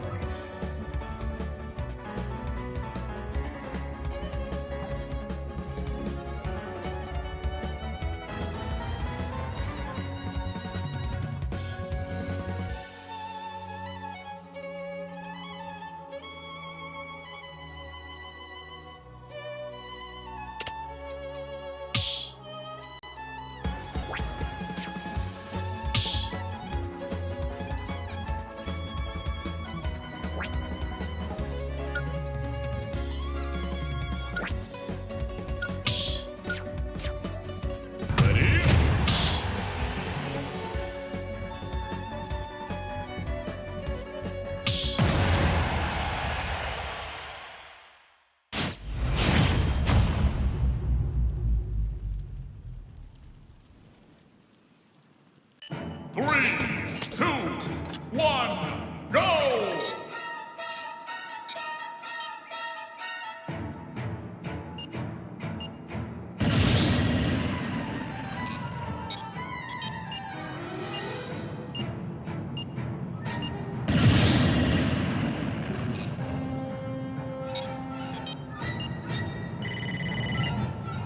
Game!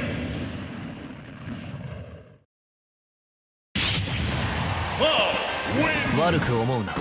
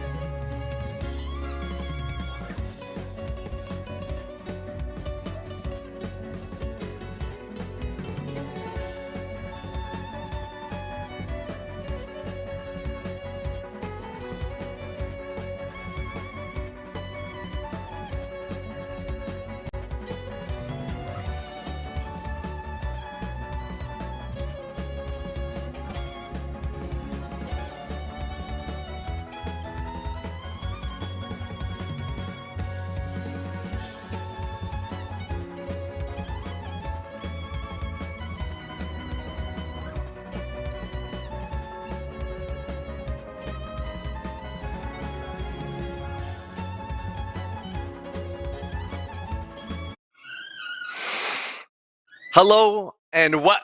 I'm kidding. I'm joking. Go ahead. I'm joking. Yeah. I'm joking. We are here again, Peaks and Valleys, with two amazing people, Max and Rod. Thank you so much for coming through and participating. You guys are stellar. I've been loving it so far. What have you been thinking about the questions so far, there, Max? Hey man, I'm always game to talk about some DLC stuff like that. I want something hard hitting though. Come at me with the real stuff, bro. Like, has Zarango peaked yet? Once again, so you weren't on the mic when this was asked, so I want to hear your answer. Has Zarango peaked? Probably. To be completely honest, this is probably the best it's ever gonna fucking get. Dude, all right, well, you're a gamer for that one. For me, it was 10 years ago in high school, but we keep moving. I love it, guys. It has been an absolutely stellar experience. I've been watching the whole time, actually. I'm here in the back with the rest of these guys, and I've been checking it out. I've been loving everything up to this point. We have come to top four of the Wi-Fi bracket here. The top two, the winners finals that we're about to see, Silver and Lights. These guys, qualifiers for the Smash World Tour. I know you guys were up at, it was like 11 o'clock at night watching Smash World Tour. 2 a.m. for you guys because you're stellar. And it was an amazing experience. We're getting a little bit of a recreation here in winners finals. And then losers, we have Legit 247 versus Crescendo. Yeah, no doubt. It's okay, man. We don't all speak Italian. We don't all shop so much we can speak Italian. Right? That's right, Max. We most certainly do not. But yeah, no, I'm super excited for this. I think just a bit of blast from the past. Like you said, Smash World Tour really put some of these players like in a much different light. I mean, we know that all these regions of the world exist, but let's be honest, as Americans, we kind of suck at finding out what other regions in the world do, and how they operate in the neutral and everything that comes with that. But the Smash World Tour did a really good job at highlighting the players over here, and I loved it. I fell in love with Silver's gameplay. I loved the Wii Fit. The pit was absolutely crazy. So I'm sold. I was sold. Yeah, I really like the West Canada players, man. Rod and I have both been to Battle of BC. I was at Play with Heart as well. Yeah. One of my favorite regions out there, I gotta say. You guys just have a great vibe about you, and it's a beautiful part of the world. So I'd strongly recommend to anyone checking out events like that when they start to open up. But yeah, I guess we're going to get to opening up this set between these two incredible players, both from Alberta. So, they're in the prairies, not quite coastal like the BC boys. And there is no shortage of Smash talent out there. Nurse, one of our commentators for the day as well, very strong player from Alberta. So shout outs to Nurse. And shout outs to Lights and Silver, of course, who are going to be getting into it with Cloud and Pit. A stark departure from what we've seen earlier in the day from these guys. Lights has been on Diddy Kong, Palutena, and Zero Suit for the day. Meanwhile, Silver was just rocking the Wii Fit. Yeah, it's been stellar. Awesome, guys. It sounds like you're good to go. Let's branch right into this winners final here. I'm excited to see who top four ends up. Thank you very much. No, thank you, sir. Yeah, I'm very excited. And friends, also keep asking us questions too. I love it, because I love the game competitively, but from a design standpoint, I can sit here and talk about redesigns and character skins and who should be here and who shouldn't all day. So yes, hit us up. In the meantime, Max and I got to commentate this wonderful game we like to call Super Smash Ultimate. And Silver's back onto the stage, but this time a different character. We're getting the Pit. Now, this is the character I was introduced to them with, and this Pit is crazy. Okay. Yeah, it is really strong. That I will absolutely say.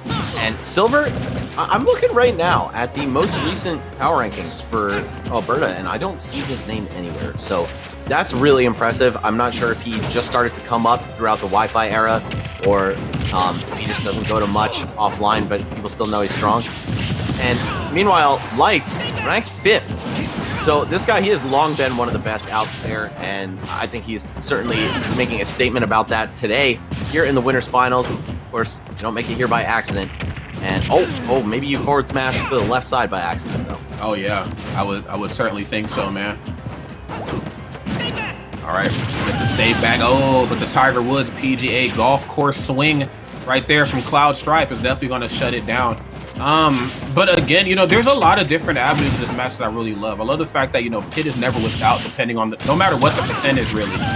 Oh, he said if, oh my God, if I'm going, you're coming with me. Let's go say hi to Medusa, my friend. We are out of here. That was pretty brutal. Lights with the stock trade there. One of the things Cloud can do, courtesy of that up B. And, you know, if you're fighting one of those guys who goes up and down with the spike, steer clear off stage.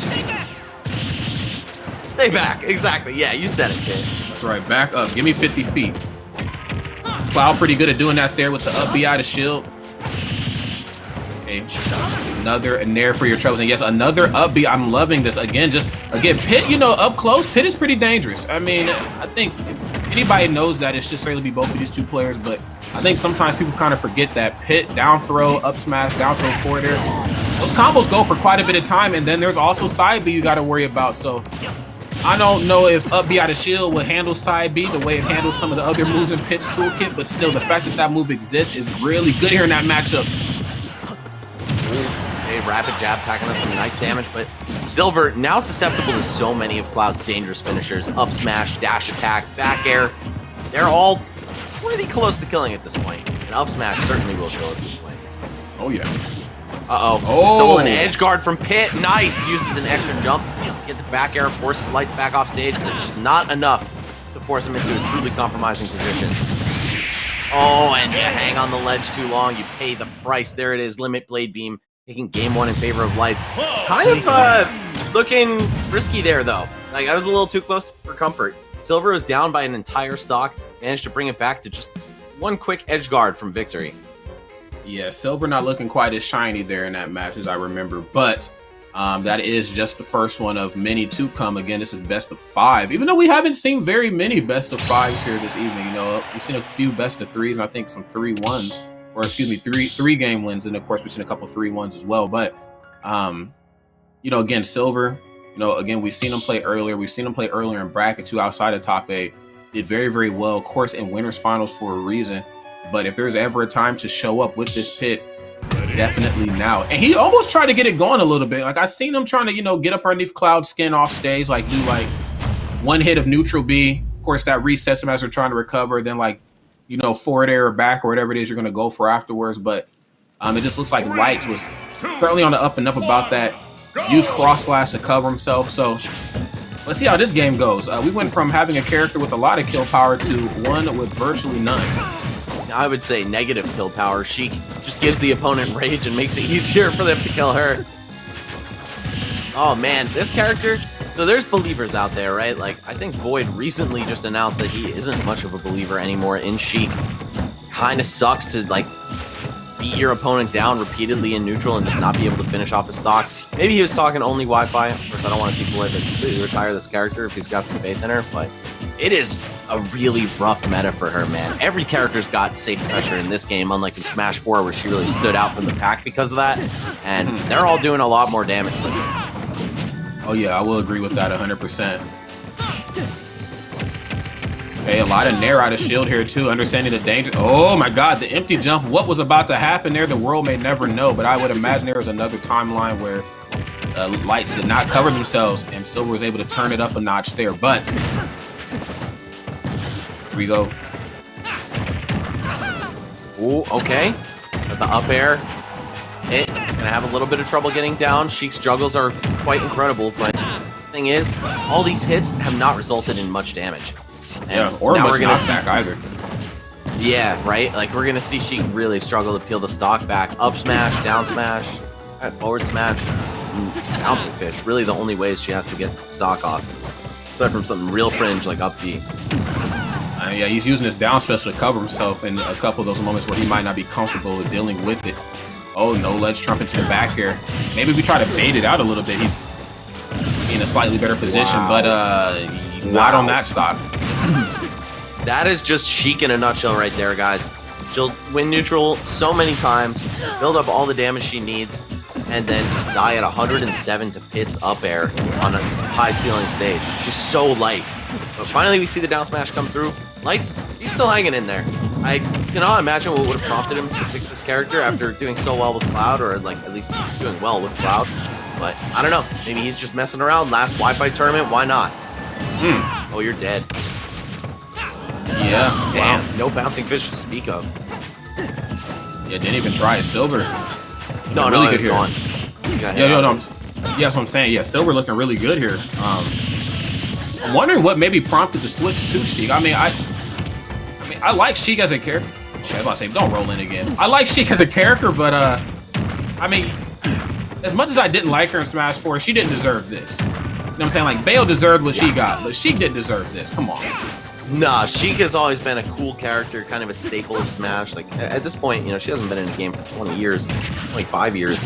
She's basically a Smash character, and even if she was really good in the last one, I don't want to see her get ripped apart like this. And I think, you know, Wi-Fi's probably coloring our opinions a bit, because she's truly dreadful in this environment, but it is hard for her to put up results, even offline. And as hard as it is, Light's right here, looking really good, but light into that tunnel starting to dim out. And Silver, of course, playing his game so well, so patient. We seen it earlier. Didn't quite get a chance to kick it up a notch like how he wanted to. He baited out an air dodge, but it still got stuffed out. That time there, did exactly what he was supposed to do. And it just goes back to what I talked about earlier about how dangerous Pit is once you get thrown. Pit has multiple jumps to come and get you. Even if you want to like fall off stage and try to reset neutral, can get out there and go get you. You know, situations like that up underneath platforms, up smash, multiple hits. What are you to do? Yeah, it can be tough. Coming down from above is, you know, classically hard in Smash. It's definitely something they hard programmed into the game. They made down airs have less range than up airs in most cases, right?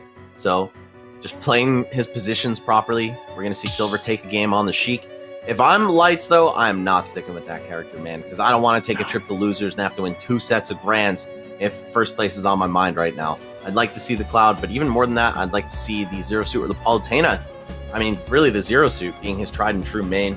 Definitely Light's best character, and he's a guy who's familiar with Wi-Fi. You know, even back in Brawl, this guy was like a terror on the AIB ladder, so he's not completely out of his element, but playing online might be out of his element playing Fox. We'll see. I know about Light playing Fox. I don't know about Light.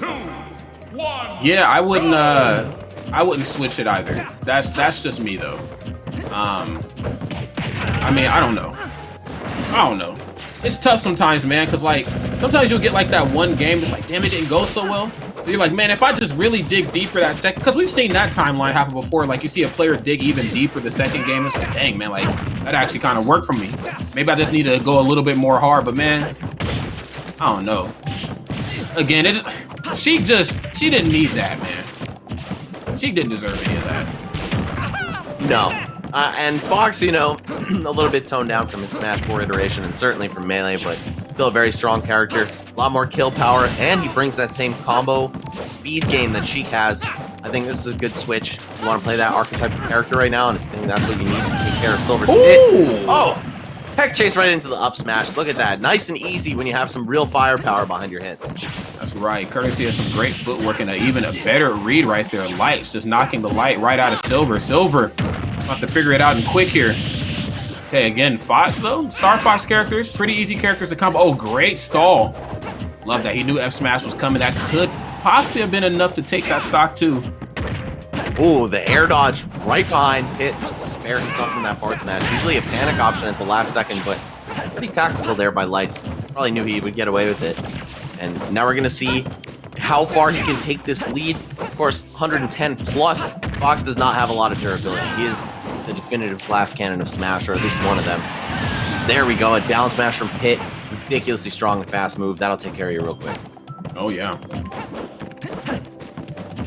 No doubt about that, man. 37%. You know, might not seem like a lot, but okay, Fox is not short on options at all. One hit will certainly turn into very many more hits.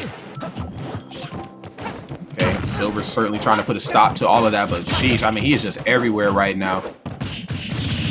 Even the fact that Pit has so many jumps, you know, he's still a little cautious. Silver is on landing on these platforms improperly. One up air from you know, from Fox, or maybe even an up tilt first, just try to reset the situation. Stuck in the corner here. Silver starting to bleed out. 112 right now. Could be his time. Nope. Gonna be another tech chase. Rolling in seems to be the option that he favors. Light's already scoring an up smash KO off of that, and landing some more damage right there. I feel like if Silver gets knocked down again, he's picking any option other than roll in. Oh, such a good call out. off Nair, and then immediately after that, covering the jump with up air, because he knew that there was no way Silver would just not try to escape after the weak Nair. He didn't want to get knocked down. I know. That was very, very clean. Oh, just a turnaround S smash. Now, he's been looking for a couple of those here in this game, but hasn't quite been able to space himself properly enough. Oh, I heard a footstool noise. What?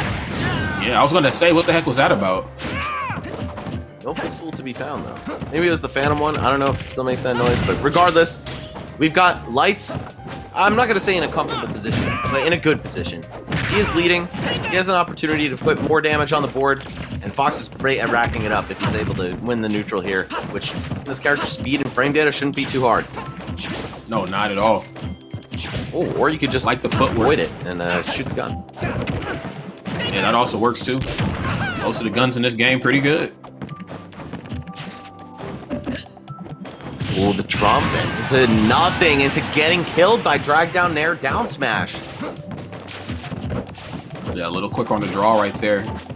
Now at 91%, what is Silver to turn this thing into? He's gonna have to play the long game here. He's gonna have to make sure, you know, the finesse is on point. Great parry, sheesh. Talk about how hard it is to catch that move. Oh, looking to create some space, shooting an arrow, keep Lights back. Maybe get some Nair drag down combos, but just none of it working out as intended. Seems like Lights is still solidly in the lead. Hold up, though. The very light Fox could explode at any moment. Hit smashes are all really strong. Just a little bit more damage, and it could be curtains. Oh, there's those uppers I was talking about before, man. Ooh, that aim! Damn. He's been so precise. No way. You're dead? Okay. Barely hanging on. 102 to 113, and it's over. Lights takes the swing match right there. It is now 2-1 in his favor. That means if it does go to a game 5, he has the luxury of choosing where it will go. That said, if I'm Silver, I'm turning it up right now because it's go big or go home when you're in winners finals. And they're already home. And I wonder, yeah, they're seriously, home court advantage is already there, man. And I'm wondering, I like the pit, but maybe does Wii Fit need to come back out? I mean, I just think of like, you know, what it takes for both of these two characters to KO. I mean, they both are very conversion happy characters, and then they're both looking for like that setup or maybe just that one hit in the end. But when I look at Wii Fit, I'm like, yo, she can camp. You know, she can disengage from Fox. She spent a lot of time off stage. She can get to places Fox cannot. Now, of course, probably wasn't expecting him to pick Fox that game, but now that you've already dealt with it for a game, does Wii Fit need to come out? Like, I feel like it'd be very fitting here. Yeah, I don't know. I couldn't blame him for making the character switch, but I also couldn't blame him for staying with Pit, right? This character is very strong. Wow, Lights, bro. Tell me you're trying to flex without telling me you're trying to flex. 4 games, 4 characters. This guy is on the verge of going to the winner's side of grand finals. I know he has a Joker, though. I'm pretty sure that I saw Lights posting about this guy when he was first released and well into his release. So I don't think this is just like some random pocket and Lights trying to disrespect his opponent by any means, but he is flexing a little bit. He's showing the world like, yo, while I got my chance in this last Wi-Fi tournament, let me remind you all that I know how to play a whole bunch of characters at a very high level. That's right. Arsene is now here, and both can go very, very deep. I wonder where Sakurai got the idea to design Joker's up B from. Yeah, right? It seems kind of familiar. Yeah. Okay, the neutral airs. Wow, catching the jump with back air. That's a lot of damage, but it's not enough to save you from your fate getting spiked by Silver. Talk about precision right there, Max. Yes, that spike was ever so clean. A great patience, just jumps right behind him. Knew down special was going to come out, so he was trying to wait it out here this time. Now, that was something he really struggled with in the Sheik match. Up tilt. Like that. Some aerial pressure. Oh my god, that killed? DIing the down throw terribly right there. Silver not having the presence of mind to hold out would have saved him his stock. And I think he could have maybe even had better DI on the up air, but maybe that was just straight up. Oh yeah. Alright, Lights. He's on set point right now, up 2-1. But that could all change in the blink of an eye if this Joker doesn't start putting in more work. I like the way he got back down to the ground there, though. Mixture of down guns and an aerial on the way back. Stay back. Pit just all types of demands. Stay back, and I never learned how to read and all types of stuff. Yeah, Pit's got some great voice lines, bro. I think he even said something in Brawl too. Like, didn't he say like I'm done for or something after Yeah, so I many believe stocks? he does say that on the Wiimote. Yeah. Very interesting character right here. Very interesting match we have upon us. You see both sides are really fishing for that KO, but we're really starting to see like who has the better options towards the tail ends of these stocks right here. For how it's looking, it's kind of looking like Silver right here. That up smash very telling of how great Joker can be with taking stocks when Arsene is not here. Okay. Drop shield just a little early. There's a second. Oh, you madman. You're crazy. And then the precision on the neutral special to stop him from dipping down there to try to hurt him. All right, Lights, what do you have? Arsene is the answer, but what move with him be the killing blow, if at all? We could see a 2-stock still, of course, 150% on Pit. This stock has definitely gone long past its wear, but I don't know, it can still happen. Right. Oh, the up air from up underneath. Yeah, we talked about that a few matches ago, how important that is versus some of these characters that sweep the ledge really well, or who can just apply a lot of pressure. There's down smash, 85%. Arsene nowhere to be found here anytime soon. I hope this stock does not expire before he gets here. Oh, smooth. Stopping right in front of Silver to catch the spot dodge. Lights going for a read like that. I feel like there's some more gas in the tank, but I am lying. Sheesh. Down throw to pack air. Somehow actually linking. I guess Lights pressed the button there because that's not a true combo. You can definitely jump and air dodge out of it, but if he swung back on Pit, maybe getting a little spicy, that would be what explains it. Yeah, tell me you're trying to stop getting styled on without actually saying it. And that is certainly how you do it. Because, wow, if he picked another character in one, I'd be very upset. Oh, Peaks and Valleys on the website still has 2 slots. Mistake or foreshadowing? Oh, they're talking about the DLC. That could who knows, be. man? Yeah, I mean, the more the merrier for me. I would welcome another character for sure. My friend has a theory that I will share, so shout out to my boy Tony for this one. He thinks, actually, I think Dre is also in this camp. So shout out to Tony and Dre, my boys. Yep.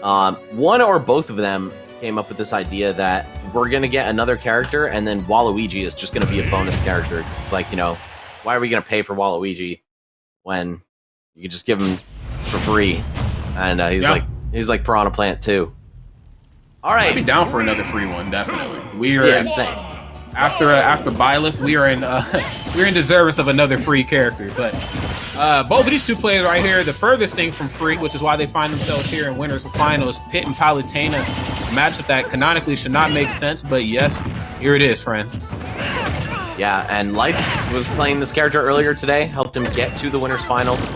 And I'm glad to see it because this is just one of those fundamental rewarding characters, right? Palutena, you play well if you play smart. She has all the tools to win the match for you. You have to avoid getting outplayed by your opponent. And it seems like Lights is doing just that. 90% lead here. It's not looking great for Silver. Seems to just be outmatched when Lights is playing a character that excels in the matchup. Back, down throw that time. Yes, going to get as much percent as we. Oh, and Nair's able to stuff it out. Maybe that's not as true as I thought it was. Get off me.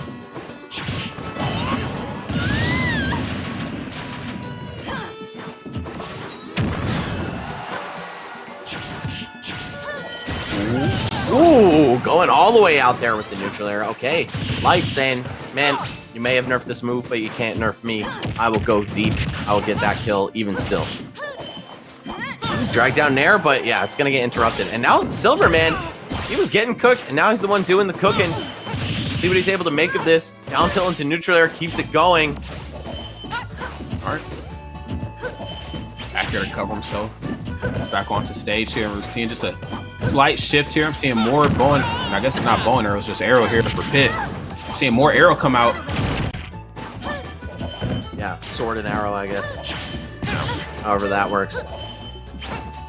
But I gotta say, it's very hard to treat this match seriously with this music, right? A Game 5, hence winners finals. And we've got whatever this is, the accordions. Ooh! Yeah, I'm with that. Wow, talk about a whiff grab right there. And I know we talked about like kind of the intricacies of this stage earlier about like how the corners and stuff interact, and I felt like he was pretty confident that that grab was going to connect parry into F smash though. Scratch whatever I was saying. Wow, the parry game here from Silver has just been on point this season. Wow. I mean, not just getting it, but it's one thing to get it, but then to not capitalize afterwards. Like, he knows exactly what to do when it lands.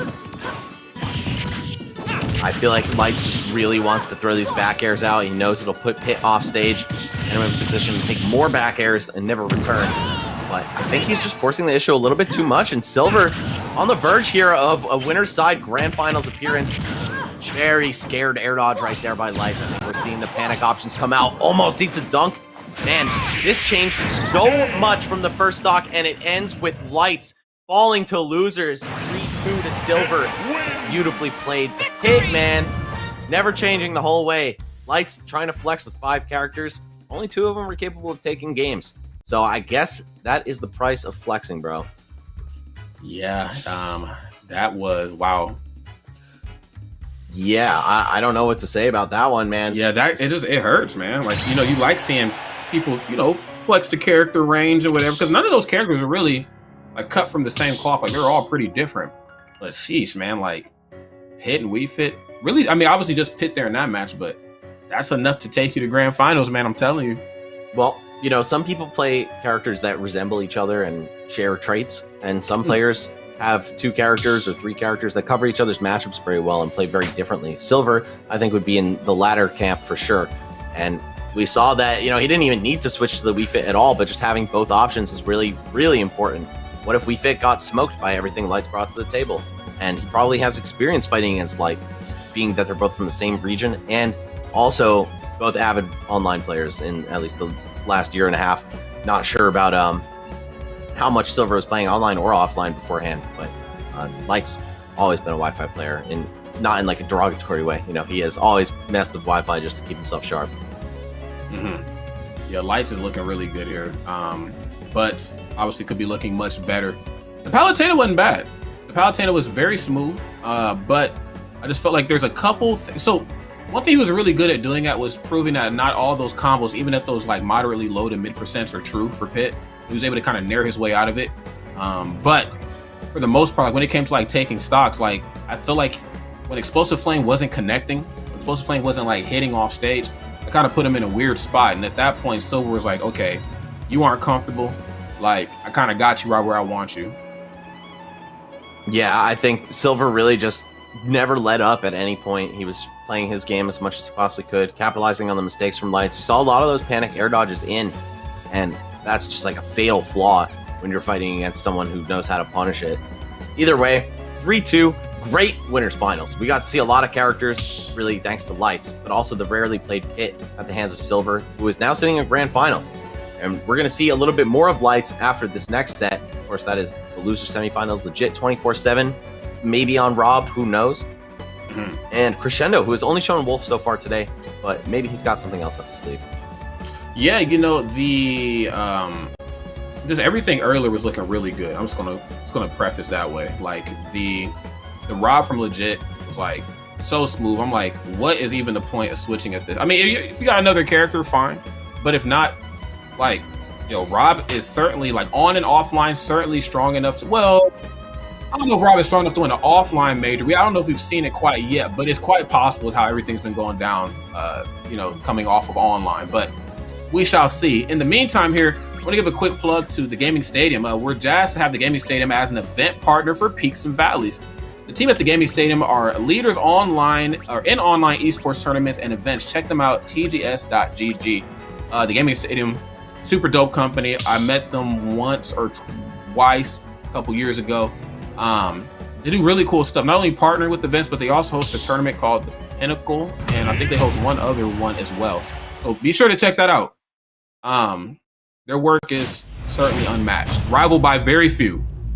Yeah, TGS definitely doing some of the most legit work in esports, especially in BC. And speaking of legit guys in BC, we have Mr. 24/7 staying with the Rob, and Crescendo not deviating from Wolf either. All right, so this is pretty much what we've come to expect from these players. I think they'll be on this character in their next set, unless some extreme circumstances arise.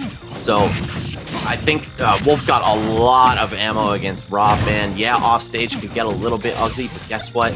On the stage, it's really bad. You got 2 projectiles that Wolf can turn against Rob. He is combo food to the highest degree, and I don't know if he appreciates being camped out by Wolf's laser either. No, I don't think so. I wouldn't imagine. No, I don't think anyone does. I don't appreciate it. I definitely don't get up in the morning like, you know what I need? I need to get camped. All right, my week has been going great, and I need to turn it around into a negative front. I want somebody to camp me hard, please. Well, we did just see Legit 24/7 kind of mop the floor with Soy's Wolf. So, Crescendo obviously making it a round further in bracket. I'm sorry, 2 rounds further in bracket. This is definitely a different fight, different player. See if he brings a different recipe to the table here. There's the berry, no up tilt. Little mistimed. Oh, that's yours. Like that reflect. I know you played against a couple, I believe you played against a Wolf earlier, if I'm not mistaken, right? But, didn't really have to deal with the reflector very much. This one, Crescendo. Oh, no, that was Crescendo you played against earlier, wasn't it? No, he played against Soy. Oh, Soy, that's who it was. Yeah, Soy's Wolf was really good too, but allowed him to get away with a lot of like just projectile pressure, man. Which is kind of odd because without the gyro, he only has laser for so long. My God, and then rolls right into a turnaround F smash. But maybe a little bit more cautious on how he decides to use his weaponry here, respectfully. And I'm sure Crescendo is very, very mindful of how he's going to do it legit 24/7 as well. I'm sure he watched the matches, and let's be honest, nobody wants to get rotor armed off stage. No, absolutely not. And getting shot in the face by the blaster too. Love that. One of my favorite things to do with Wolf, using the bayonet up close. Oh, and the back air, only the soft hit. I think we would have been seeing 1 stock on Rob had that connected. Yo, Crescendo really impressing me, man. He has just not stopped. He's literally mimicking his own name. The longer time that elapses, the stronger, the louder, the more forceful this guy gets. But yeah, you know what? Never mind. Throw that out there. Legit 24/7 scamming this guy. Then getting scammed. It's yeah, seriously. Super Smash Brothers Ultimate. That's right. Oh, down tilt at the ledge. Very quick option. What is that, like frame? Was that 3? Ooh, it's crazy quick. Oh, trying to slip underneath the gyro with dash attack. That's such a good zone breaking tool. And definitely Wolf's best one as well. If not, I think one of the best in the game. Down throw, Barry manages to pick up an up tilt and an up air. Crescendo probably thanking Jesus Christ himself that he DI'd that properly, as well as the second. Oh, and that's it. That's all she wrote. Ah. Survive 2 just to get that at the end, just to fall short from the ledge. Wow. Legit 24/7. Space Animal, man. It really is. Gyro snipes off stage, laser snipes off stage. All the freedom Rob has to go out there and stick his normals out. I think, that's really the area of this matchup that Wolf is going to struggle the most in. And we saw it. Legit 24/7 capitalizing twice on some offstage situations, walking away with the stock, and now a game for the second one. Yeah, Legit is certainly proved time and time again here this evening why they deserve to be in this later part of bracket. If not, maybe looking at how great they've been playing, maybe they could find themselves in grands here. But again, I don't want to take anything away from Crescendo. It's just those areas that you capitalize in versus Rob, because there are quite a few. I mean, Rob, not the easiest guy to miss it. I mean, you're going to hit him if you swing for the most part. But, you just got to watch yourself off stage, And we've seen this play style from Legit 24/7, even versus players that, didn't have the worst recovery in the world off stage. We've seen them do this. Oh, God, who was the Joker just a bit ago? I mean, just being able to rotor arm Joker off stage and then just to, deal with tether very well. And then, of course, when Arsene is there, that up special certainly changes. I mean, just all avenues of getting back to the ledge. I mean, Legit had it covered. 1, go! All right, we'll see if this match goes any differently. It's going to be the same stage, Pokemon Stadium 2. You can certainly come to expect a lot of this stage if you're a new viewer to Ultimate. It's generally the most popular pick for starting, and sometimes people like to just run it right back.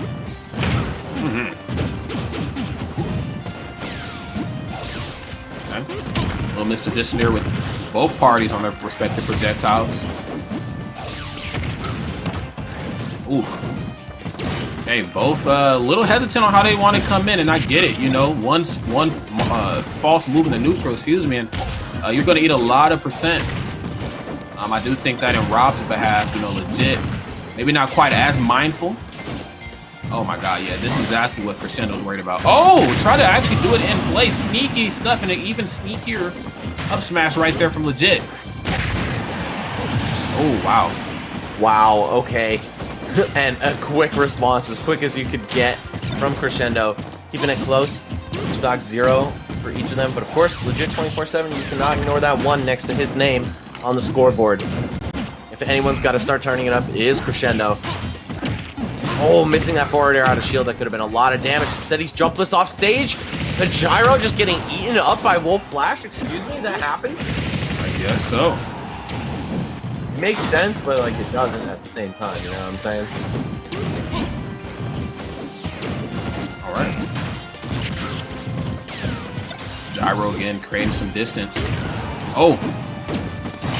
Okay, looking for dash attack, man. I think that's kind of the beauty of Wolf 2 is that a lot of his options that are used for KOing also put on really good percent at some of these earlier percents as well, so looking at, you know, the way Wolf kind of operates here with dash attack, I'd like to see him kind of use that a bit more. I mean, you also run the risk. I guess not really a risk on your behalf. They kind of run the risk of letting you do it, and it crosses them up. Of course, that always screws people up because, according to Sakurai, stuff ain't supposed to happen like that. Moves aren't supposed to go behind me.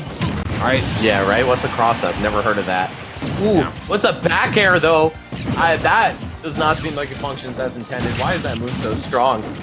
Fat stock removed from Rob here, and now I've got Crescendo with a real chance to fire back. This is a character who doesn't have to get his hands dirty if he doesn't want to.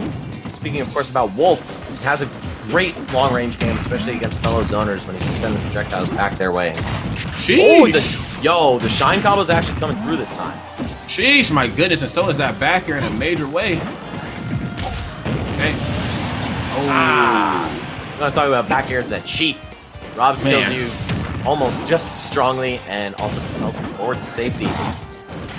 I'll be honest. When I see F smash from Wolf, it's one of the F smash that like I kind of don't mind if a player just kind of tosses it out, you know, because a lot of times it's used as a bait unless they absolutely know it's going to connect.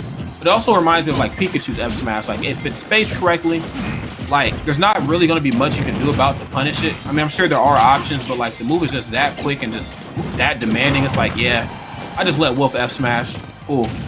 Like I like that he's using that as a bait a little bit more, especially right at the ledge. You know, toss it out once, force an awkward recovery, you know, roll, or however you want to reposition yourself, and then just, you know, capitalize the way you're supposed to. No, we were talking about panic air dodges in that last set. Crescendo almost giving up a lot with one right there to legit. Hold up. Oh, the Nair! Twinkle Toes, you are gone. Just nudges him out to the blast zone. So much percent on legit. There's no way he'd survive that. And yeah, just a little whisper, a little sneeze to take care of him and even up the set at 1 apiece. Mm-hmm. Great business there from both players. I didn't expect this one to be a 3-0 or a 3-1. I certainly expect this one to go all 5 games. You know, again, both of these two have proven, you know, this evening why they deserve to certainly be here. But I'm gonna be real. I wasn't expecting Crescendo to be the one to get the offstage KO in those final moments. I thought it was going to be the other way around, but same. If there's a will, there is most certainly a way. And again, as terrifying as Rob is offensively off stage, defensively when he's trying to come back, he is a sitting duck in a lot of ways. So sure, if Rob sees you coming, he might be able to swing really quick as you're coming out there, but more times than not, he's just trying to avoid you at all costs and get back onto either a platform or the ledge of the stage as quickly as possible. Yep, and great job by Crescendo recognizing that. And it was almost as if legit 24/7 was holding forward a little bit in a rush to get back onto solid ground and continue making that comeback. And just falling so short of it, it's got to take a lot of wind out of his sails. But if I'm legit, I'm feeling pretty good about the way that I've been playing here. It's not just in this set, but in this tournament. And I'm sure he's got some fight left in him. Sticks to the Rob, not going to deviate from that at all. And I think that makes sense. Rob is a really good character. He might lose the matchup head-to-head against Wolf. It might be close to even, but I think this is just a strong character that you don't want to switch off of if you don't have to. And they both play for keeps, boys. I mean, that's all you can really play for these days. Let's be real. There's a lot on the line here. Oh, But these two have to get through each other. Oh, there's that dash like I talked about before. And it's coming out in a made. Oh, my Lord. 3? Can we get one more? I mean, why not? Okay, there was the fourth one. A little off the mark. Unfortunately, that results in him getting thrown. There's a 4 there for his troubles. And yeah, you're about to get spun on. Ooh, sticking the shine out and saying, yo, think twice about sending these projectiles my way. Because might just have to hit express shipment, return to sender. There you go. Not doing nothing against that back air. Demands a lot of respect. I mean, so does Wolf, but oh my God, I mean, that's just it. Yeah, that's the end of that sentence. And then so does Wolf. You have the gift of prescience, my man. Well, you know, they call me Negro Damas back where I'm from. Yeah, there's another guy who goes by that too. Ah, never heard of him. Who's that dude? Ooh, the berry. Yes, down throw right into up air. Okay, how are we getting through this ledge trap from Wolf? Yeah, nice and easy with the neutral there. Expecting that move maybe a little bit too much, maybe not enough. I don't know. That's the real trap that that move brings. Either you jump into it and get hit because you're trying to be aggressive, or you sit there and chill, and he just gets back down to the ground safe. All right. Oh, a lot of overextensions here that aren't quite being punished, but I mean, I got kind of the thrill of the chase when there's no platforms. You really have to just kind of stay on solid ground and try to get each other. My God. I rotor arm out of a jump. Yeah, you're getting and out of a stock. Oh, my God. Wow, legit 24/7 making this look kind of free here, but I'm gonna be real. I didn't expect this match to be the one that legit was gonna, you know, turn it up on. I mean, I thought that, you know, just the fact that there are no platforms and that, you know, Rob is just gonna struggle to get back on the ground. I thought that this was definitely gonna, at least from what we've seen from Crescendo earlier, because Crescendo knows how to shard. We've gotten so many stocks taken today with either up air at the top of the screen or, you know, whatever up. Yeah, just up air. I guess forward air as well too, but. It's certainly not been the case, though. It's definitely been legit who is doing all of the pressure here. Yo, up you right to the gyro. Also got to point out, legit 24/7 landing with that one up air. Did not have any expectation for that to hit. Pretty wild. And now we see Crescendo bleeding out 84%. But hold up, does he have something to say? How far can he take this? Oh, not far enough. Up smash right out of the shield and off the top. Up air. Man, a move that you've really got to DI perfectly or else you're dead. Yeah. Well, my boy Crescendo not doing so hot there that game. I just expected that to go completely different, but I guess that's kind of just part of the job as a commentator. You're just always theory crafting on like which way things can go statistically. I mean, I would imagine playing a character like Rob at this level, you're certainly well equipped for some of your more uncomfortable stages and how those, you know, coincide with some of the more uncomfortable characters in your matchup repertoire. But this here, I mean, this has definitely been the legit show this evening. Legit is just, I mean, really rising to the occasion in a lot of different ways, knowing time and time again how to just find that one just spot in your neutral that needs work, which I guess the theme of this evening is just off stage and rotor arms. That was just like, yo, like every time he gets one opportunity, if like, you know, Crescendo's in the air, he knows that something can confirm into side B. Guess what? Opponent's getting side B.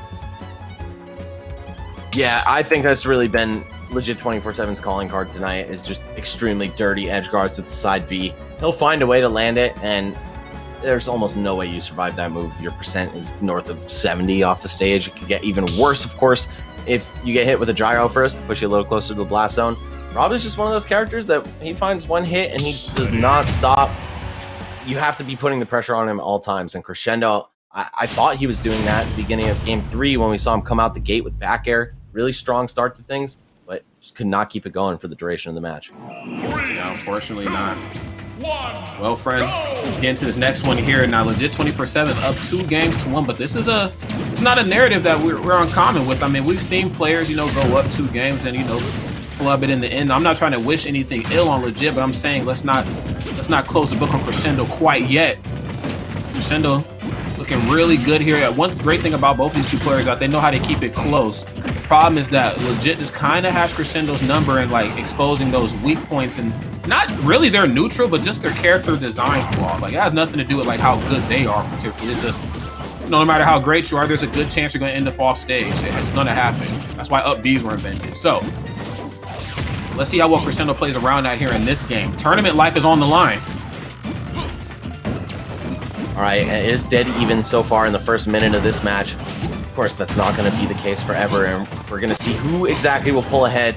Can Crescendo take this one to a fifth and final match, keep himself in the tournament, or is Legit 24/7 just non-stop gaming?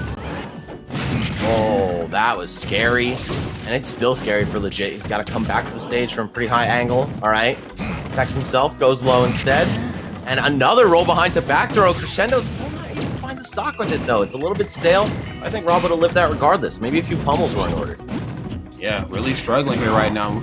I guess in this game too, with much closer combat, that's kind of aiding Crescendo a little bit more. I mean, again, you put a character like Rob on a stage like Kalos, or a stage with just a lot of room, you're probably going to do pretty well. But in this case here, you got to stay a little bit closer to Crescendo than what you probably would like to.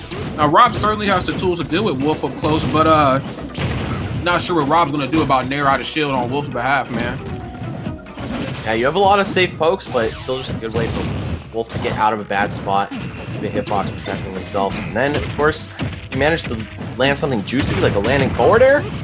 That's just so much free extra credit. Legit scrambling to get the stock now. You can see him kind of up the tempo of his movement. Going for an up throw, or down throw rather, into the up air. Not enough to kill from ground level with good DI. Great job by Crescendo.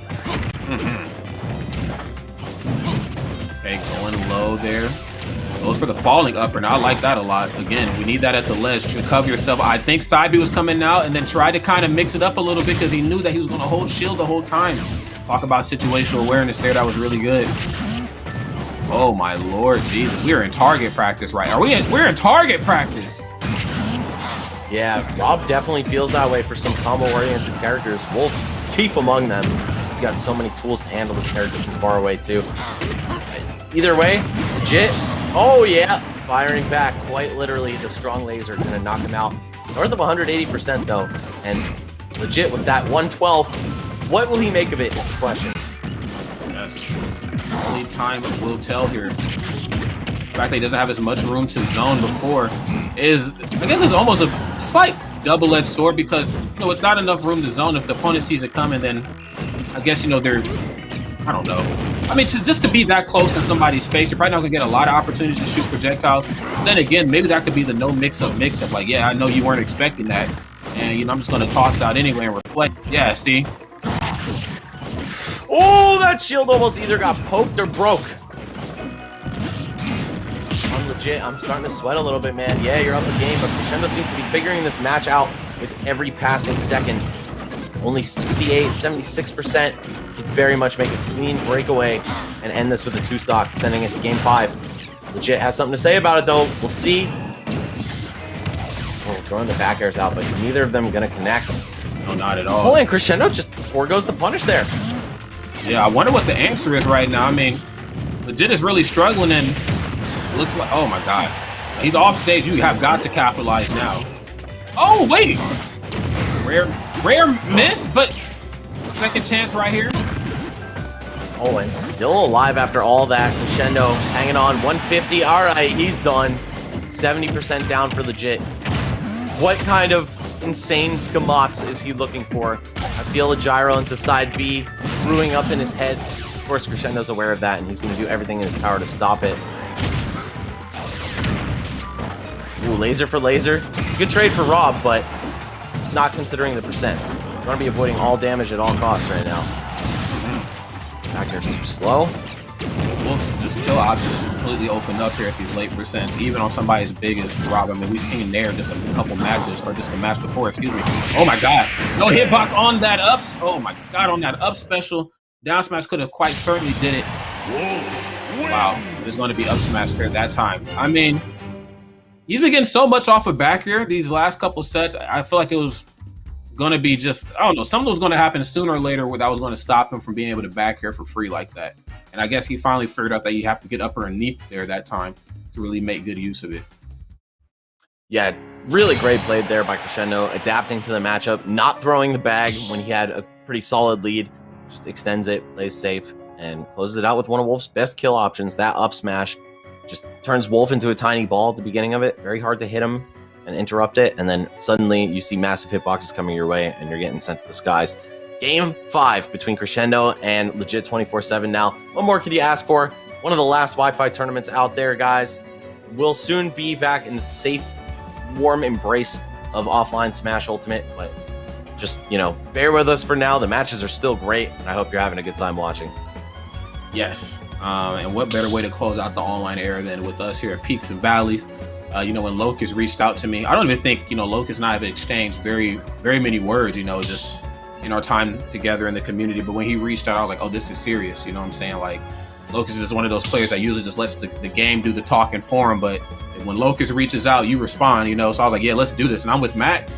It's a Canadian ran event too. I'm like, what better way to close out this era than with my brothers from the Great White North? Let's get it. I gotta say, bro, we love Canada. Canada loves us. So it's a pleasure to be with you guys. I've definitely, I've been to Canada like almost 70 times, I would guess, all for Smash. And I know the scene really well, especially in Ontario, but love learning about new communities in different parts of the world. So shout out to all you guys. Shout out to these phenomenal players. Not sure where Crescendo's from. Jid 24/7, I know he's a BC boy.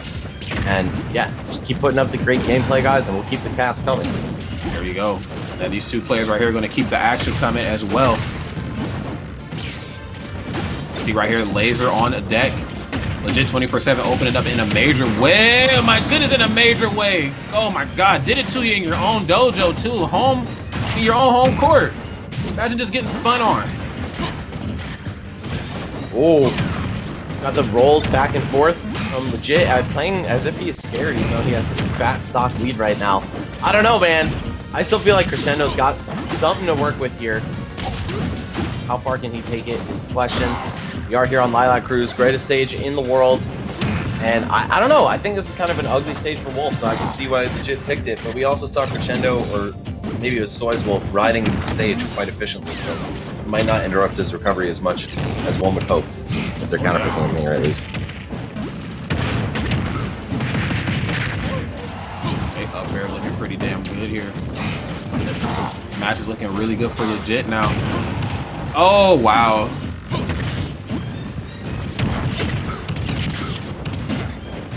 This match is kind of spiraling out of control. Someone's got to figure out a way to put the stop on his momentum and fast.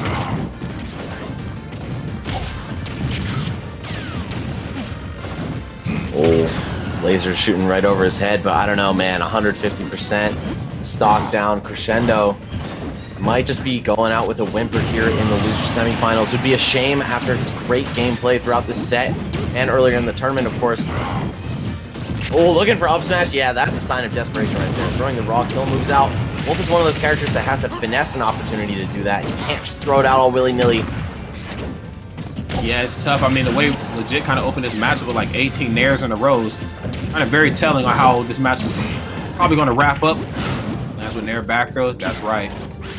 Got rid to force him into the counter. And then, yes, is able to shield in time, but the up air from underneath, again, with the coverage that I guess he didn't really need per se. It didn't really look like down air was going to connect, but down smash the 3-stock. Wow. Oh, after all of that, taking it to a hard-fought game 5, only to get 3-stock. Can't help but feel a little bit bad for Crescendo. He played his ass off today, but looks like Legit 24/7 still has more to go. He's going to be making it into the losers finals now. Top 3 guaranteed at Peaks and Valleys, joining the likes of Lights and Silver, who are waiting for him. So, guys, we've had some great sets tonight. I hope you're enjoying the show. And we're going to move on actually right into the losers finals. So no breaks. Don't go anywhere. Within seconds, these players will be ready. Yeah, and I'm very excited. Again, we were introduced to some of these players on the Smash World Tour. I hope a lot of us had an opportunity to watch that wonderful thing happen, because a lot of that is happening offline now. And then I would imagine that's going to wrap up into something really beautiful here in the next few months. But I was introduced to Silver there in the did we do the LCQ together? Was that you and me? Yeah, we do that. Okay, yeah, that's where I first met Silver, and I was like, yo, I hate to be like one of those guys like, oh yeah, I would hate to see what these players do, and they get to a big tournament, because that kind of undermines like what the player has already done, like implying that they haven't been to something big. But I was just like, dang man, like you just see pick gameplay like that, you're like, where have you been? Like, do you got a Smash Wikipedia page? Like, how do I look you up? But lo and behold, here we are right now, you know, Peaks and Valleys, and we're getting ready to see some more of Silver a little bit later on. But before that, legit 24/7 has another opponent here in the losers finals. This is crazy, man. Yep, and it is going to be Lights. So we got Alberta versus BC going on here. Of course, 2 neighboring provinces of Canada. We're going to see maybe the Palutena from Lights. Of course, this is just assuming he goes with her. He's shown something like 6 or 7 different characters throughout the day in this bracket. Definitely a guy who likes random dittos online, if I'm not mistaken. So we'll see what he's able to do. Of course, he had a really good start to the winners finals. He was on pace to go to Grands. And then he just kind of threw the bagging in Silver's pit, switching around characters too much. I wonder if we'll see the same thing from him here. I guess only time will tell for sure. I guess, you know, when you have multiple characters, it's kind of in your DNA to just flex. I'm like, yeah, I mean, you know, I play all these characters at top level. Why would I not flex a little bit? Like, got a character for every scenario. But I just feel like the only way to like kind of counteract that is those people who play like those kind of one-off characters, and they're in this part of bracket, there's a good chance that they know how to play against every character that you're about to throw out at them, because there's a good chance your characters are all like top tiers and stuff. So, you know, needless to say, obviously Silver certainly cut from a different cloth. But we're just going to have to kind of wait and see how this plays out. Because again, Light has been no slouch here throughout the course of, I just joined for top 8 and this tournament's been going on all day. Lights has been strong from the very start. Yeah, I got to give it up to him. One of the best players out there in Alberta, doing really well at pretty much every event he's entered, and especially strong online. Worth pointing out, he's familiar with this territory. So we'll see if Legit 24/7 is too much of a threat for him to take down. We've seen Legit on quite a tear after being put into losers bracket before the top 8 started by Lights. That was 2-0 in a 0-suit versus Palutena match with Lights on ZSS and Legit on Palu. So there's actually, you know, a little bit of very recent history between these two players, and I think it's anyone's guess as to who they're going to go. Will Rob be the play? Rob kind of gets pieced up by ZSS and honestly by Palutena too. So this is not the easiest decision in the world if you're Legit. Yes, most definitely. It's going to be a big guessing game, but friends, you don't have to get. Certainly, please show Mountainside Games some love, okay? Today's event is put on by this wonderful organization. They are the leader in the Pacific Northwest with monthly invitationals and exciting events like this. Please check them out at mountainsidegames.ca. Okay, I can't stress it enough myself. Max says he's been to Canada 70 times. If he's been 70, I've been at least probably a fraction of that. But all my experiences in Canada have been certainly great, from GOML to, you know, Battle of BC to, you know, even events in the middle like Saints Gaming. I've had a great time. And that's because of wonderful people like you out there helping support these organizations, okay? Get your passport. Well, also get vaccinated first. Okay, get that card and then go get your passport. And come hang out with our friends up here in the north, all right? They're awesome. Yeah, for real, guys. If you're a Smasher and you don't have a passport, you're missing out literally on an entire world of talent. And not just in Canada, not just in North America. Of course, Mexico is also notoriously good at Smash Ultimate. And Smash 4 as well. They really showed the world what they were made of. But there's Europe, there's Asia, there's so many places out there. South America has a great scene. I've been there twice now.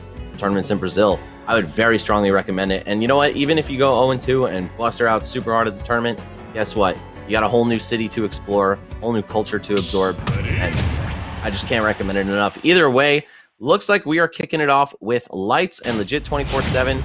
Diddy Kong versus Random, and he rolls Ike. Probably not a bad pick, but you're fighting Diddy, so good luck, bro.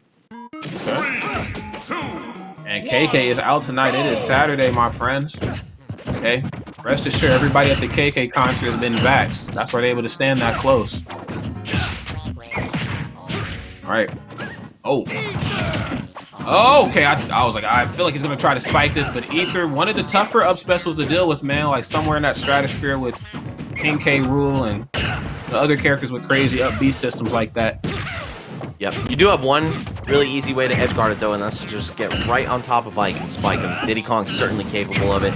Seen it a million times, done it a million times. I've had it done to me a million times. So So I'm sure that if Lights finds the opportunity, he might make short work of this character off stage, doing just that, forcing him into quick draw, just not high enough to recover or get the necessary charge. Looking for falling in there. Great combo starter, and then yeah, wow, just turn around F smash, because why the hell not? But the parry on the up special, which mind you, for those who don't know, just received a pretty notable buff, man, within the last so many patches. So I guess I just didn't already have enough KO options. He certainly has that one too. Yeah, they were kind to this character in some of the patches for sure. Neutral air a little bit less of a potent combo tool, but it also can pop you up a little higher for earlier kills sometimes in certain windows. Oh, Lights botches the catch on the banana. Throws one of his own stocks to the wind. Okay. This is all of a sudden somewhat close. Okay. Falling there here. This platform just trying to demand a little bit of space and can get back on the solid ground. Being above Diddy Kong, not the best spot in the world to be, I'll tell you. Oh. Alright, there we go. Quick monkey flip for some damage. It looks like Legit is getting extremely lucky and evening this up yet again. Yeah, that was a big old moment. Okay, well, you know what, man? If I'm Legit, I'll take it. That is as good as it gets for him, evening this game up in a flash, taking the lead. And now all you gotta do is out-chunk Diddy with these fat hitboxes, capitalize on his slight lack of kill power, and just obliterate him with Ike's massive kill moves. Back throw. Oh, down throw.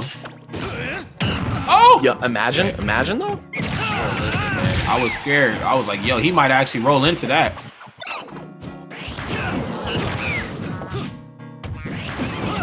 Alright, down tilt. Yeah, that put him in a really compromising spot. Air dodge could have been the death of him. Whoa! Lights, you could see the lack of familiarity with Diddy just a little bit shining through. Oh, you're dead. Goodbye. Okay, it doesn't matter. Forward air off the stage. A bit too high of a mountain for Ike's recovery to climb. Not the worst recovery by any means, but not very far from the best. Yeah, they started to figure a couple things out. I mean, the way Diddy Kong, of course, kind of smothers you. I'm not saying it's like autopiloting or whatever, but you are certainly comfortable when you're smothering most characters in the game like that. But there are a few that have some pretty good out of shield options, especially the ones with the up specials. You got to just maybe fine tune that pressure just ever so slightly because, legit, I mean, a lot of up specials there that connected off stage, whatever. Both players are very susceptible to damage and just all that out there. But on stage, that was way too many up Bs, way too many. And he was able to really milk that game just because of that. Like, even when like some of those interactions in the neutral didn't go Legit's way, it was like, yeah, but you know what though, you ate like 12 up Bs, so still even, dude. All right, well, I don't think we'll see Ike again, considering Legit played random right there. He might be playing random again. Hopefully it's not a sign of resignation, right, against Lights, who he's already lost to today. Maybe he's even lost to him offline before, because Alberta players travel to BC and vice versa. Would not be shocked if they've met in bracket before. That said, if I'm Legit, I'm probably just gonna go random again. Okay. I thought the Rob was worth a shot. It's not a bad matchup, but rolling Peach. This is a character that you don't just pick up and play. If you know how to play Peach, she's disgusting. If you don't know how to play Peach, it looks disgusting. Yeah. The duality of Peach, for sure. Well, let's see how it goes. I mean, I think in Ultimate, we also be very familiarized with what Peach can do at a top professional level. I'm sure Legit certainly knows how to tap into that energy. Oh, that was clean. The banana throw into late nair, but nothing off of it to follow. Still, that's a great tool for Diddy Kong. Just lets him extend, get a little more percent in there. A little confused as to why going random, though. I mean, I like the fact that he can play these characters at this level, but I don't know. I just thought we'd see a little bit of the Rob. The Rob was so clean. It was, and he's shown Palutena and DK before in this bracket. I don't know who Legit actually mains. Apparently this is like something he does, going random, and I'm not surprised. I've met the guy before, or like seen him around in tournaments. He's quite a character. Oh, and Light throwing him a previous. No, I'm just kidding. That jungle tech was able to take him to the ledge right there. Elon Musk could never. Okay, up throw, up air. Banana pluck. Yup, that is the vortex that Diddy brings to the table, man. He gets you with one combo, keeps you in a bad spot. He has all the options in the world, and you've only got a few to come down with.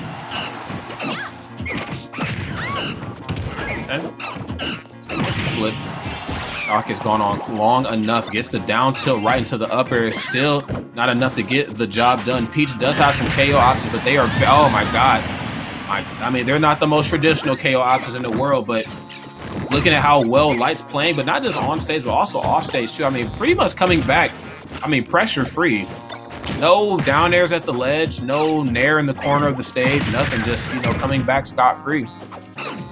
And working on a 3-stock here. This matchup, I think it's one that people used to like oversell a little bit for Peach. Yeah, she can float in the air, so avoid banana, whatever. And I'm talking like Smash 4 days, even Brawl days. But man, I think if there's anything that gives Peach a lot of trouble, it's fat hitboxes on the way up or on the way down, like Diddy's Fair, that can just beat her pound for pound. Oh man, the charged up B, yo, legit. It might be time to pack it up and pick Rob, buddy. Yeah, I like Peach, sort of, kind of ish. Though I've always been more of a Daisy guy myself. But that's right. But even more than Daisy and Peach, I've been more of like Pauline too, man. I know she's not a princess or anything, but I was like Samus. Okay, Samus is dope too. She's kind of a princess. She's just. She don't fight like one, I'll tell you that. No, definitely not. Ain't nobody does saving. Light. No, definitely ain't nobody saving Samus. Jeez, bro. That was a mopping, if I've ever seen one. Pretty hard shutdown right there. And I hate to say it, bro, but that is definitely what you get when you don't pick your main. If you're picking random in losers finals, what are we really doing here, legit? I mean, I've never been a top player. I'm gonna be real, but I mean, to get this far, I like making money by playing video games. So, bro, my broke ass, I would be on Joker, rushing to get Arsene. I would let you beat me up for 70% just so I could get Arsene and win the match.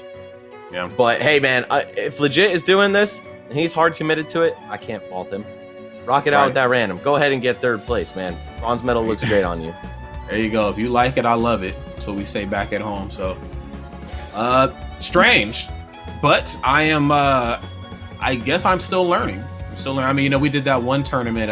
Yep, that was the LCQ. Yep, LCQ. Yep, and we got to see Silver some, Solomar might come back today. You never know. Yeah, we got to see Skittles and who was that? Skittles and Pandarian. Oh wait, no, Pandarian was actually playing. I forget. Oh, Midi. Yeah. Yeah. That was something. This region, I don't know, man. They've got a taste for the flavor of Sandbag. So, legit, still rocking random. Oh, maybe not. I didn't see if he actually picked random, but he got DK, which we've already seen him use in this bracket. So, let's see, it's uncle versus nephew right here. Who's going to come out on top? You know what? It's one of the last Wi-Fi events. I can't blame these guys. Have some fun with it. Why not? There you go. Monkey business right here. Donkey Kong with a banana peel. Whoa. Very interesting place. Air dodge there. Yeah, up B, just why not? Just you know what? Things Dicky just tap into early Smash 4 and just up B. You know, considering that this is not Lights' main either, I could see it working out for legit. DK punishes you so hard. Every hit is a threat. And if you're just not practiced enough with a pixie-type character like Diddy Kong, who's supposed to win neutral and be extremely airtight with everything he does, you'll quickly get outpaced by DK. Yeah, homie is getting monkeyed on right now. I mean, they're trying to monkey on each other. Yeah, this is monkey on monkey action here. Okay. Oh yeah, goodbye. Not a lot of charge on that one. I was a little nervous. I can't front, but here we go. Argo throw off stage results in a kill for legit 24/7. If this was random, which again I was looking away from my screen, so I'm not sure, then what a blessed pick the game gave this man. Just wanting to extend the set for us here. Yeah, because Donkey Kong is certainly cutting it. I mean, has the hitboxes, of course, to trade with Diddy Kong in a lot of different ways. Might not be as quick, but definitely quite as dominant. And then, of course, off stage, too, which we have not seen. But back here, I forget what DK's back here is, but it's pretty damn quick for a fat dude, and it's pretty strong as well. So, I love Straight it. up. Right? I love the big characters get a lot of love in certain areas in this game. Yeah, I think, that back air is straight up one of the best in the entire game. And you put that on anyone else, and they're doing some work with it. Unfortunately, it's attached to DK, who's kind of just runs, but legit is making him look quite the opposite. See if Lights has something to say, what he's capable of. From behind like this, okay, almost evens it up right there off some really nice normals there. The placement on those aerials was great. Oh, dude, chill. My God. Up throw? I don't know. Oh. Almost some clean movement there by Lights. It looked a little funny about it, though. Yo, you need to stop. That is not going to work. Like, it can, just not like that. Of course, it is Wi-Fi. It's a little hard to line spikes like that up, especially with the hitboxes surrounding DK. Precision is necessary to get edge guards like that. Oh, legit. I love that. Stomp, fakes him out, jumping to the platform, only to charge the punch and get a kill with the up tilt? I don't know. I thought if he there's was any DI on that. I don't think there was either. Now I thought he was actually gonna do like the half punch, because remember in Smash 4, I don't know if it's still in the Ultimate, but DK, one of the winds ups on his punch when it's not charged up all the way actually punches you up instead of out. Now does he still have that in here? Oh, the straight up, that's the shoulder hitbox.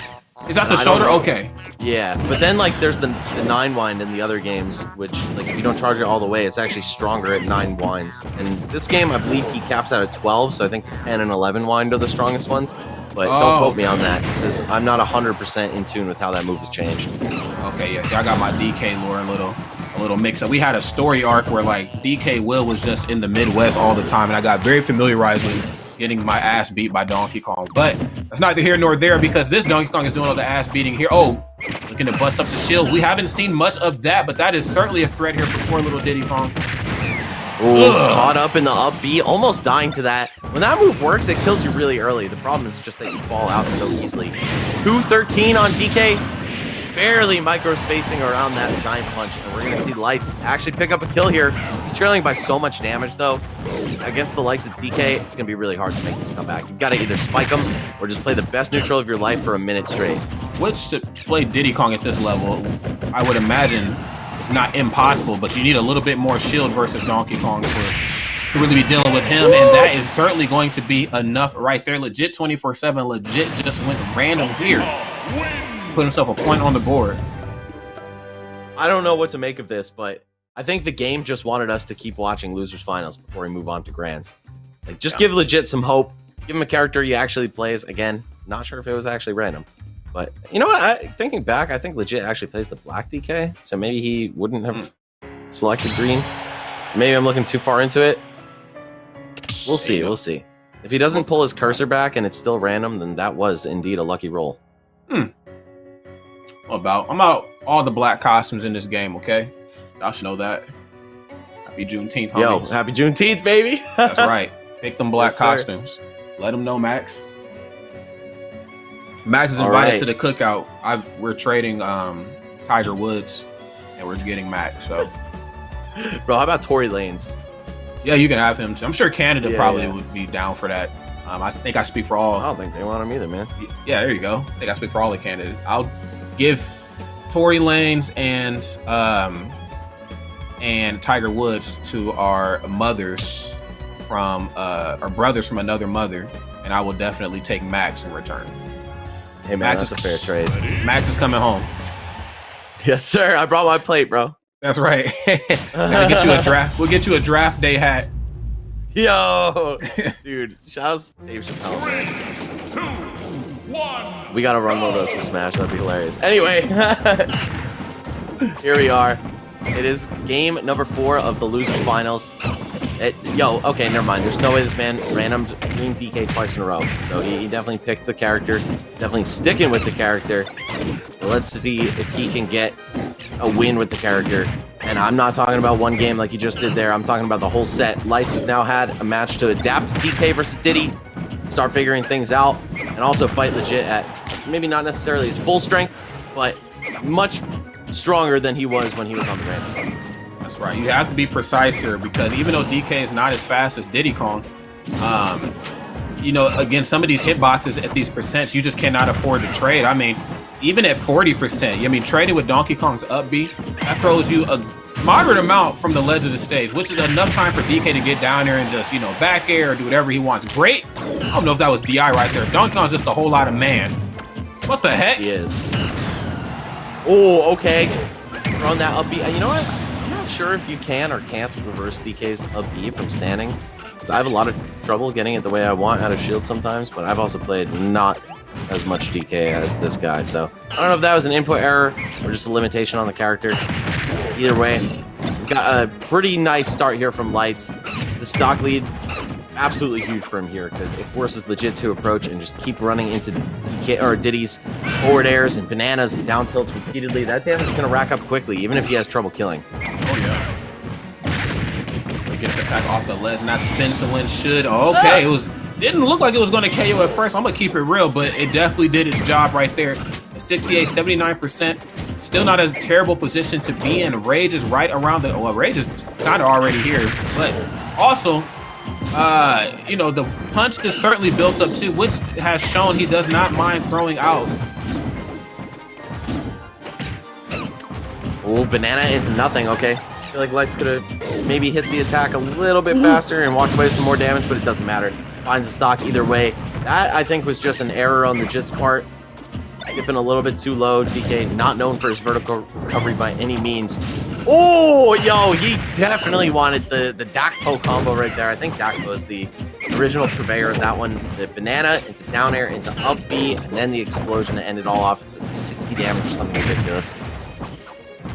Shout out to Dakpo. Yeah, definitely a lab rat for this game, and you love seeing that. I feel like the newer Smash games don't really encourage people to lab like that, and also, you don't see the people labbing like that getting many results in tournaments. Dakpo, the exception to both of those rules right there. He is the Daywalker, best of both worlds.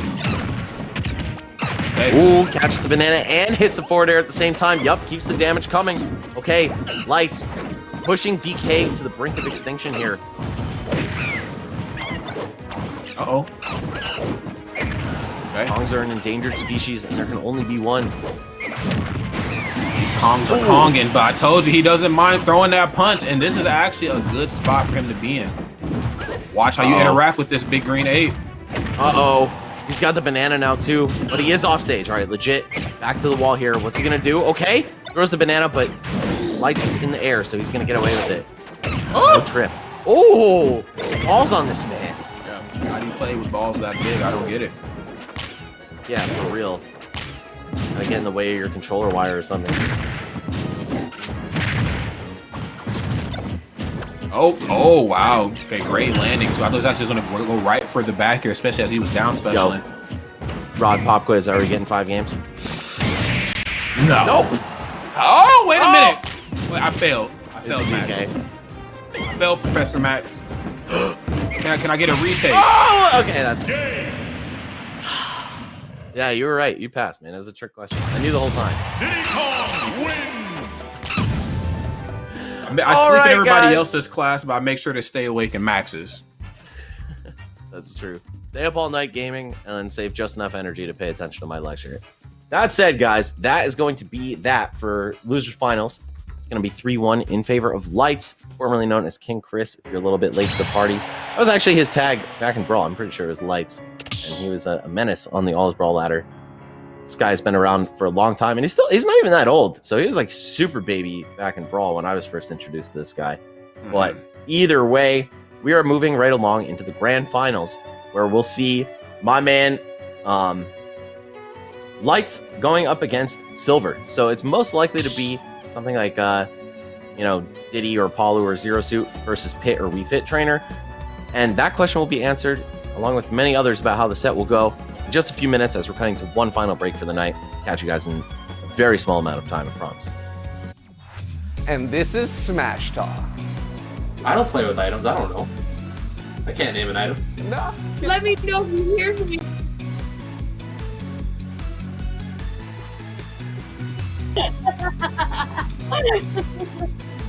Yeah. Till next time. Good luck. Have fun. Stay gaining, gamers.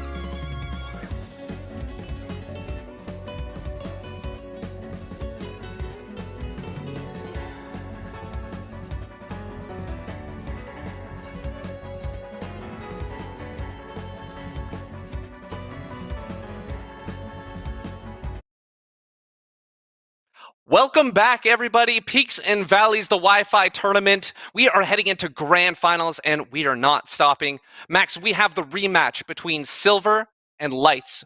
Who do you think is going to be able to take it in this grand finals? I think it's really character dependent, man.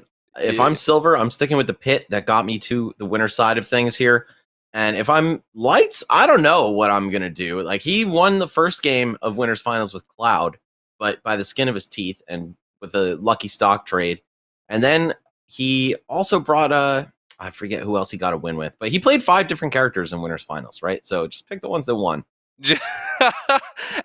Rod, who do you think is going to be able to take it in this one? I got my money on Silver. I just feel like Silver's has been a little bit more solid with, the character picks, just what to do and how to interact in certain situations.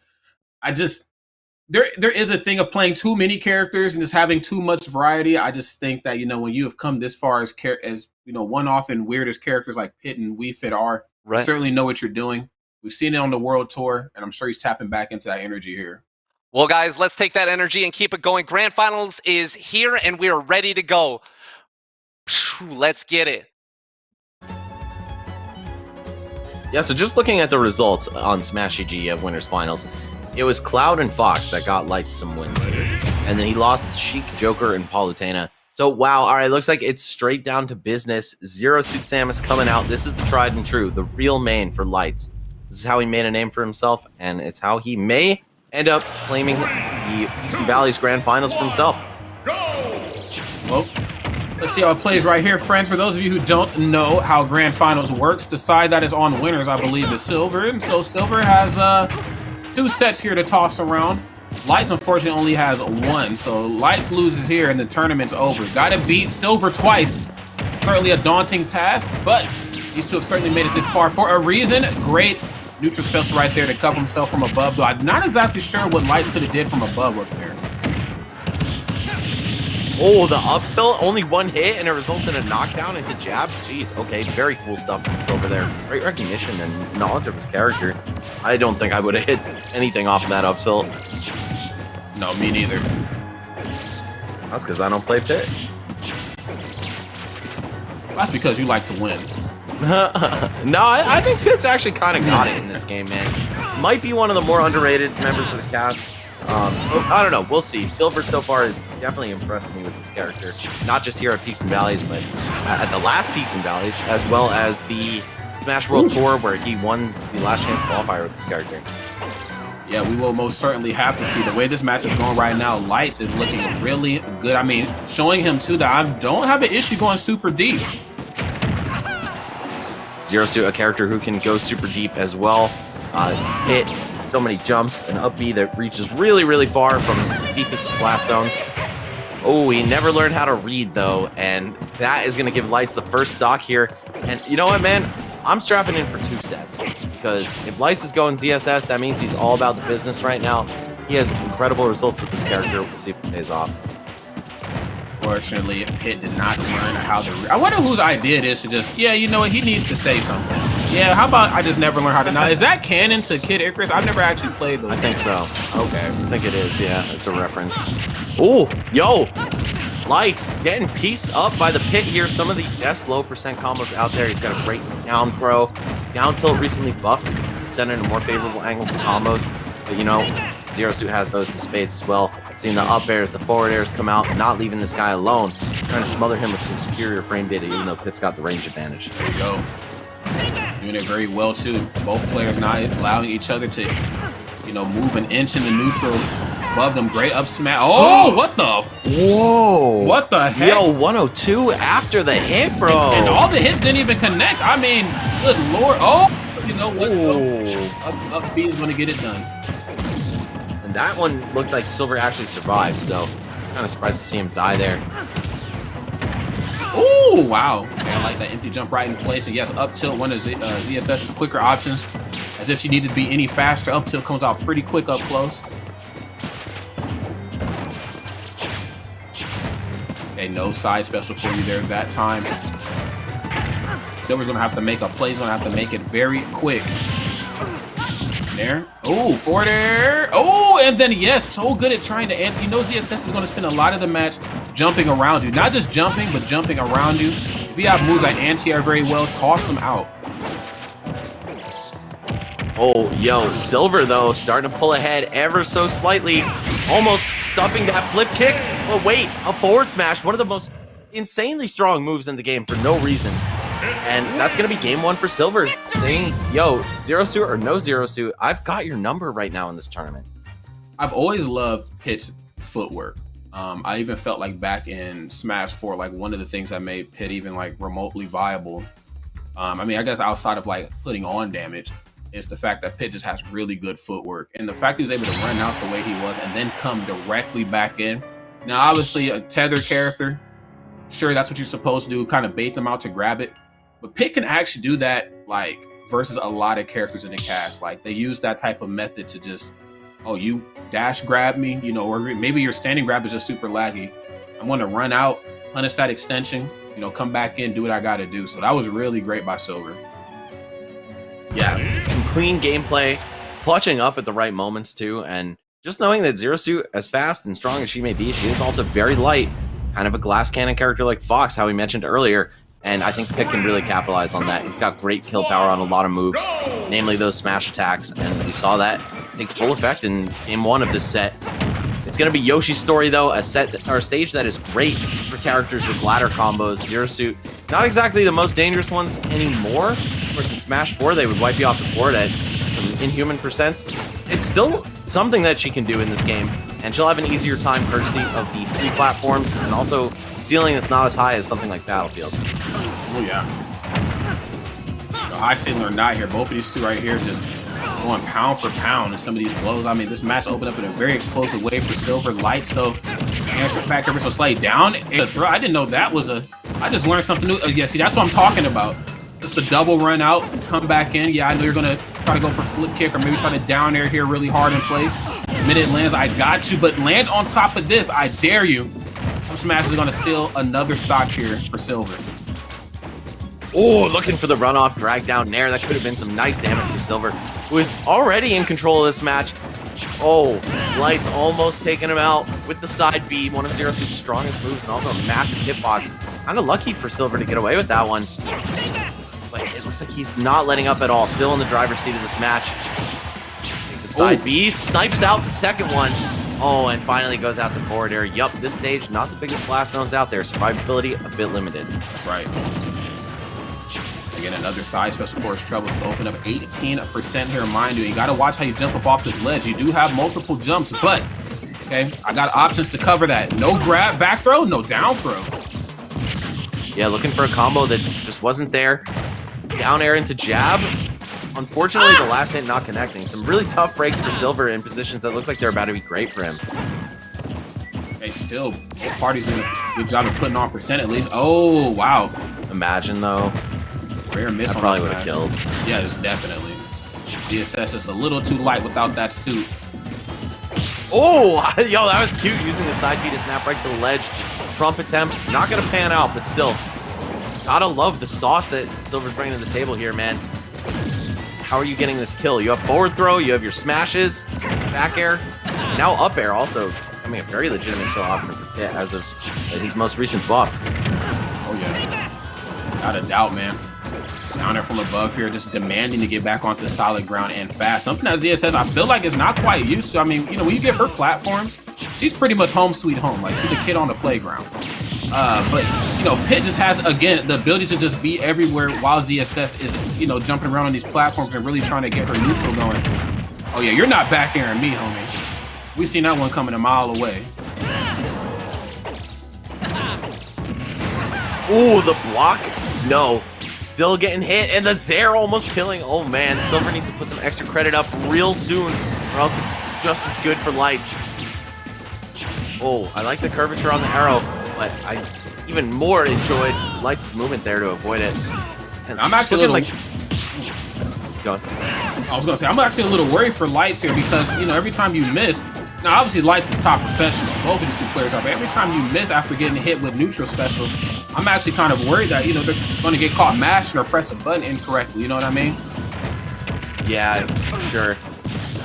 And you can't afford to make mistakes in grand finals, especially when you're already down a game and coming from the losers bracket. Silver getting a nice lead to kick things off on the last stock, but how long is it going to last? Light's looking to make short work of it, already bringing things almost back to even. GS has a very small lead here. They was going to have to figure something out and quick, man. Lights is just, yeah, that went right through that. Oh, the taunt, okay. Lights has something to say here. Oh, he rolls through, is that a kill? No. Oh, the taunts, bro. Yo, if he gets in his head and wins this game, that's really dangerous for Silver. Considering the Zero Suit was withheld for the entirety of the first set that these guys played in, it's like, yo, now I'm trying. Do something about it. He's definitely in his head now. Look, oh, yeah, the empty jumps. Yeah, I'm in your head. Oh, grab time? No grab down tilt. Up smash shouldn't be enough. It's going to be enough. And ZSS just wants to know if that is all, my friends. It's so, can I be real? It's still strange for me to hear characters talk in this game. I mean, we went so many years, characters couldn't really say a word, and now I can actually hear ZSS in this game, unlike in Brawl when she taunted. Like, it felt like she was whispering. Characters can talk. Right. This is wild.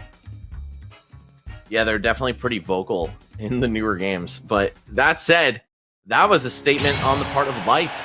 Again, he did not use this character, which is his main, his best character, for the entirety of Winners Finals. Almost like, yeah, I'm still holding some cards close to my chest. I'm not going to show my whole hand just yet. And he's doing that in Grand Finals with Zero Suit. Now actually managing to carve out a game for himself after a pretty close first round. But I don't know. If I'm Silver, I might be a little shook. That's all I'm saying. Same here. Same here. You know, Silver is doing really well. You know, to play a character like that at that level, you have to play well all the way around. Like, there isn't a lot of, you know, weird stuff you can rely on to really get yourself out of sticky situations. You got to know how to play pit. And again, that's no slight at ZSS. You know, she just, you know, she has some setups and she has some things that she can rely on. But the problem is that I don't know Light's personality. You know, they say never, you know, base a person's personality off like their gameplay. So I'm trying to separate artists from antics here. But whatever's going on stage, like, the secondary meta that's not being talked about is that Lights is getting under Silver's skin here. At least a little bit. Yeah, to win the game after all those taunts, after all those empty jumps and dashes back and forth, wow, dude. You're lucky you can taunt cancel in this game. That's all I'm going to say. Yeah, for sure. Huh? Oh, that was... Oh, my God. Okay, Silver, yo, he's not shook, bro. This is a guy who went Solomar in Grand Finals of the Smash World Tour, so you know what? I don't think anything will shake him. Oh, maybe that would have spiked, but so far, Light's going to have to dig a little bit deeper to find the stock. He loves throwing that side B out at the ledge, but there's honestly not much you can do about it. Covers jump pretty well. You neutral get up and block. That is safe. Oh, gosh, can't spot dodge that. That's too many hits. Uh-oh. Okay, looking for a little something off of forward air here. Now we have to see Silver kind of play the long game now. Gonna go down. Yo, Light just let him get back. Yo, the disrespect is so real right now. I don't think Silver is to be taken lightly, man. You might be looking at a 2-1 situation when you're trailing behind this pit. Then you're gonna be second-guessing all those taunts you went for. Reverse on the side special. Landing hitboxes on there. Yeah, just runs right up on the shield. I mean, Silver just letting them know I'm not afraid either. Back throw. Ooh, curving it up, trying to catch the jump. Silver's making a lot of very smart plays. He's just slightly off the mark, especially with these arrows. A lot of them look like they're about to hit, and then Lights is so mobile, and of course that's because Zero Suit is very mobile. Mobility does come at a cost, though, too. I mean, mobile she is, she's awfully light, and we've seen Silver do a really great job at, like, anti-airing a lot of what ZSS can bring to the table now. I'm not saying that that's going to be that's not going to happen again, but no anti-air punish needed. I'm actually going to let you land that time. I know exactly where you're going to stop, and I got an F smash waiting for you. Yo, that was so dirty from Silver, just knowing that Lights was about to give him a free down B right in front of him, capitalizes the forward smash, and yo, this is the exact situation you want to be in if you're... Wait, what? Never mind. Yo, that move is broken, dude. He was at like 71% or something insane. That's when I think I understand ZSS and like their kill options with up special. I just, or kill percents, excuse me. I don't. I'm gonna chalk it up to I'm still learning. Because I was for sure he wasn't dying from that. Yeah, I thought so too. Of course, Town and City being a large part of that, but like, man, that's so early and not even that much rage on ZSS either. Oh my lord, the forward smash from the center of the stage? We're talking about how crazy this kick is. I think Pip's forward smash needs to be in the conversation a little bit more when people are talking about insane kill power. And speed too. Like, again, I don't know what Pit's frame that is, but I mean, just watching the game, it looks like it's pretty damn quick. To be, It's not that slow. Yeah, especially to be a 2-hit one as well too. I'll look it up right now. My guess is that it's 12 frames startup. Think so? That's my guess. It might be a little more though. It is, wow, 10. Wow, that is quick. That's kind of OD for an F smash. And a 2-hit one as well. A 2-hit forward smash that kills that early and does pretty solid damage. Yeah, Pit was definitely blessed in the normals category, man. He's got a lot of really good moves, and I don't know what it's going to take for people to put some respect on this character's name, but Silver taking home a W here at Peaks and Valleys, that might be exactly what it is. He is one game away from doing it. Lights on the zero suit, pushed to his limit, facing elimination, or potentially about to present Silver with game 5. Well, friends, here we are. Potential final game here from Lights. Potential final game as well here for Silver. Now, if Lights wins this one, I'm a firm believer that we might get ourselves a bracket reset, but I don't want to wish anything ill on either of these players. I just want to see some good old-fashioned smash, so let's see how it plays here. Now, again, Silver getting so much leverage off of this Nair, excuse me. Nair took the word right out of my mouth, but the way he's been utilized has been so good. Again, Nair and forward air, been dragging him down. Of course, he's been able to get some really good follow-ups after that as well, which is very easy on, or very hard, excuse me, on a character like ZSS. She's never not moving, so, oh my god, but this is where Light really capitalizes. No, not the taunting, friends. I'm not talking about the taunting, I'm talking about the offstage pressure. You know, taunt to get bodied, one of the oldest true combos in Smash. See if the prophecy comes true. So far, Lights is looking really good in game 4, but, I mean, really good's an overstatement. It's still really close. A B? Yup, you're dead. Goodbye. No shot. Yeah, man. Now, if Lights can beat the taunt to get body curse, I don't know what. He's the one above all. He's the anomaly.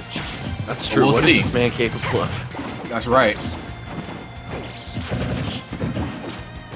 Ooh, is he capable of taking it to a second set? He's going to need to be capable of taking it to a game 5 before that happens. Looks like Silver's just struggling to find a kill here. I mean, really to find hits.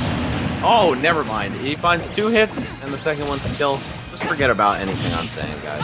Forget about it. All right, no jump there that time. Yes, going to go for the neutral get up first because we have been seeing how well the anti-airs have been right up off the ledge. The up airs, most notably, catching him also with Nair. And we're just going to eat all the jabs. You know what? Just have yourself a handful of jabs, all right? Grab a bunch and go. Silver saying, take all this damage, bro. It's back to even. You thought you were winning this? I don't know. Maybe those taunts need to take the kill pill. Maybe. Oh, great tech in place, though, but definitely was anticipating that roll in, and another is that all. Every time they do it, they get hit with the neutral special. I guess that's okay. You got a solid size lead here, but with how these two characters are designed, what really is a lead? I mean, you just one grab or one hit, and it turns into a lot more hits, okay? These are two very finesse-style characters. Let's keep it real. We'll see, though. It looks like Silver needs quite a few more hits at this point, trailing now by 70, 80% and counting. Lights, it felt like his back was to the wall for just a second here. Or maybe not his back to the wall, but he was fighting his heart out. And now he's back in his comfort zone, throwing the taunts out, taking it nice and easy, not throwing out the flip jumps in places where Silver knows he can punish them. No, not at all. And I think it's a more comfortable position for ZSS to be in as well, too, when you have to come and chase her down. I mean, she has the ability and the tool set to really come and get you. I mean, she's very... Oh, wait! Oh, and he dies for it. So tragic there. I wonder if he had charged for longer, if he would have gotten away with it. Like, if Lights had a jump, it might have cost him the punish. That said, it is the last Dr. Silver here in Game 4. He wants to prevent a Game 5, potentially even prevent the reset. Gotta start going in. Wow, what is the launcher hitbox on that? That scooped her up from like half a character away. Yeah, that was, I mean, that was like knee gunner up smash. Like that caught you from a fat distance away. Good lord. But I love that option from Silver. I mean, just running up and doing it. I mean, if they decide to press a button, you still win. You know, if they decide to jump, there's a good chance you're probably going to catch them with up smash anyway. So kind of got caught in a sticky spot here. I hope those taunts come back to bite Light, but looking like it might. Oh, dang, am I rapping right now? I think I might be rapping. Yeah, I was going to say, this guy's got the bars going on. Dang, I'm a rapper. I'm a poet and I didn't even know it, man. That's actually not true. But Silver trying to put Lights behind bars right now, but I don't know. This is so close, it's impossible to call. Both players' clutch factors being tested right now. Lights to stay alive, Silver to prevent some kind of ludicrous comeback tossing in this tournament. Oh, great neutral air there. Yo, still goes for the high down B. It looks like Silver gave him the benefit of the doubt. I was like, God, surely he won't do it a 153rd time. Right. I was questioning 152, but 153? No, you gotta be crazy at that point. You're the crazy one, not me. Hey, neutral special right in his face, and yes, another down special to cover himself. Okay, that had to been a bait right there, and that's a large avenue. It's a large avenue of ZSS to down smash that people forget about. Is that it's not only just meant to connect, it's so close to the body that it's also kind of a bait. Bro, I'm starting to feel the tide turn. Oh, hold up. Down tilt into nothing. Short throw, one of the strongest in the game for Pit. Down B? No. Okay, see, Lights is getting very smart about how he mixes up these down Bs. It's a great tool to get yourself out of disadvantage. The more you rely on it, the easier it is to scout out and punish. Yeah, not going for it there. Exactly. Not wanting to take any risks. But the fact that it's there, it's a present threat, he can go for it at any time, is keeping Silver guessing. Woo! Oh, and that just do it! All right, 5 games in the first set. Light stays alive. Did it really just go through side B? That's crazy. I mean, I thought surely side B.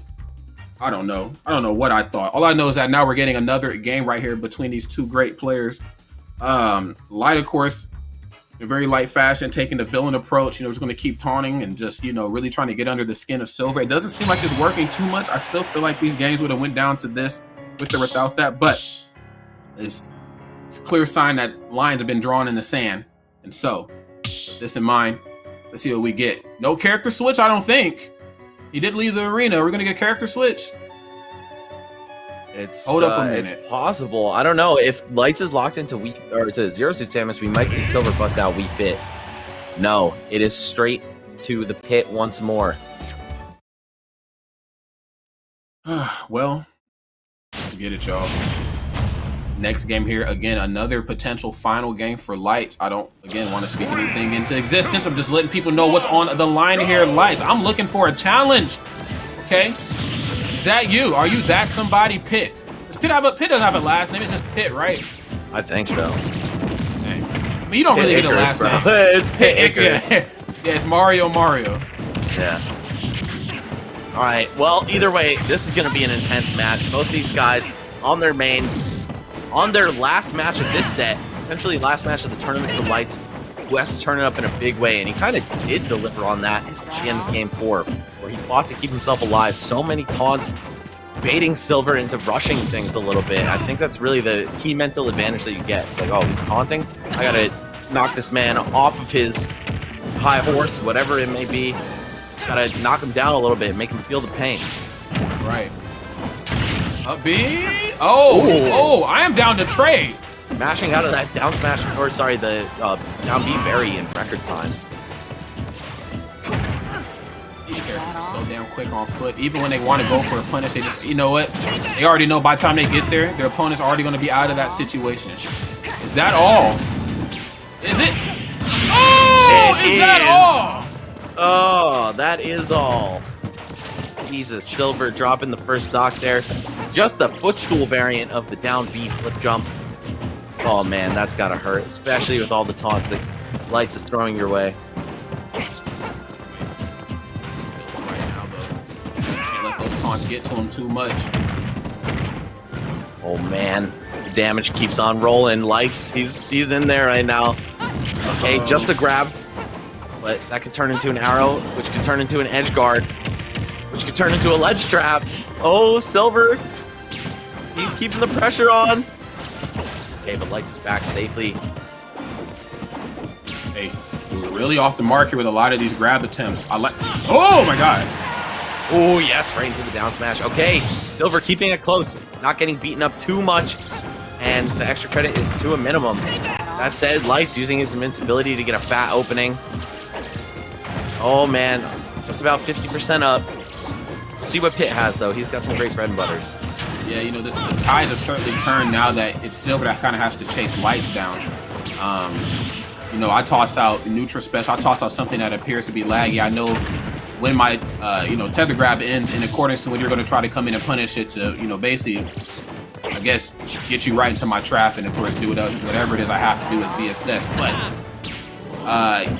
I'd like to see, you know, maybe this game go to a more even front. That way Lights has to approach a little bit more, because as it stands right now, he is doing a good job of just baiting and punishing. Ooh, running right into the laser. Lights or Silver, you got to be careful, man. One stun gun into an up B, and that's curtains for your second stock. You might be looking at a bracket reset sooner than you think. Yes, cross stage, still going to do it. Wow, I think the jump might have killed him, but I'm not sure.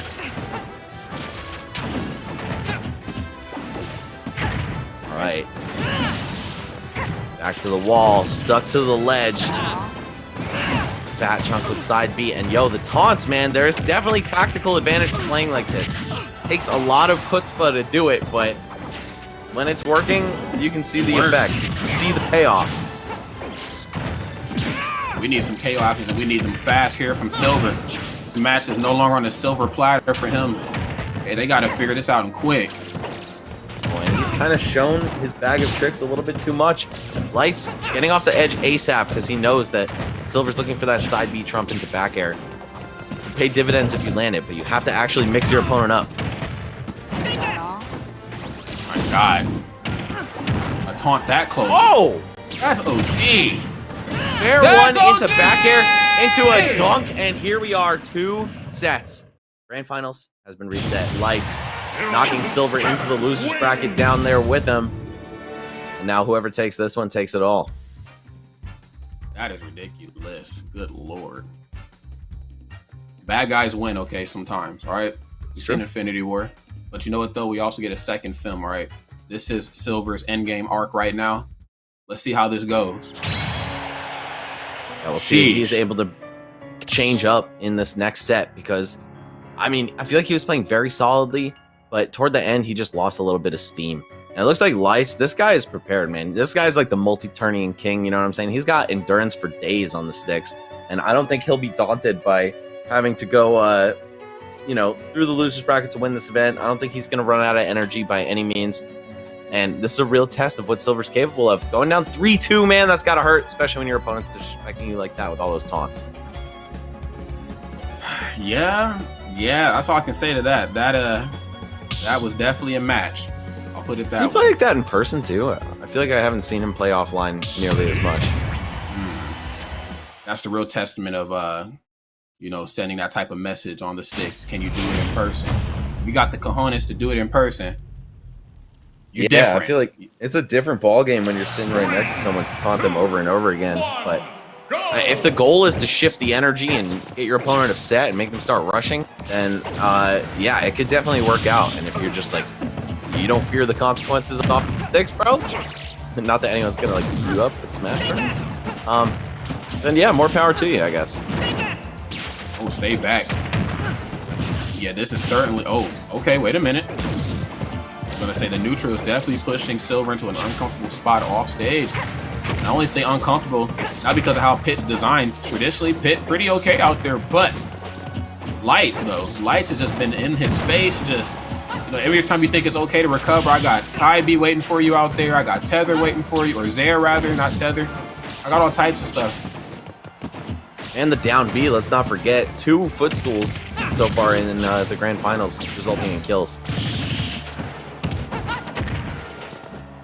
They're showing him that you're gonna have to chase me down, and I can tell this is the game Silver does not quite want to play here with ZSS. Now ZSS though, she's pretty quick, but so is Pit as well. All right, she's good on these platforms. Oh my god, My God. Yo, my heart is aching for Silver right now. He had this set in the first one, man. He could have won this tournament, but the taunting, it does induce chokes. I'm not gonna lie. Again, there is definitely legitimate strategy behind it that you can actually win because of it. So, Lights, he's doing just that. 80% on this first stock. Not looking much worse for the wear. I mean, you can die to forward smash right in the corner, but other than that, it's gonna have to work just a little bit harder before you're really feeling the heat. Oh, yeah. Oh, my God, that is filthy. Lights is knocking Silver's lights out immediately. Okay, the up smash is gonna be enough to do it, okay? 55 ain't bad, but you still gotta stay on ZSS now, and Lights, excuse me, knows. They're looking for overextensions. Yeah, look at that. They're looking for rolls. They're looking for just, heavy options tossed out. Ooh, Nair going right into the down B. Okay. Or maybe he landed with Zair. My memory is that of Goldfish right now. But yeah, either way, it looked kind of cool, but it didn't result in anything. That, however, will result in a stock, one of the most insanely powerful moves. And it comes out on frame 6, after it was nerfed. That used to be frame 4. What were they thinking? They weren't. They buffed it from Smash 4, bro. Yeah, they were not. They were not thinking, no. They didn't have Renai and Earth and some of these guys in enough meetings when they designed this game. That is true. That was definitely a lunch break decision. Oh, okay, rolling right through the grab. Yeah, Silver has gotten a lot of reads on that, just making ZSS whiff grabs. But he hasn't been getting kills for it to the degree that I would expect, or even like fat damage. Obviously, he's not going to get a kill at these early percents, but I feel like he could have taken the punish a little further. Just looks like he's not 100% sure whether he hit or not, and of course, Wi-Fi has a lot to do with that. Sure. Uh-oh. Stinky. Oh, he's actually good. My bad. They probably was waiting for the pop out there that time, and the back air is not going to quite be enough yet, but the side B most definitely not going to kill. Oops. This guy's been commentating a long time. That's right. That's right. You got to get like an N, like the 18 A's in the N. Okay. Classic. Oh, wow, just throwing an up smash and another one to follow. That will do the job. First game of the second set goes in favor of Lights. He's now 2 away from taking the whole thing.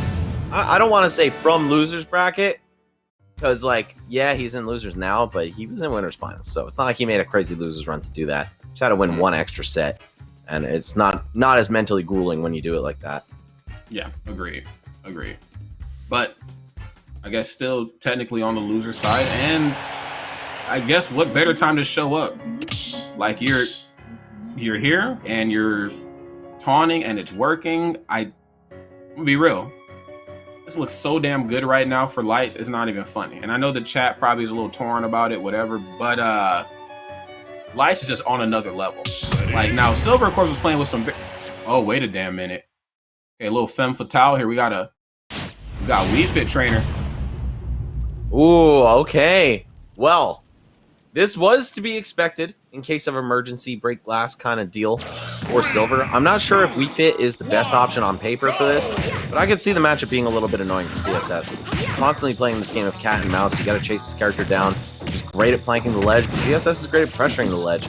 So we'll see if this one pays off for Silver. So far, it's looking great. 80 off the bat. Wait just a damn minute here. You're getting yogaed on. Okay. Now, ZSS doesn't mind going off stage. Now, she can't spend time out there, but she will visit occasionally. You got to make sure that those times where she's out there visiting, you make these... Oh, my goodness. Yes, the door. Let me show you where the door is. Yeah. Wow. Sending her right back home to the bottom of town and city. I think I saw her crib down there. But it looks like Lights isn't done just yet.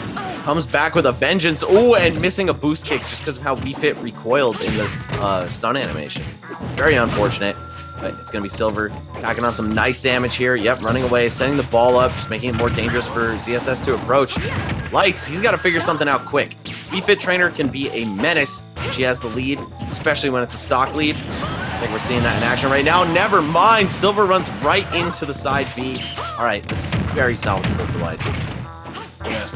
Lights has shown time and time again that playing from the deficit, not really. I mean, their cup of tea. Though I mean, they did obviously figure it out, which is why we are here in the reset. But for the most part, this set has pretty much transpired the way it has because they know how to hold on to the lead efficiently as possible. Now, We Fit doesn't just cut leads in halves, but they just end them. So watch yourself.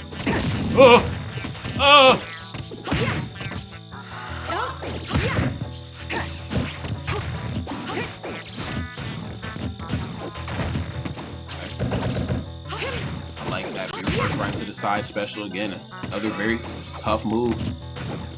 Obviously not KOing anytime soon, but still good damage to put on. Oh, that was OD. That was OD. Wow, wow, wow, wow, wow. I feel like Borat. Wowee. That was crazy. My phone on the floor, bro. Yeah. All right, it's heating up. Lights really back in this game in a huge way. A stock up. How to maybe put himself on tournament point with a win here.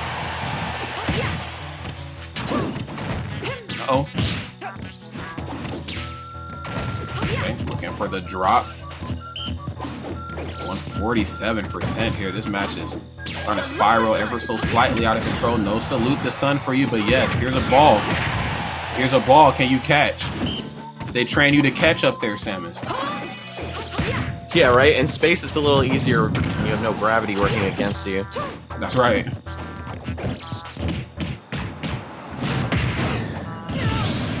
Okay, but up throw also KOs with Wii Fit too, right? At late percent. Yeah, yeah. Okay. I'd say probably just a little higher than ZSS's, or maybe about the same. Okay. You probably figure at that point of the stage, it's like, yeah, go for the forward throw. These blast zones want you to do that. Okay. 57. That's nothing to a Wii Fit. Yeah, that's definitely nothing to a Wii Fit. Like I said before, just like that, we're basically back on even footings. Wow, I don't remember Wii Fit being that quick on foot. Sheesh. Uh-oh, forward throw. Don't play these games with Wii Fit off stage, man. The temptation might be there, but it is never worth it. She'll spike you at like 5% and kill you.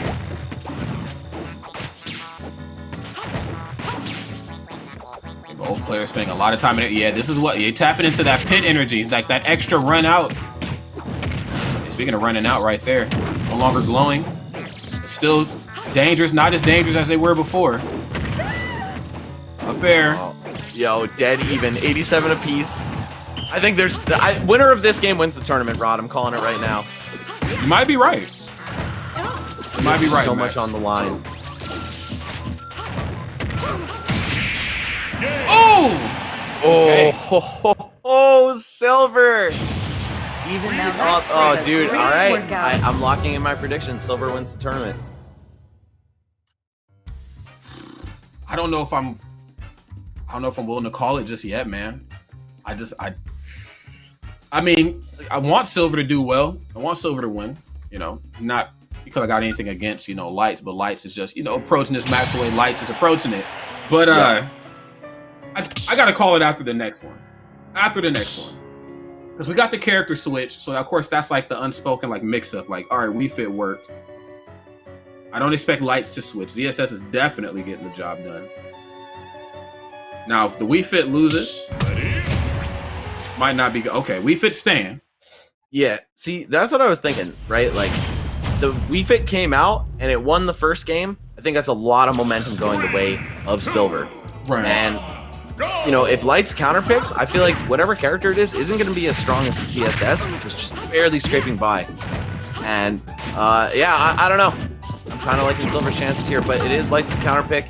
It seems to favor Yoshi's story. It's a great stage for ZSS to come smother you on and also ladder the hell out of you. Oh, yeah. Oh! He said, look, you're getting dunked. That's some feet meeting some more feet right there, down there in the up B. Both really trying to make quick works of these early stocks, as they've seen. First one to take that early stock usually wins, not just because of the unspoken rules of Smash, but just because of how great both these two are playing. Neither side defensively is going to allow the other side, oh my god, to make a comeback. And as you see here, 62%. What percent was ZSS at? Like, where was Lights even sitting?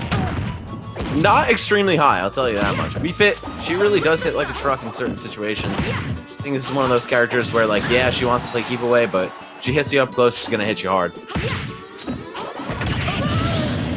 Whoa! That actually connected. Okay. Lights with a spicy down air from the ledge. And stocks are even. Percents are virtually even. We see the panic air dodge on Silver's end this time. Yo! Tensions are so high, Rod. If I'm Silver, I don't want to lose this set after my opponent taunted on me for the entire time we were on the screen together. You better not lose. Be a pretty tough one to explain.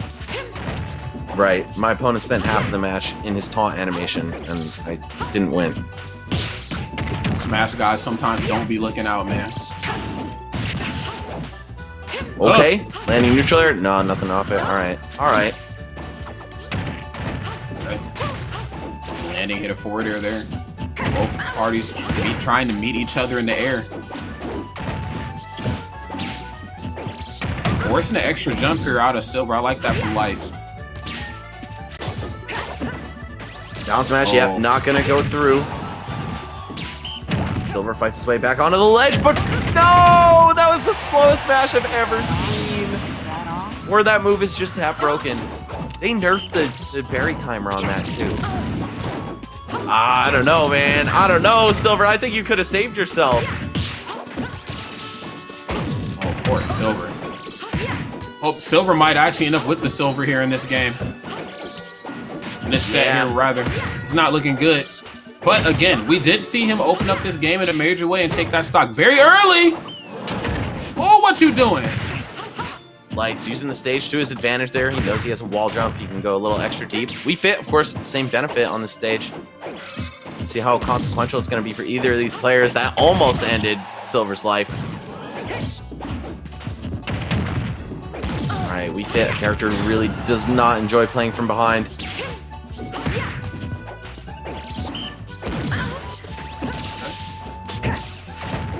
Oh, wow. That splash box on down smash is a lot bigger than I anticipated. My God.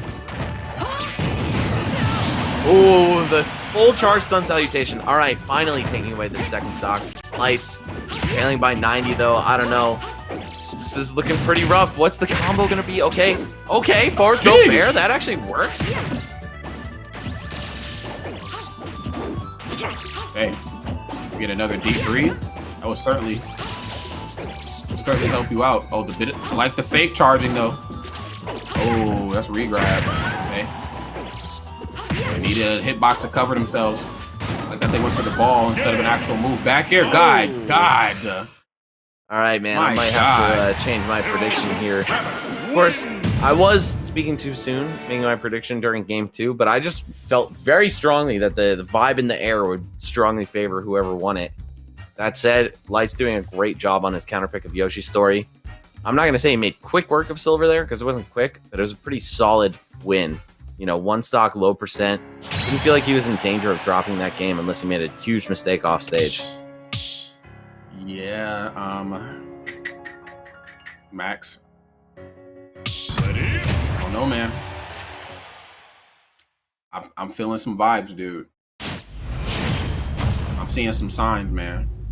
I think I gotta agree with you, bro. It's looking like Lights has the momentum underneath or behind him. Gonna just make a smooth path for himself to first place. One game left to do it, but you know what? He can afford to drop this one too, so the pressure isn't super hard right now. Right. Now, we did see this scenario kind of play out in the last game. You know, Lights is fortunately down really bad here because you're not respecting deep breathing and just everything that We Fit brings. So this time, no, not losing the stock early, but does take an uncomfortable amount of percent. Oh, what is that crouch animation? I forget We Fit is. I just forget We Fit. She's different. Oh, okay. Falling back air.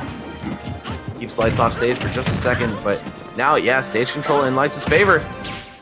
Deep breathing, dodges the header. Oh, he's looking for the kill right there with flip kick.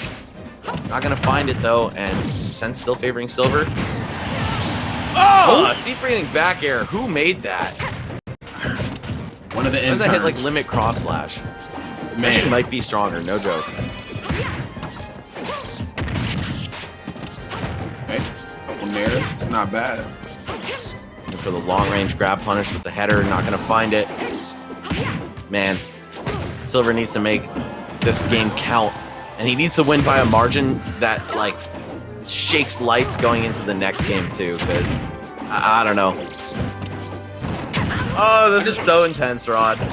It's just the duality of this match is what's really, like, kind of throwing me off, because, you know, when Silver with the lead, I feel like it's just not as threatening as Lights with the lead. Lights with the lead is like, yo, like, you gotta come get me. And Lights just due to the nature of ZSS where they want you.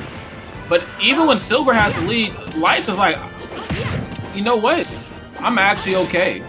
Like, you're not doing anything from, like, relatively different. You know what I'm saying? Like, I'm still approaching the neutral the same way. Like, you're not really camping me like how you're supposed to. Such a close match at this point. Silver unable to carve out too much of a lead for himself. And he can heal at low percents like this, but I think the maximum of 10% per game you're getting back, maybe 20, is not enough to make a huge swing. So he's just going to have to straight up outplay Lights to win this one.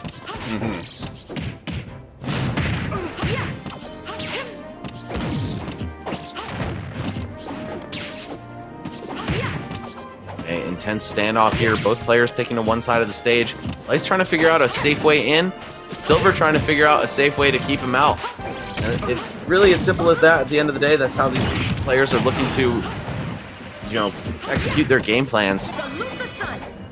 And only one will come out on top. So far, it looks like it's been Silver. Got Lights in now, though. Forward air, pushing his opponent to the ledge. And if he can keep this pressure up, we could see a much closer game than it was 5 seconds ago. Almost, sir. Oh, ducks right underneath the grab. Wow. Now, maybe that's why he decided to salute it. I need you to salute the sun, they said. Uh-oh. Goes for the late header, maybe trying to catch parry timing from Lights, but either way, Silver pretty comfortable here. It's really difficult to force a stock against Wii Fit Trainer. Infinite options to run away, and reasons to make you regret approaching her. Alright, yeah, gonna roll the opposite way that Lights is trying to cover on the platform. My goodness, and that is most definitely going to be a stock, and you already know what ZSS wants to know. If that is all. Is there more? Because they are here for the more. I want the most, not the lesser. 74%. I mean, I've seen worse deficits made up for. Lights bring this one back. He's a gamer. Uh-oh. Uh-oh. Oh, wow, the weird flinch animation actually ducking underneath. Oh! Hold up, ball the head. No, that move's called header, but I don't think she expected it like that. No, absolutely not. Oh! Oh! Single hit fair. Oh! What a way to close out Peaks and Valleys in the grand final reset. Spike right through the ledge. Lights is your grand finals champion. Good lord. Damn, what the? After trailing the entirety of that fourth game, too? Like, to just bring it back like that and erase this man with a down air off the stage. Yo, the eagle eye for a situation like that. Incredible job by Lights, and congratulations to him for taking this tournament. Yo, what? I thought I knew Smash. I'm still learning. Hey, man, if there's one thing you got to know about Smash, that ZSS is never out. Never ever. Talk to us. That's it. That's the wrap up. This is the end of Wi-Fi. And I'm so happy to be able to say that, at least for us. I mean, you commentators, you guys have gigs all over. I'm sure you're commentating, you know, tomorrow and Sunday, more Wi-Fi brackets. But for the PNW, we're done. It's over. Same with this tournament. It's over. Lights takes it. Which one of you said Lights? I think Max? It was not me. It was not me. I definitely Rod? said Silver. Yeah, pay him the money, Max. You owe the man. Yeah. He put it down. Slide it under the table real quick to Nebraska. Yeah. But that is it, guys. Thank you so much for being a part of this. You have made this an amazing experience for a lot of people, including myself. I very much appreciate it. Max, where can we find you? You can catch me on Twitter at MaxKetchum_. I was streaming on Twitch for a while, but I just haven't been feeling it lately. So that's on hiatus until further notice. But yeah, check me out. I'm just always shit posting. It's what I do. I'd be bored, man. It's quarantine. I love the gamer atmosphere that you put out on your Twitter. No worries. And then Rod, where are we finding you, brother? I am on Twitter at Rodney Conyers Jr. Follow me. I do all types of weird stuff. I like Smash and video games, but Max and I also like Pokemon cards. We also like to rap. We like to freestyle. We like, comedy, all types of stuff. We got a little bit of something for everybody. Just follow us, okay? We're real human beings. Hit us up. We're just people. That is facts, bro. We're all just individuals. But that's it. Yeah. We're going to end this on one last video. We have something to present from us to you. I hope you enjoy it, guys. This is the end. Peace, guys. Peace out. Thank you for sticking with us. Offline's See you done. offline. It's canceled. End the stream. It's over.